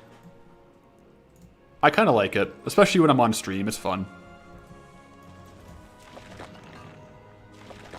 I'd make it more tired of it if I wasn't like intermingling like it with editing and like video planning and stuff. But I just really like, I really enjoy the process of making YouTube videos. So, it's kind of fun. Well, a lot of fun. Are there any zones that are really bad for farming? Honestly, so far, like, Redridge is pretty bad. Like, objectively. There's a lot of good transmog, but like for what we're doing, it's hard to get out of a zone on transmog alone. And the steady farms that Redridge has, Elwyn kind of has. Redridge does have a leg up on the fishing farms with like the chests, But even the chests are a little bit more of a transmog angle. So Redridge is very dependent on lucky sales.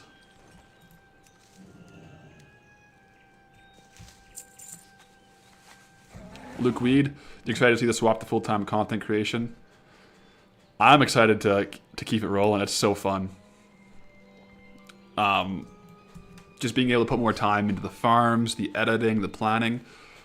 I think it should just all be good things.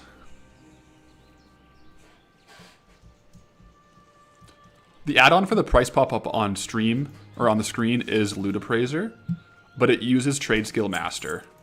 I'm meaning to make a video on a breakdown of the add-ons I'm using. So I've been meaning to do that because I'll go over them all. Got anything big today, Snipplish? We got the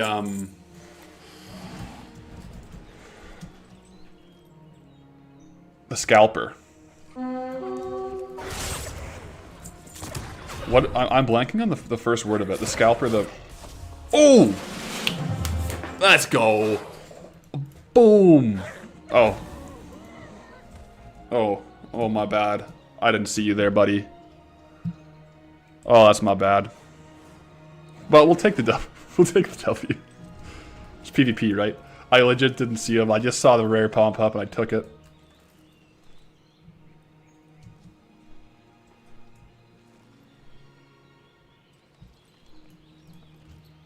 Hey, Matt, I don't really watch lives too often, but I just wanted to pop by and say congrats on going full time. Thank you. Thanks for popping into the stream, too.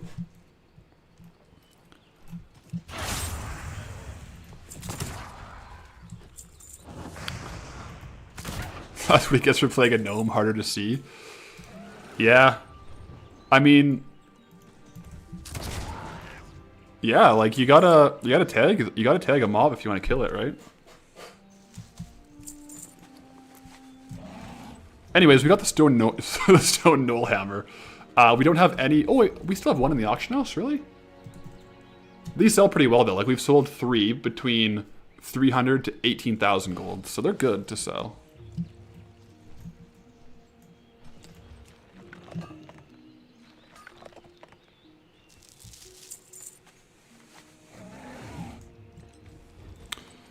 Will the strategy regarding unlocked zone challenges for... It feels like farming token will always be as fast as the fastest zone you've already unlocked. Yeah, so like new zones, like the first episode or two, we're always going to be focusing on exploring that zone and not like really utilizing the other zones. But as we get to like the end of the newly unlocked zones for the farms that we think are quite viable, we'll kind of dip back into the older zones to kind of keep the gold flowing.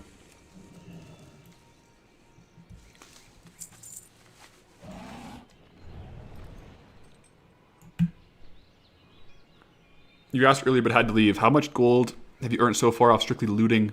Do you have any way of tracking that? Yeah, it's in statistics. So from actual gold looted is 1,933 gold. Just from looting.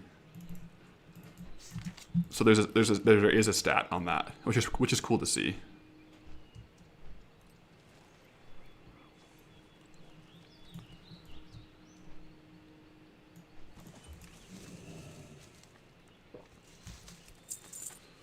Simplish, I also can't wait till we get to the next zone. I'm excited to see what it is.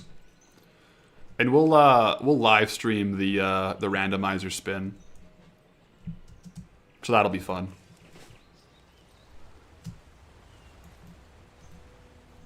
I'm feeling good over here. We'll do one round of pickpockets on these guys just for the sake of it.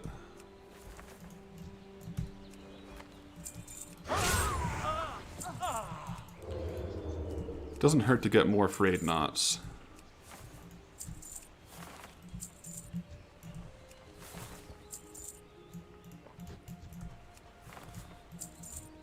It's also a very satisfying sound.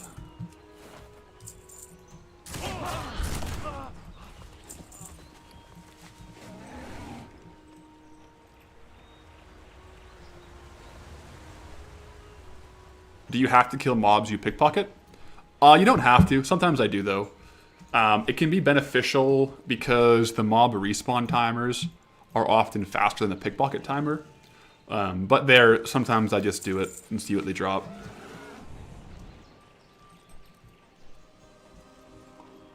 Alright, let's get this. Koala Chad's asking the next zone can be Westfall, Duskwood, and Burning Steps for the next zones. Yes, so it can be Westfall is available.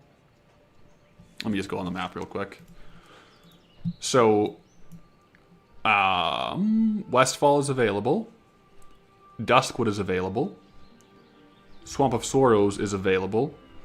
That's through the pass here.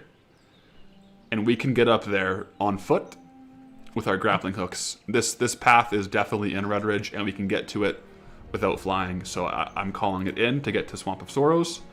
And then we can also get to Burning Steps. And we also have Dunmoreau. So it's Westfall, Dunmoreau, Burning Steps, Swamp of Sorrows, and Duskwood. I personally hope for Duskwood or Westfall. Probably Westfall first and foremost. Actually, probably Westfall first and foremost, then Burning Steps, then Duskwood, then Swamp of Sorrows, then Dunmoreau, if I had to give my priority list.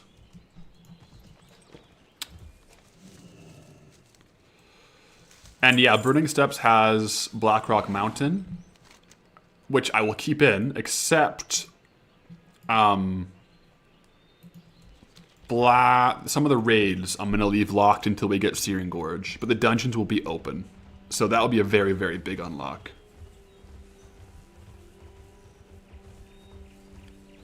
But Burning Steps would be Molten Core, and then Searing Gorge would be Blackwing Descent.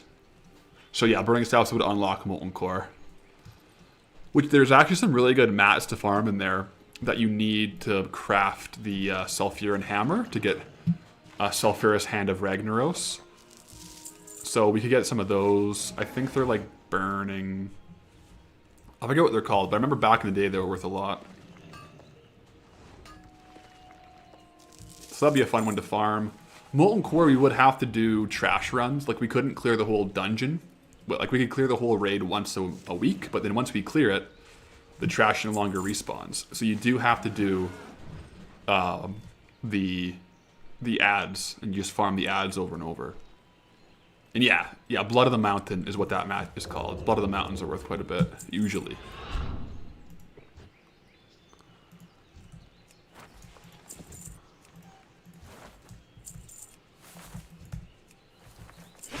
Yeah, Westfall is a little bit transmog dependent as well. But there's some other things in there. There's a couple more like higher volume transmogs. A little more steady.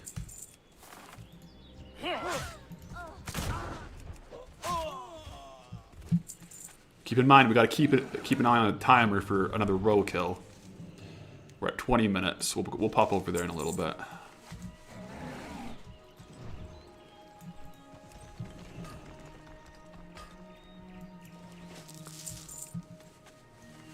I would love Molten Core though. Molten Core, Dead Mines, those are all good options.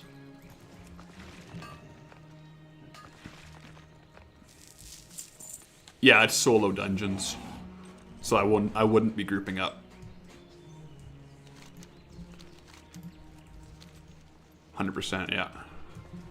But right now, because we're level 71, we would be scaled to a point where we can pretty much one-shot the dungeons, I think. Molten Core, we should probably still be able to solo. I wonder if the sand dust that sleeps a target from those elementals and Westfalls are still sellable. They might be. Duskwood would be a bummer, though. I love Duskwood myself, but there's no dungeon, which is a little bit of a bummer. But that then opens up Stranglethorn Vale, which is such a sick zone. There's a lot of battle pets in Stranglethorn, transmog, fishing farms, weekly fishing objectives. Stranglethorn Vale is going to be epic. Yeah. Stranglethorn Vale will be so sick.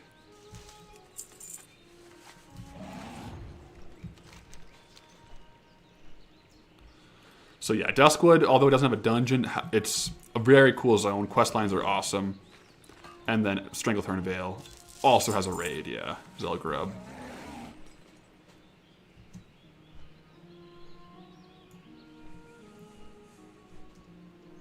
Chromatic Sword, yeah.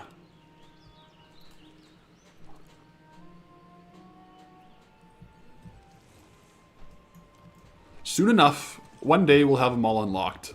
That's the cool thing, right? Like, there's just so much to explore in each zone. So much, like, hidden items, lore, farms, different quest lines. Ugh. Yeah, the new zone is hype. New zones are hype.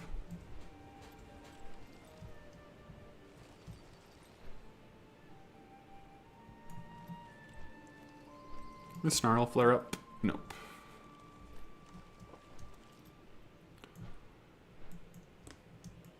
Okay. Wow, it's really picked dry here. Very dry.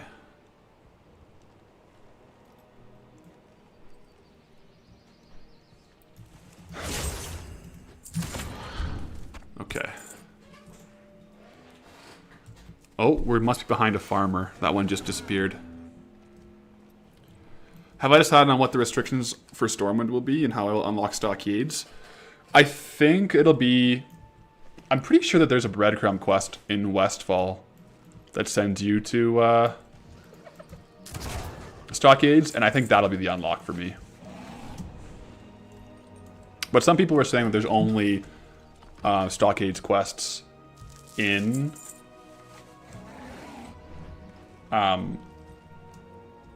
there's only stockades quest in Stormwind apparently, but I think there's a breadcrumb from Westfall.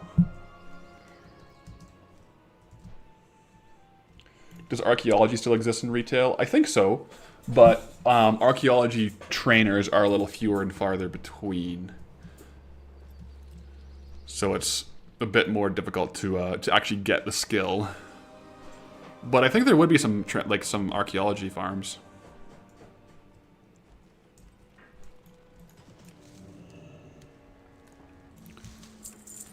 Silithus has some really good world drop stuff, but I think they nerfed the drop rates on the Silithus stuff, right?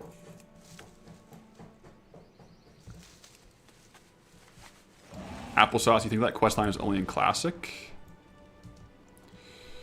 Yeah, we'll have to see what the current retail questlines are, but if there is one from Westfall, I would unlock it with that. But just Stockades, not like all Stormwind. And like Stockades isn't even that crazy of a dungeon for farming. Like there's definitely some items, but it's not like game breaking to get Stockades. But it's always worth, you know, filling out the auction house shelves.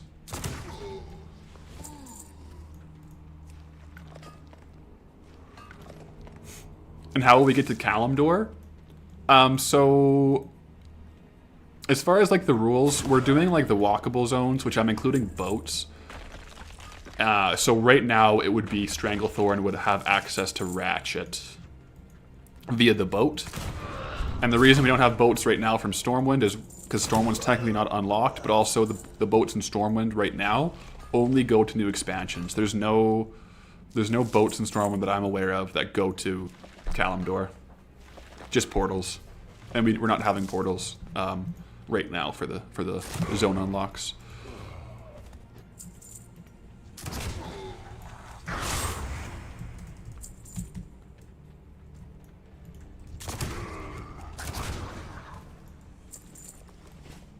One more ore in here, and we'll head out. Time to buy those mecha mounts to fly while mounted. Or to mine while mounted, I know. We'll have to craft them ourselves, eventually. Eventually we will craft one, though. And that'll be really cool. I think we'll need to get Mop, though, to do that.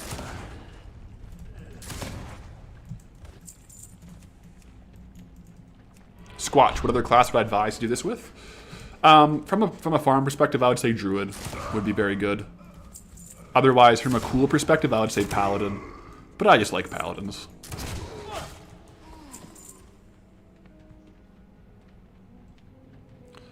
Desolator, thanks for tuning in live. And Simplish, yeah, the mech mount is just for herbs, but I think you can get like some kind of mount equipment to farm. It's all, like, every expansion is different, like how you can farm well mounted. Like in War Within, any mount can mine and farm well mounted, like mine and herb well mounted, if you have enough knowledge points in the profession. Like I could go on to my main Pathalerix and mine well mounted on any mount.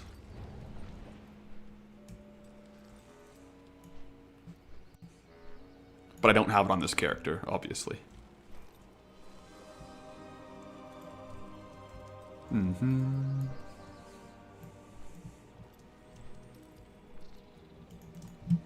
There we go. A bruiseweed.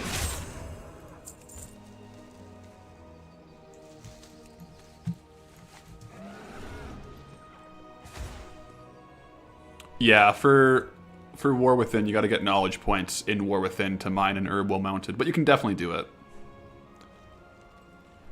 Just takes a bit of grinding. Fortified belt. We have 3 of those already. That's all right.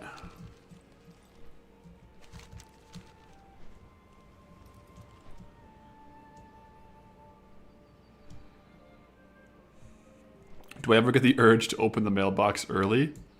Well, I see myself, like, what is in the mailbox whenever I do my reposts. I just don't put it on the video. So, like, I kind of see what's coming in as the week goes on. But I don't really have the urge to loot it to the inventory because I like having that massive mailbox pull on the video.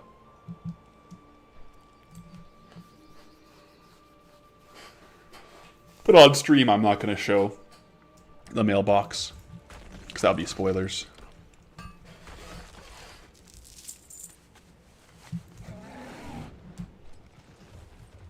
Where is this guy at? There we go.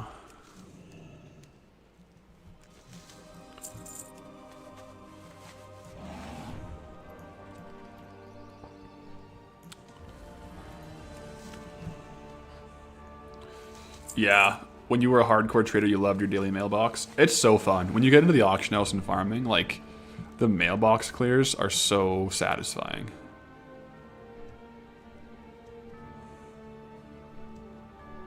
Just gotta make it a dono goal, 50 gilded for mailbox peak. That's true.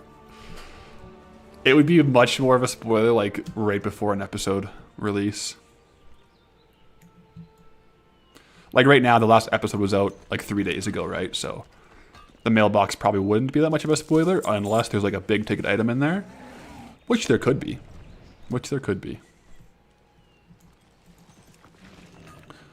But no, I want the next mailbox to be a massive one. That's why we're doing a lot of like steady farms that we know will sell. We'll put the hours in, get a lot of gold.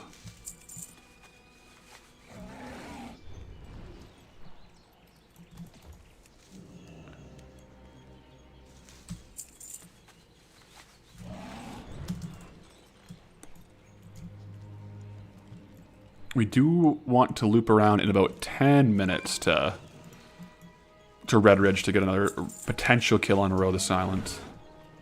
It'd be very nice to finish off with one on him.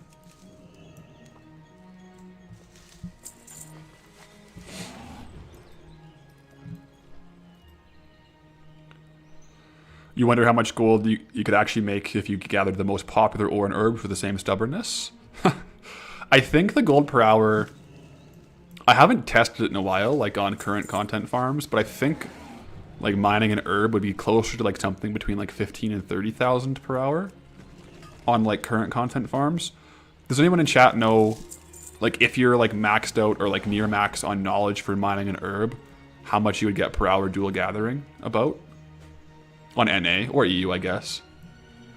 I'm sure some of you have gathering setups, right?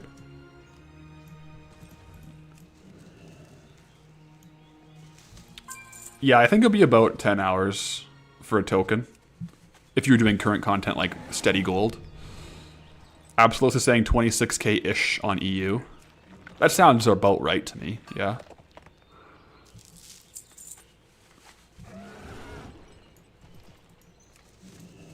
But cloth, yeah, cloth farming has been a superior choice for a while. And the cloth farming meta is to do follower dungeons, right? Like I forget what the tram depot follower dungeon cloth farm, right? I haven't done it myself, but I've seen a lot of like people saying that's like the best current content farm. Dark Cleft, yeah. How much gold per hour is that if you do that current content farm? Sounds like the mats have actually crashed a little bit though, eh?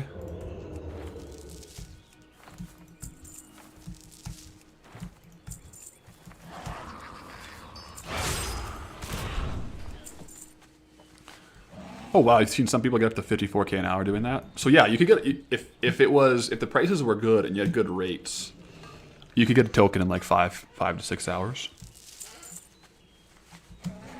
That's cool. Shining Force, I think that's where that armor dropped, yeah. I'll have to go back on the VOD and take a look, but I think that's where it dropped.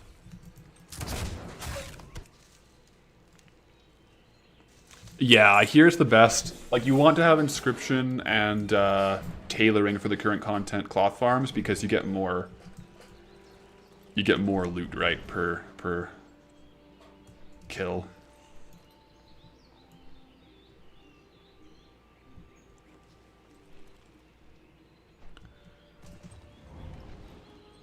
There we go.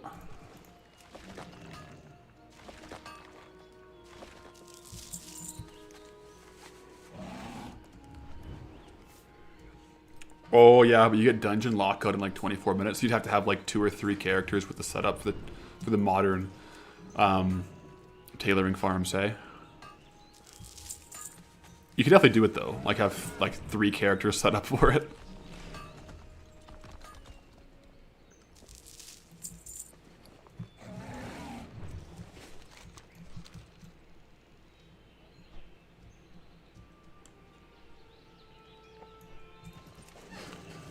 Looks like we got someone up here farming and I can no longer loot the items, so we'll have to go ahead of him.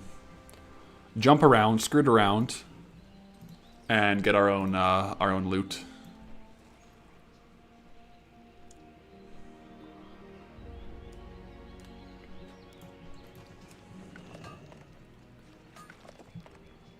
There we go. I'm also excited for the modern zones. We'll get there one day. Although by the time we get to like current modern zones, those might be considered old zones.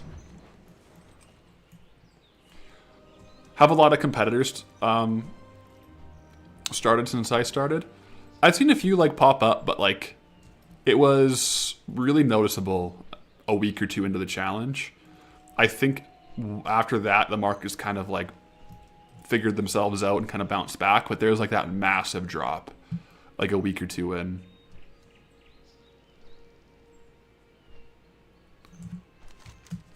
So now it's kind of like more of a, ooh, there's a treasure chest.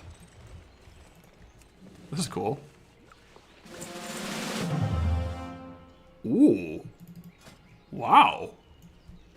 Oh. I'll take that. Market value min sale, like region sale average is like 1k. Region historical price 13k. It's like a nice long cloak. It only shares appearance with the winter water cloak. I don't know how you get that, but these chests just have like the biggest loot tables, and you never know what you're gonna get on them. So it's always fun to loot those. Nice. That's big.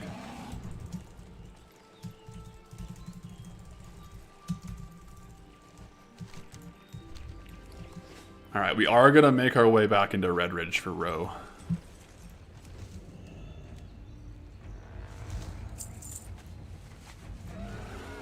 Yeah, I think at 40 minutes would be kind of like when we want to be camping them.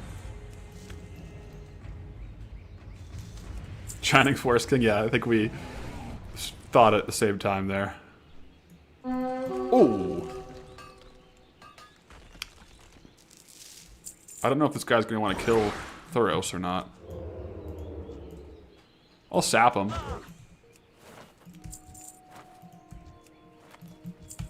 I guess he's gone. The boots! We have a lot of those. Okay, so the other appearance is a quest reward in Winterspring, Zura is saying, for the Winter Guard cloak. So it's definitely gettable. So, like, you know, some collectors might just go for that quest, but some might not. Like, if they already did the quest, I don't know how hard it is to get. I'm just gonna grab all the copper ore on my way over to Row.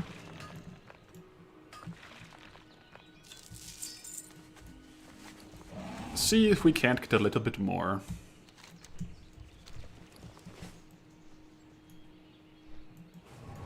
Whoa, that guy's cruising.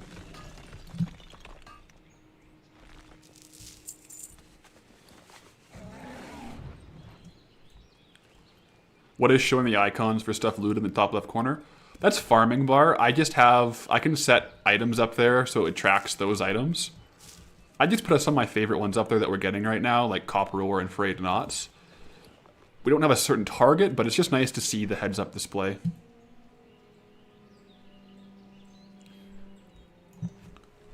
Yeah, I guess people who have done the quest, like, you could always do the quest on an alt, but if you did the quest before the collection logging was a thing, like, you wouldn't have access to it, right? Like, if you theoretically only had one character, you would be kind of stuck on it.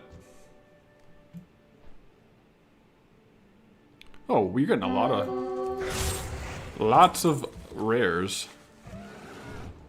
We have 6 of these on the auction house. That's crazy.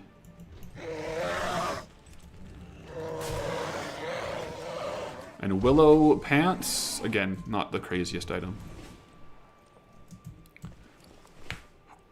We definitely got a lot of tags on rares today, though. It's been a pretty productive day, actually. Oh, and a chatter kill, too. Okay, nothing crazy from the rares yet. Let's see if Row is up. We're at 40 minutes now, so we might actually want to camp Row. Yeah, it's called Farming Bar. It's Farming Bar, exactly. Yeah. An action bar to display and track objective goals. And then you can change how it looks.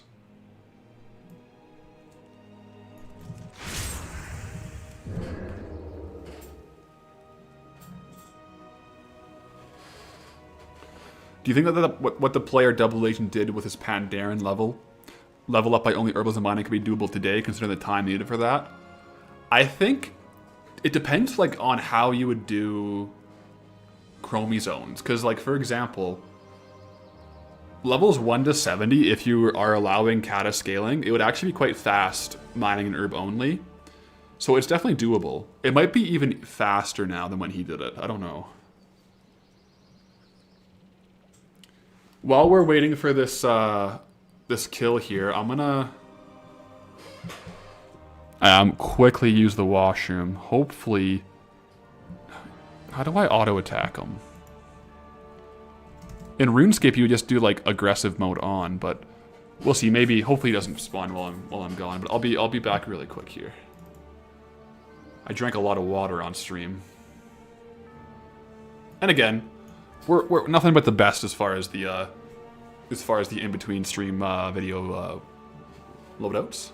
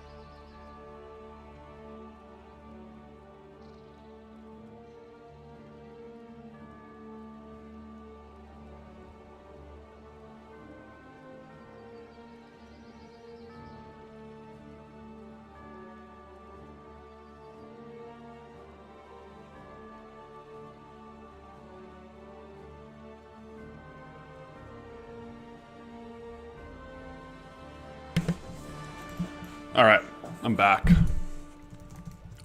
Looks like he didn't spawn, so...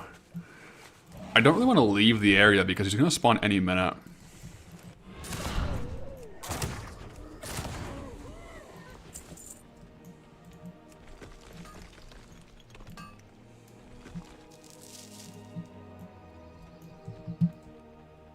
Let's see.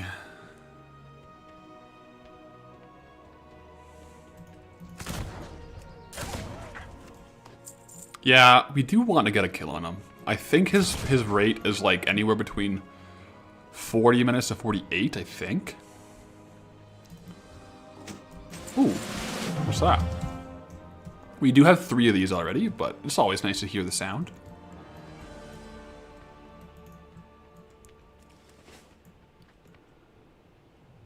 You wanted me to know that if you resub, it's my fault? Yeah, I'm sorry. I'm sorry. Let's look at some stats while we wait for him to respawn. Total kills, 14,290. Interesting. Creature type killed the most. 10,000. Very good. Skills. Fish and other things caught, 1,746. That's pretty cool. We haven't done that much disenchanting because it's just not been that profitable yet. But we could definitely have this get cranked up. I think we're at the highest herbalism and highest mining skills we've ever gotten right now. Just because we haven't unlearned them in a while.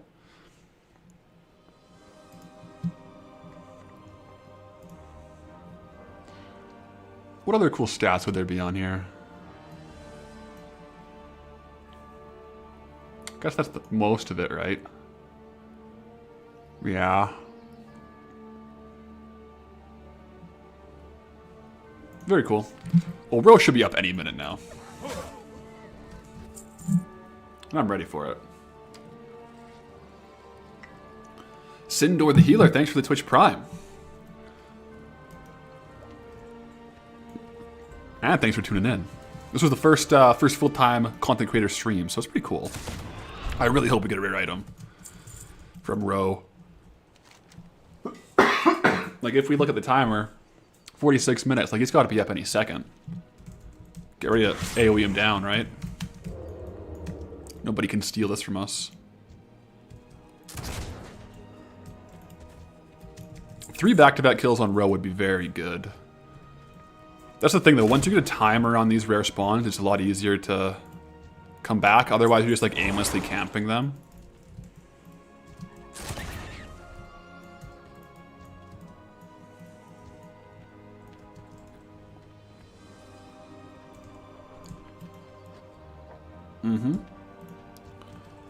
I don't want to venture too far in case he spawns, but I guess we could go get some of the, like, the earth root that's around here.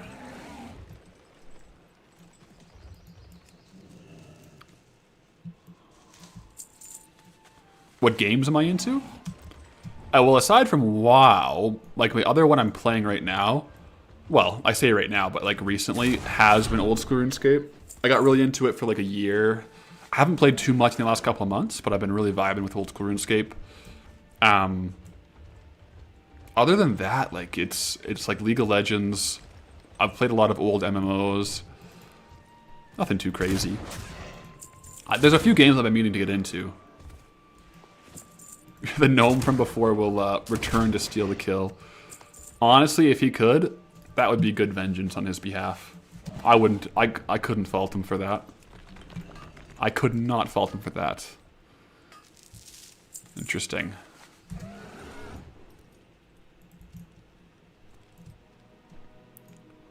Well, we're past the 48-minute timer, so I haven't seen it go longer than this.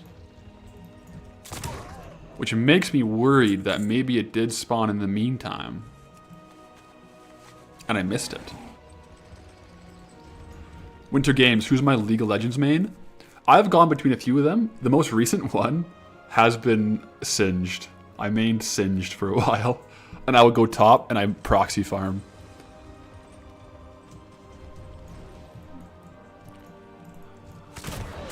I'm pretty sure that's the, he has a couple other spawns, but like recently it's really been around here. Like if you click on it, you see his like kind of patrol area. So he's usually right here, and I think he can technically spawn here. But yeah, man, Singed main. Before that, I was a Vlad main. Before that, I do just a bunch of different mid laners like Zed, LeBlanc, Ziggs. I did a lot of those.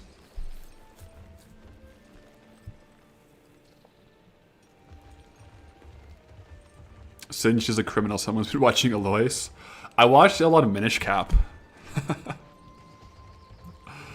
Yeah, I do. I farm gold in WoW and League. I just proxy farm on Singed.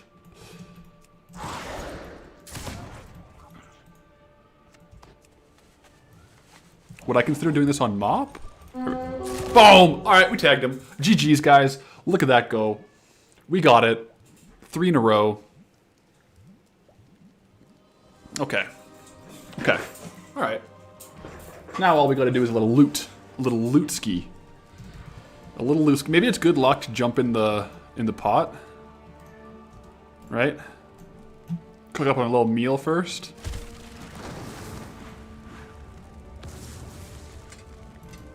Alright, let's look. Okay! We did pull the Cloak of the Night, which is like one of the second best drop from this guy. So, you really can't be too upset about that. We do have a few Cloaks of the Night already. We got 5. But the double drop with the superior leg against the quick blade is good. Okay, not bad, not bad.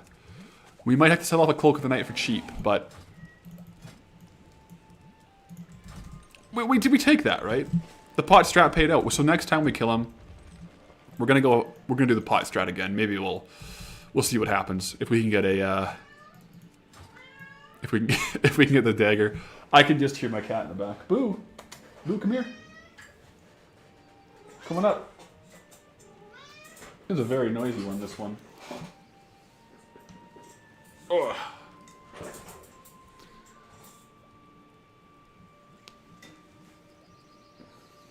There we go.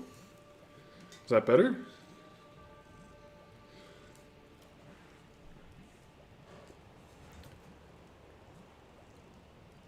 Yeah, we do need a cam for the kitty. I have 2 cats. I do plan, maybe tomorrow I'll set up a camera. I don't know how much it'll affect my stream setup. Okay, I'm gonna go ahead and put him down now. Because we got Boo, we got Poncho, and that was Boo. When Boo gets going, he's loud. Poncho is more of like a intermittent 1 meow type of a girl. But Boo just like sets the alarm off and just goes non-stop meow. Yeah, I think I'll probably work on getting the camera on for next stream. I think that'll be good.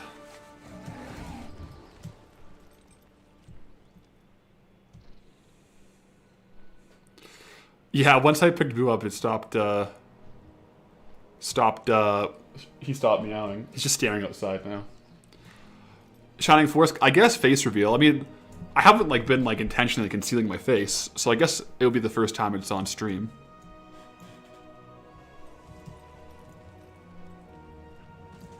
I pretty much just, I look pretty similar to Goldilocks. That's just me right there.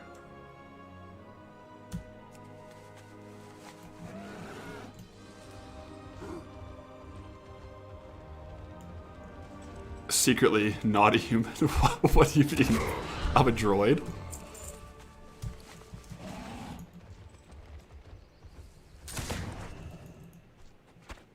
Yeah, that'd be crazy if I was actually just C-Bum.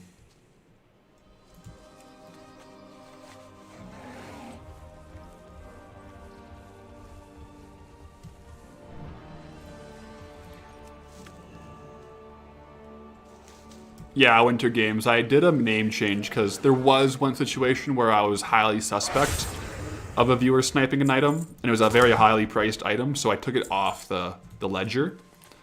But now I have a different name in game. What's that?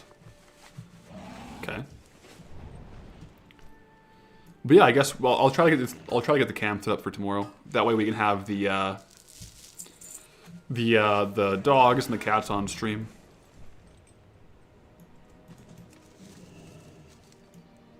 Who's Chris Hemsworth? Are you talking about Hemsworth? Like Chris, like Thor?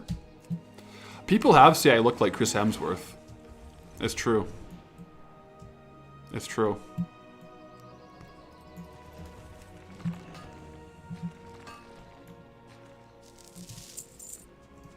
Yeah, Thor was the reason I started, like Thor 1 was the reason I started going to the gym. Oh, we got another chest up here. Okay, these are spawning a bit more regularly. Let's see what we got. Hunter's Muzzle Loader. Okay, not bad. Apparently I have 2 of them already.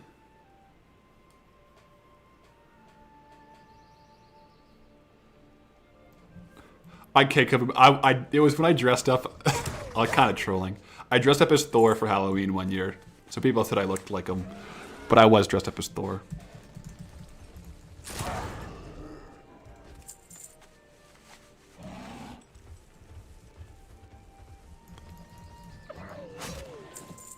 Do I do a lot of research in all these zones? I do, yeah. Most of the research is while I'm in the zone, though.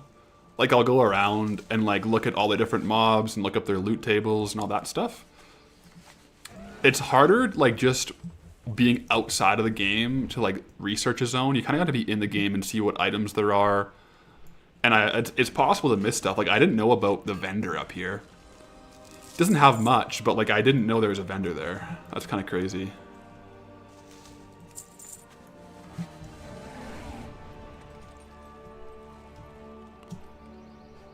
Favorite zone of all time? It might be Sholazar Basin. I love Sholazar Basin. I used to farm thorium ore. Let me show you. It's just like a circle. You just do with circles and circles and circles. I did that back in Wrath, just farming ore. I would love to go back to that zone.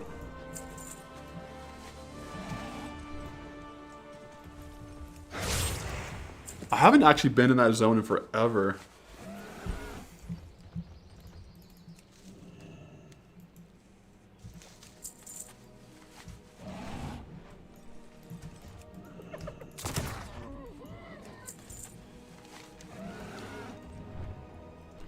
You did the same thing for ore back in Wrath, man? Yeah.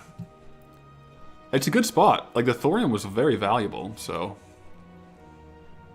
I can't fault you for it.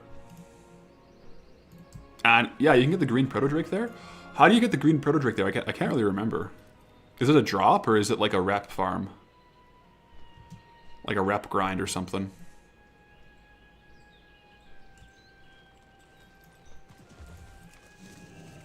Eggs from oracles. That would be like one of my favorite zones in Northern. Well, it's my favorite zone of all time, but it'd be like one I'd really look forward to in this challenge for being in Northern.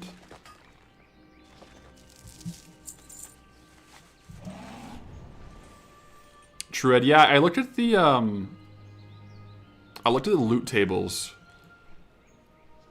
for the pickpockets on like the orcs and stuff in Red Ridge, and they don't seem to have anything. Oh, maybe it's Serenite in Sholazar. I must be thinking of Serenite, not Thorium.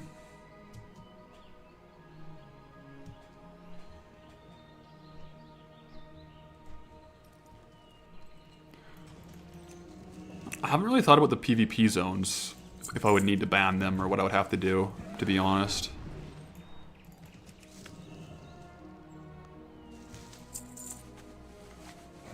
Oh, that sounds right. You can buy an egg at the Revard and you have to wait 3 days just to open it. On top of that, it has like a 3% drop chance. Yes!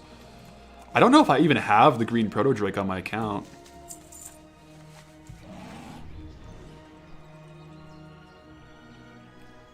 I don't know if I do. Let me look.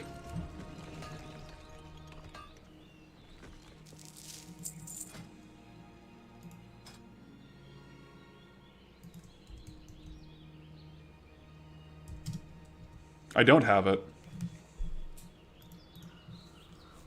Yeah, so if we ever get that zone, we'll go for that mount for sure.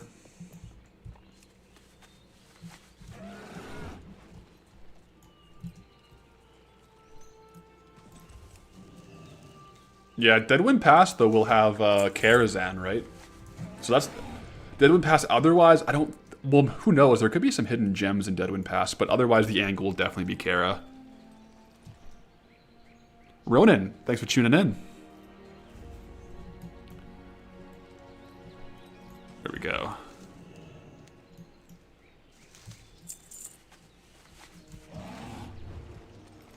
So earlier we got some loot from these guys that I did not expect. I don't know if it was from pickpocketing or from killing. We'll try it all out. Okay. Nothing. Oh yeah, talking about mount drop rates, I have still not gotten invincible.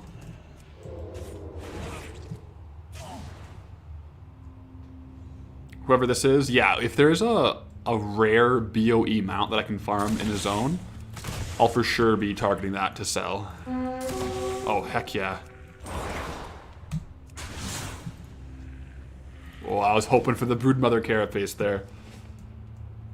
LC can't stand. Thanks for the super sticker. $1.49 with a cat. And your profile is a cat too. That's awesome.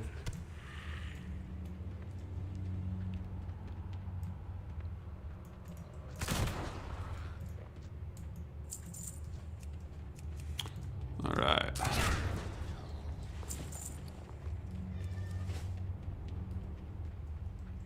Lukezilla, thanks for the tier 1 over on Twitch. Lukezilla. Alright, get back to some farming here. Get some more copper ore.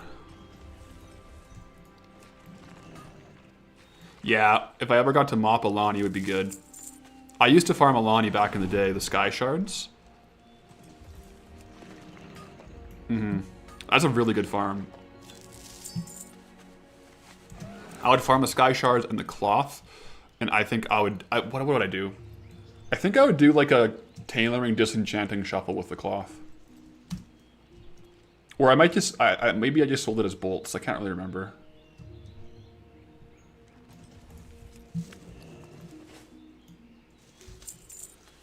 Yeah, farming Sky Shards and selling them out is actually like quite lucrative. It used to go for a lot of gold.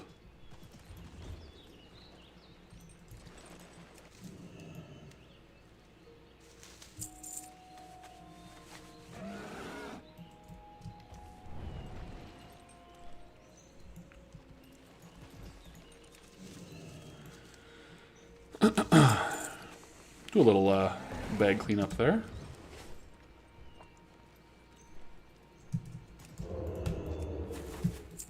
Always got to mix it up with a couple frayed knots. It is very relaxing.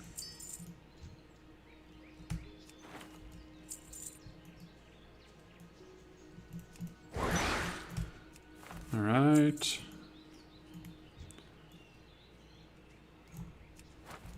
I think you can farm Sky Shards now super fast in, like, groups. But I don't know. I used to always farm solo. I pretty much always do my gold farm solo. Like, I know you can get way more efficient with groups, but I've just never really been that into it. But of all the possible expansions and zones, which zones do you think hardcore WoW will not work at all? I don't know. Like, hardcore WoW is very much a leveling game, right? Like, and then like a little bit of endgame content. So I don't know. I just don't feel like it'll work that well much beyond like Burning Crusade at all. Like, can you imagine like getting into like a Mythic Plus, getting one tapped by like some random mechanic, and then you're done?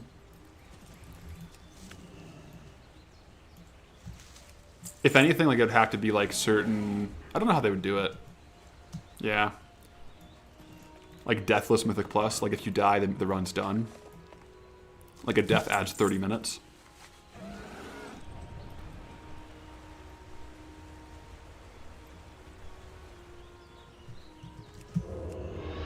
These guys are all down. Interesting.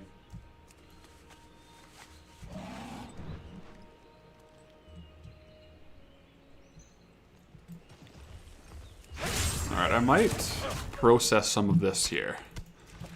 At least the ore. So I'm gonna go ahead and drop herbalism and process some of this ore. Anton, thanks. Sione, what's up? Glad you could catch on the stream as well.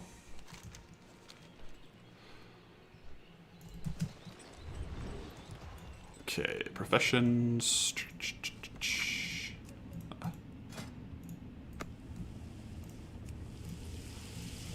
There we go.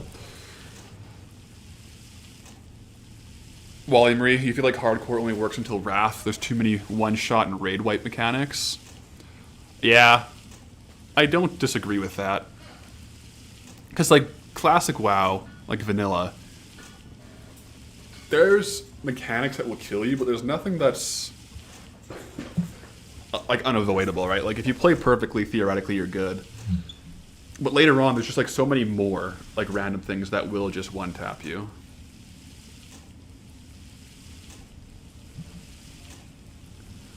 Ramius, anything dropped from the rare kill? Yeah, we actually got the cloak. Where is it?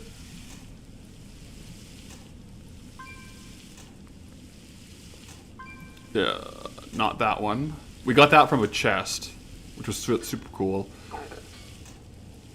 Cloak of the Night. Where is the Cloak of the Night? In my bags. There we go. So we got the Cloak of the Night, which is nice, and we also got some legs, which were pretty good to see drop.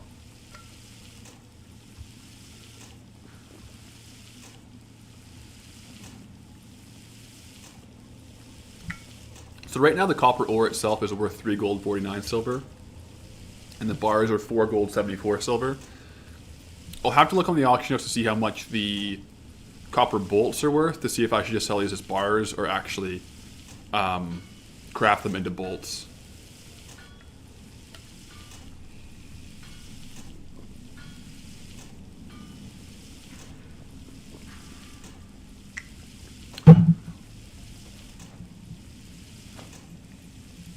Yeah, that's the Cloak of the Night.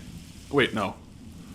Yeah, that's the Cloak of the Night. But then this other cloak that we got, the Battle Chain Cloak, which we got from a random chest, looks way cooler. It's like, I'm half tempted to equip that because it's hard in these early zones to get the long looking cloak, because that's much more of like a late game appearance.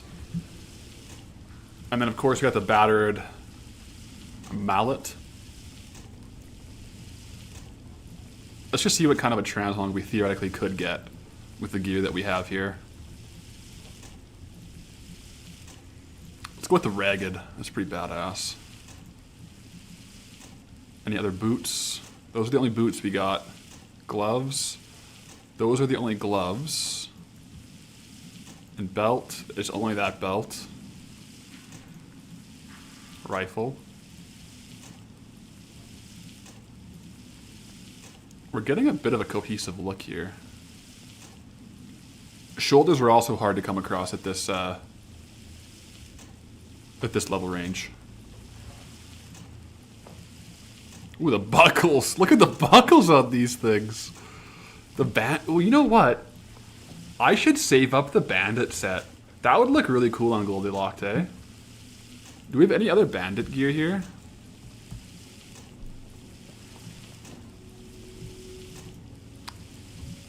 Yeah, like, I wonder if I have a full bandit set on the auction house. Here, wait, I'm gonna go. Yeah, I think we are outgrowing the red shirt.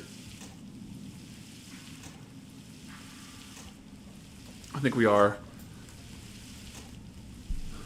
I do. After this, I'll double check. I'm here.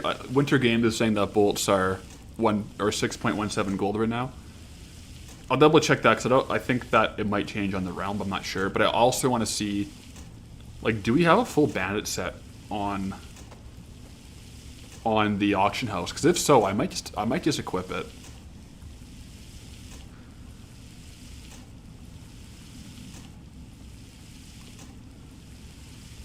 What do we think? Do we drop the red shirt? Let me see if I can... How do we do this? I can make a poll on Twitch. Create a new poll. Do we drop red shirt? Response 1, yes. Response 2, no. It's going to be open for 2 minutes. Start poll. So it's on Twitch. So if you want to vote in the poll, you got to pop up over to Twitch. But this is the poll to seeing if we drop the red shirt. Yes or no. Whatever happens, it happens, you know. The red shirt's been pretty classic.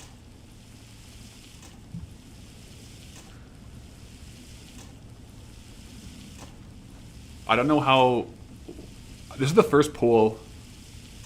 I think it's just on Twitch, right? I'll drop the... Twitch.tv.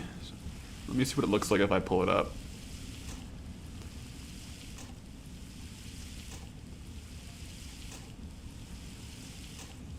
Here, I'll comment. Oop. There we go. I exited out of that before the the stream started really echoing there. Yeah, we're voting to drop the red shirt. So to clarify, if you say yes, it means we unequip the red shirt.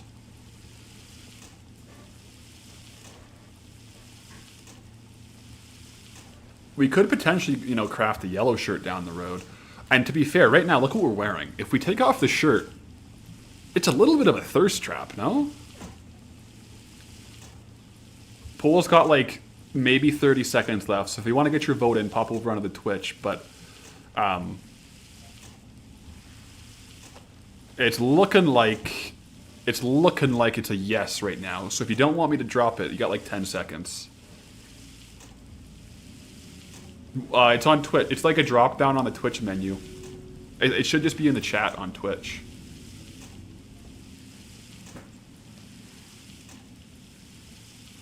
Okay, view results.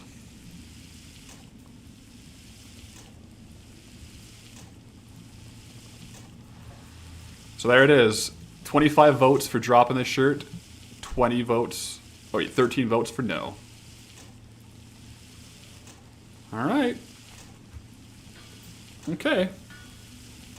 Well, you guys asked for it.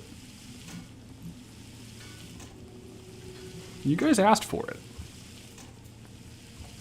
I don't want to open up my character page because I think that might stop me crafting. So in 6 seconds, though, we will do it.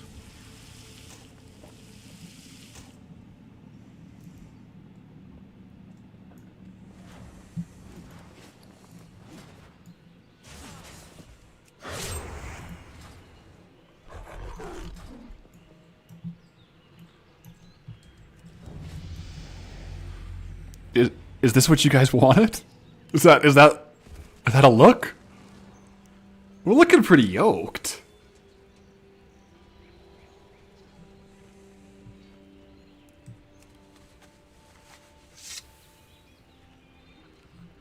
All right. Let's go ahead and see. It's the club fit. You're right. Let's go see if we have a full set of bandits on the auction house.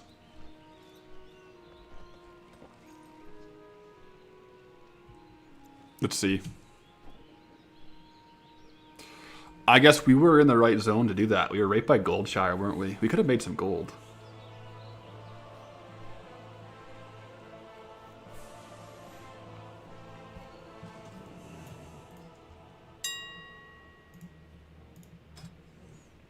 Alright, so bandits. Should be... Can I sort by, like, item? Yeah, there we go. So... We have bandits boots. We already have those there. Bandits bracers, bandits... Yeah, we don't have a full set of bandits. We have the boots, gloves, and belt.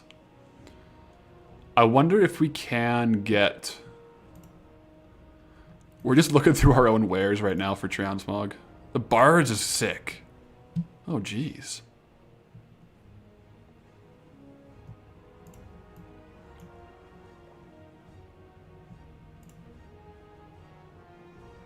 Yeah. We might have to target out some of these bandit skiers. Oh yeah, I want to see on the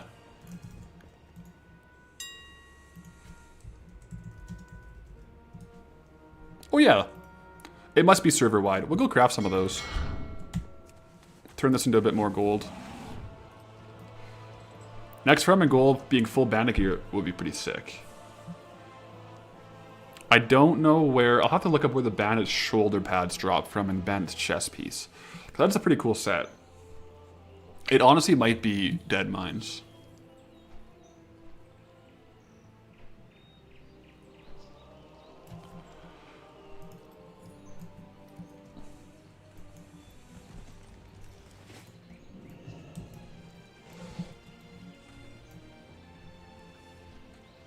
Alright, we're breaking out of the zone right today. No, I'm just kidding. I'm just kidding. We're not stooping to that. Okay. We do need to pick up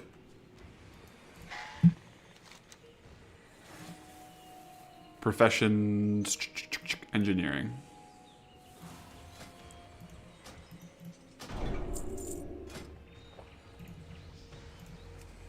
See you later. And then we gotta get to 30 engineering so we can craft the bolts. Yeah, you can get the rogue mask thingy in Dead Mines. Yeah, the is it just straight up Van Cleef's like mask?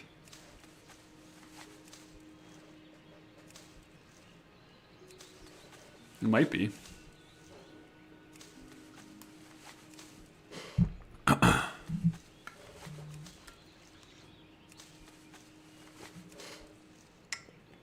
After Goldilocks, you can start another series in the inn called Thirst Trapped. That'll be on the Only Gold's website. So Bandit Chest looks like a zone drop from Duskwood, but can also drop from the wolves and spiders in Redridge, according to Wowhead.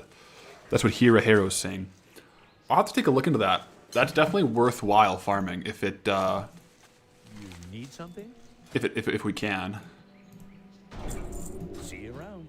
Well, And get a blacksmith hammer.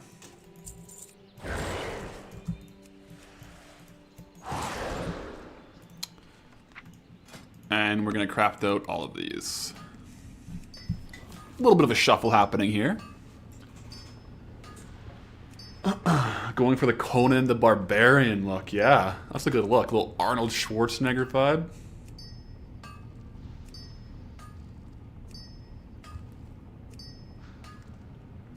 At some point, you'll be tempted to wear something expensive yourself just for the sake of it. Well, the Knoll harness is worth like 5k. That's what I'm equipping right now, right? Like this is worth...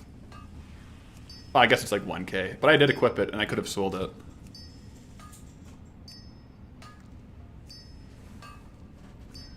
It's a very relaxing dink clink sound, right? It does add a lot of value though, because like the copper ore themselves were selling for 3 gold 70, and the bolts are like 6 gold right now. So that's adding what? 2 gold 30 each copper ore. It's like a 60-70% increase.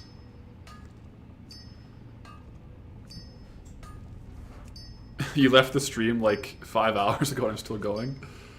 Yeah, fair enough. Yeah, it's been a decent stream, decent length. What's the worst possible unlock for the next zone? Dunmoreau? It might be. Although Dunmoreau does have Nolmer. I don't know. I feel like there's going to be some stuff in Dunmoreau that's a little bit unexpected. I haven't researched it that much yet.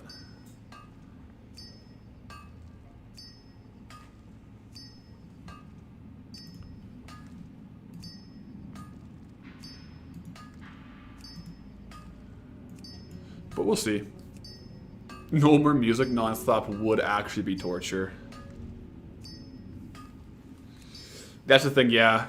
Hose FW. Nomer, or sorry, Dunmoreau would be a lot more copper ore. I think if we got Nomer, if we got Dunmoreau, I would probably do some crazy like stream targets, like 24-hour streams, and just try to like degen life it and just like rush it. Because like if you get average, let's say you can get like 2k gold per hour. You can probably get like 2.3k gold per hour farming just copper ore. 24 hours of that is still only 74k. So you need to do that 100... Oh my gosh, you'd have to do that like 4 days in a row of like straight 24 hours.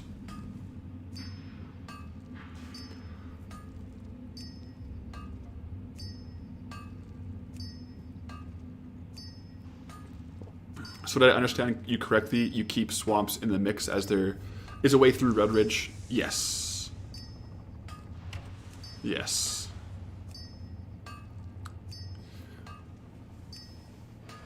Yeah, if we got that, like we would do some copper ore. We would explore all of Dunmoreau for what, because there's gonna be some more rares, some more like transmog items, and there might even be some more sneaky like pickpocketing or like some really niche farms that we could find. So it's very possible. But worst case scenario, this is like a very good farm, the copper ore. Which zone would be best to unlock next? I think the objective best one would be Burning Steps. You just unlock so many dungeons and like higher level mobs, higher level ores, higher level nodes, profession trainers. But what I want, I kind of want Westfall. Yeah, I want Westfall.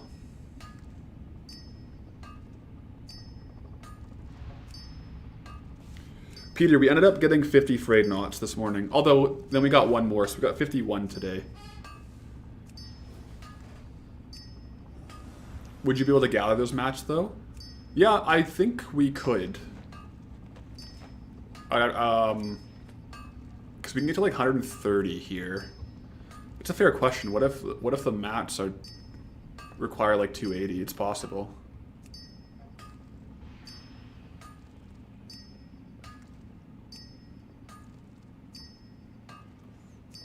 It's very good rhythmic. Bing, bong, bing, bong. Oh, you think that the de-grimer machine in Nomer is also a sneaky way to get more mats outside your zones. Fair enough. Yeah, that could be pretty good.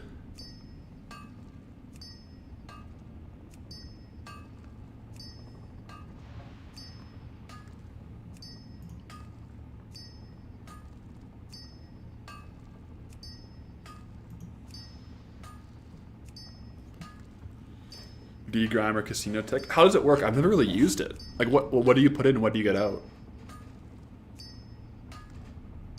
Do you put in, like, bolts and get out random stuff?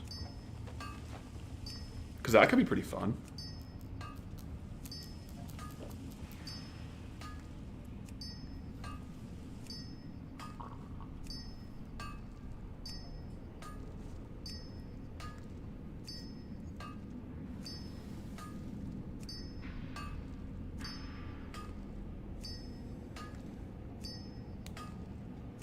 This feels like an early low-level area farm.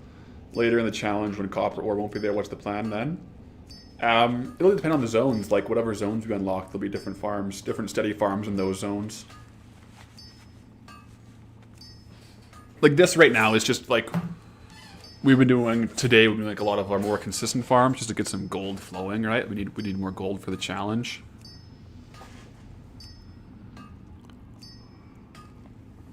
Oh, that's cool. So when you kill mobs in Nomer, you get a ground crusted item, and you can put that inside the decruster and you get a gift. Very interesting. Yeah. Did we get any good transmog stuff today? We did. We got the Shadowhide Scalper. We got the Cloak of the Night, which is in our bags now. Cloak of Night. We got the Battle Chain Cloak. We got a random like white chest from a kobold that is apparently pretty valuable that I didn't even realize we got. But like even these bolts here, like they're worth Where are we? Yeah, like 1.5k. Look at that though. Total sold 10,000, worth 65,000 gold, just from handfuls of copper bolts.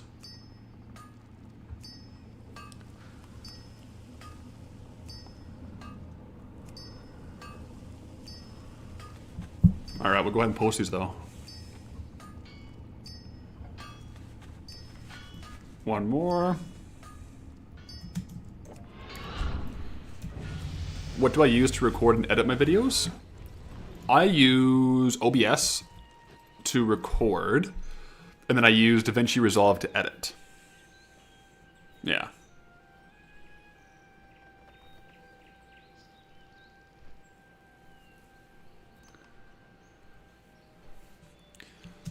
Oh, is it getting to the point now if some of the big items start selling, I might completely skip zones? Yeah, like if that happened, I would still like explore the zone in like, oops, my bad. I would still explore the zone in like a very detailed video and then just move to the next one.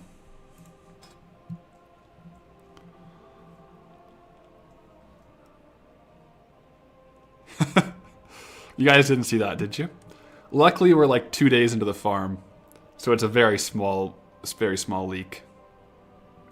If that was like a day before the release when the mailbox is actually full, that would be rough.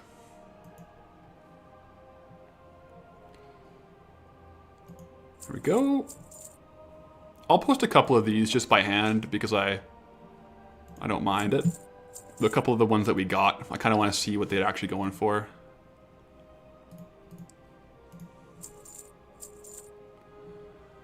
What else do we get? Yeah, we do have bandits.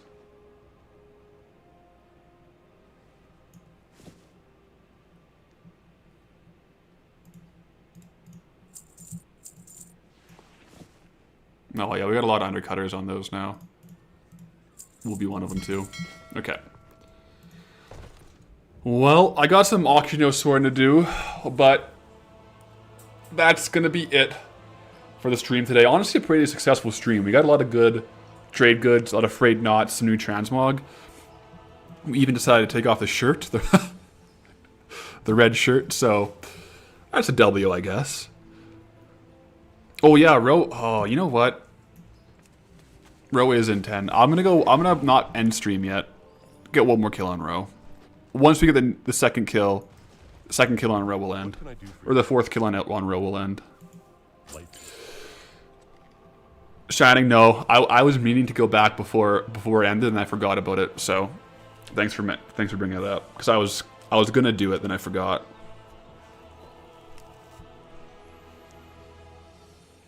But yeah, DaVinci Resolve is good as an editing software. I really like it. It's there is a paid version. I'm using the free version. It has like a lot of the features. I think the paid version has more on the side of like more actual like movie development, like color grading and all that stuff, which I just don't need.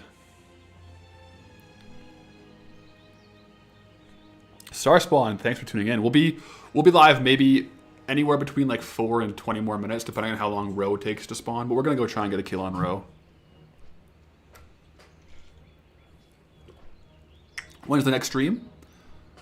Tomorrow. We're streaming tomorrow, 10 a.m. Same time. Yep. So we're running it back tomorrow. That's the first time we've ever streamed more than once in a week.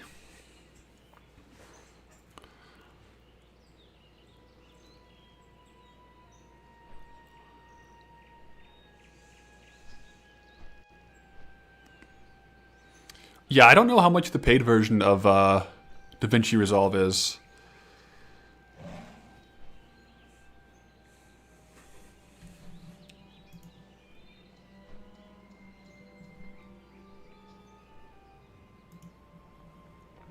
Yeah. So yeah, it'll be 10 a.m. Mountain Time. The same start time as today. So whatever it, like 5.5 hours before right now is, I'll be going live around then.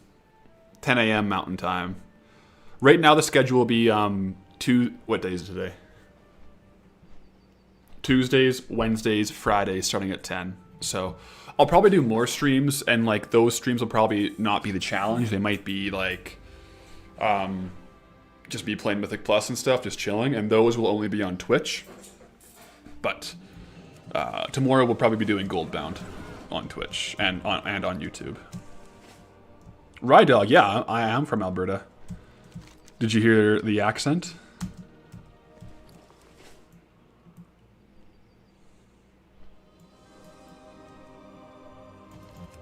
So it is possible that we missed it. So I'll wait up to 10 minutes. We'll take out some of these guys, though.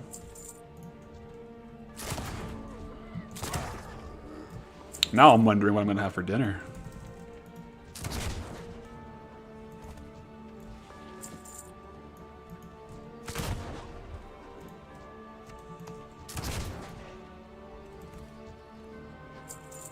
Luxilla is 5 p.m. there.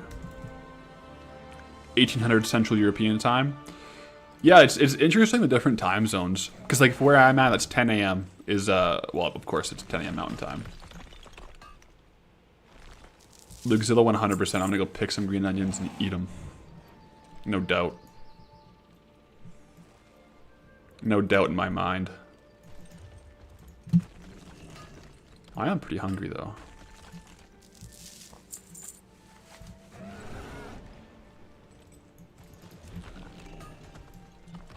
We could get a sneaky drop here in the last few minutes. That'd be crazy.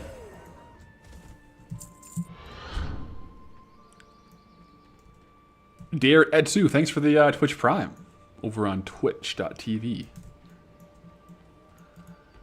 Now we're right in the money here of when he's going to be spawning. And we have the tech now. We know to jump in the pot for good luck. And jump in the pot for good luck, good measures.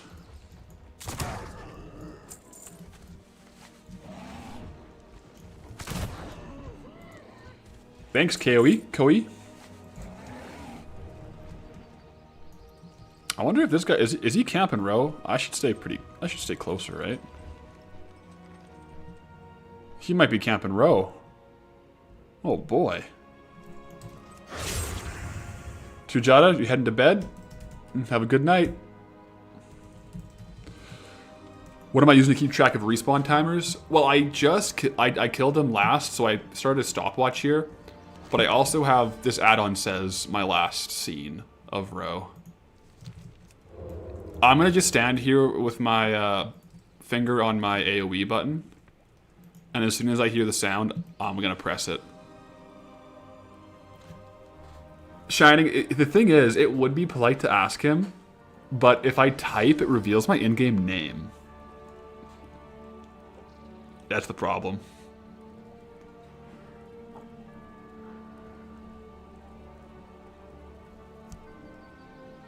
I'm not camping, promise. Oh, I wonder if he's in chat. He must be. So he's not camping it. Okay, so we're chilling.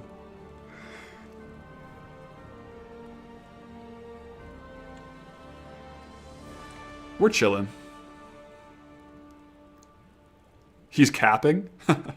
I guess we'll see.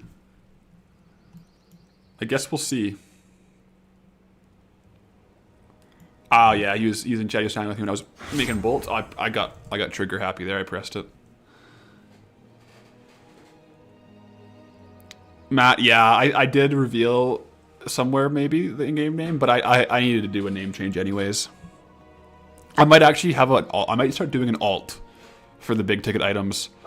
That way I would just go back to Goldilocks and sell my trade goods on Goldilocks and sell my high ticket transmog on the alt with like a secret name.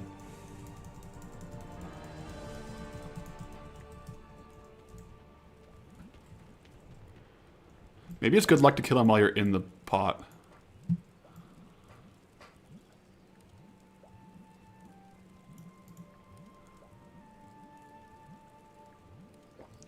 Brisk TQT, thanks for the Twitch Prime. Actually, that just started a hype train over on Twitch. Maybe the hype train is all we need to get some good luck on Row the Silent. Let's hope. Let's hope. Slash sit. Okay. I'm ready. It should be any minute now.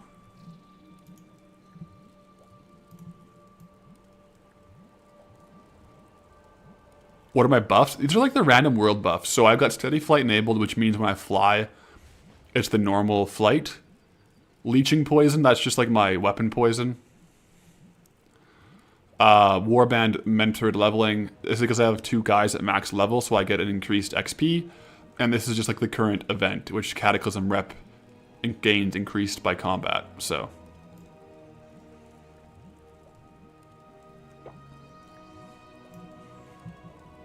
we'll take these guys out.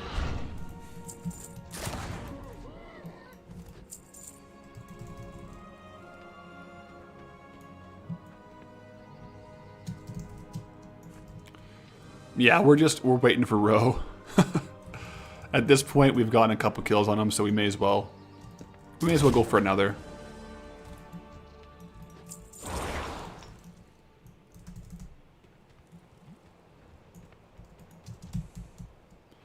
You think he's going to spawn in 1 minute? Had a great vault today, right? Anything fun? I haven't done any current stuff. I need to get going on Mythic Plus this week, but I didn't have a great vault. I haven't been queuing Mythic Plus. I think the timer is variable. I don't know if it's exactly 50 minutes.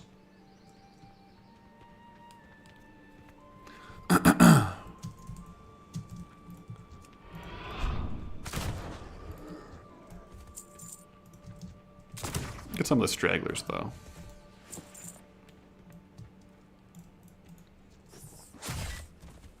Jace KBN with the Twitch Prime, keeping the hype train alive. Thank you.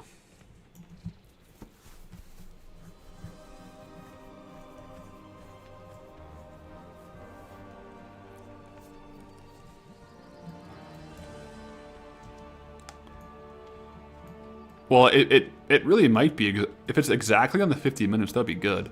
But I swear the second kill we got was like 38 minutes he spawned.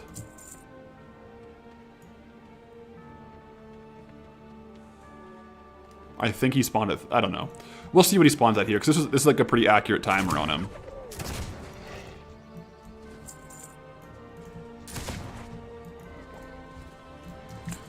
We can always jump around here.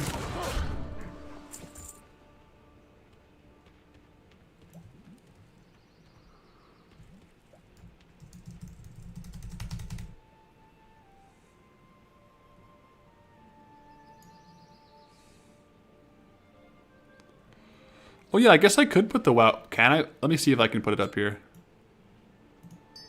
Oh, that's a good idea. Could put the WoW token up in the corner. Yeah. That's a good idea, Matt. We will have to figure out what we're going to do with the bags, because over time, like, they take up a bag spot each, and I can't... accidentally clicks it. Well, I can click it. It goes to this. As long as I don't click one of these. I did hover over them, though. That was pretty dangerous.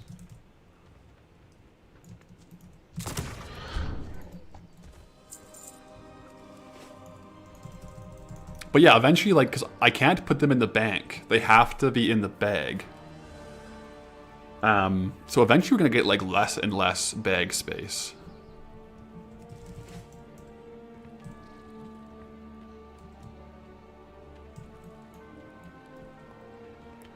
Fill the bags up with tokens instead of fishing boxes.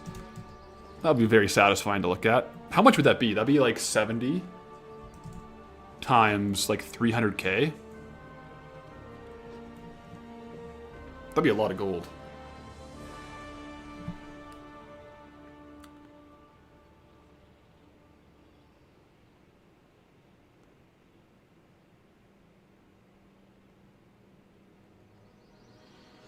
That'd be 21 million.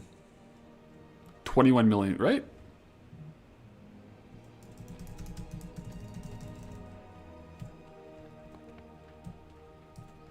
Definitely doable.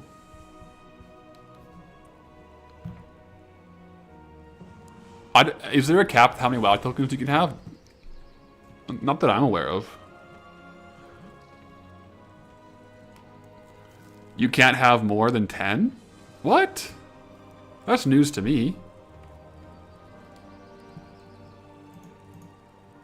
Well, I guess we're gonna have to figure out what we do once we get 10.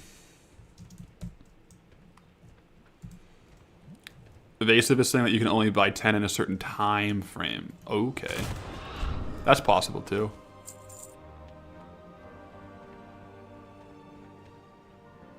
Well, 98 is the biggest bank slot, but you can't actually put the tokens in the bank, so they would have to stay in the inventory, and right now I think I have like 70 inventory slots.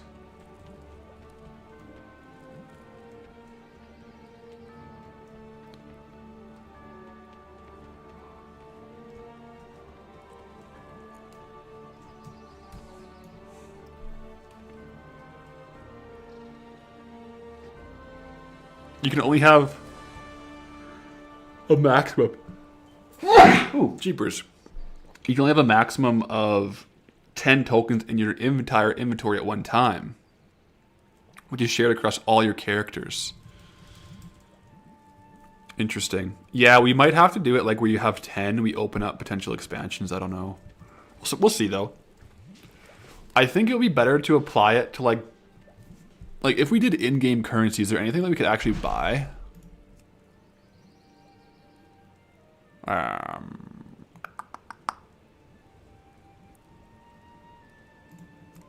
Like mounts? Like we could buy mounts. Yeah, I don't know. I don't know what we'll do.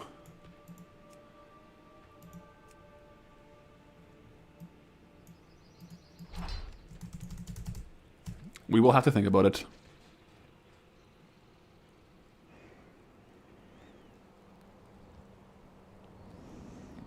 Turn it into real money and donate it for the good?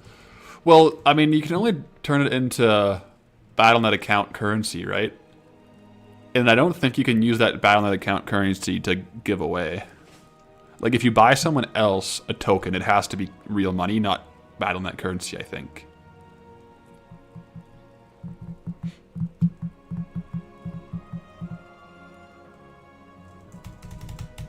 Use a WoW token to buy a WoW token. Lol, I'm just being silly. I'm starting to think we might have missed the timer. Like maybe it spawned earlier and we missed it.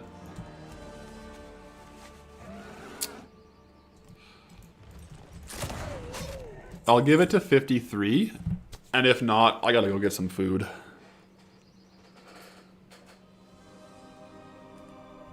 If he doesn't spawn by 53, I'm gonna call it for the day. And get back at it. Good night, Reby.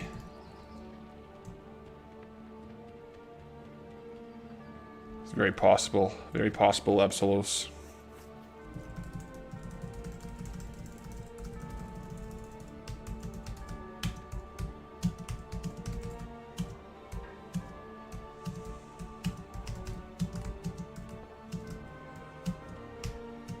Hit him with the Flex 1983 with the Twitch Prime. Hey man, you were here earlier, right? Thanks for the Twitch Prime.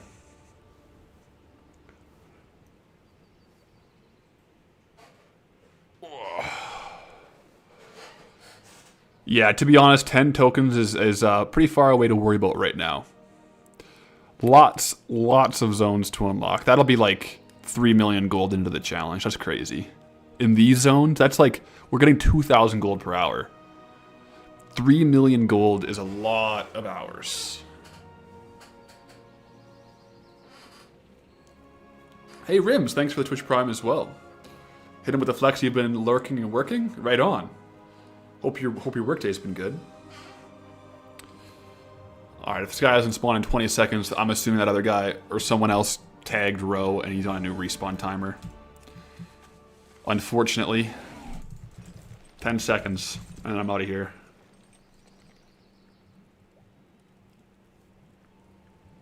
Korisu with the tier 1, thank you. Coming in hot right at the end of the stream here. 10 tokens is literally next month. I hope so. Alright, I'm calling it on row. I'll go have a quick look. See if chatter's up.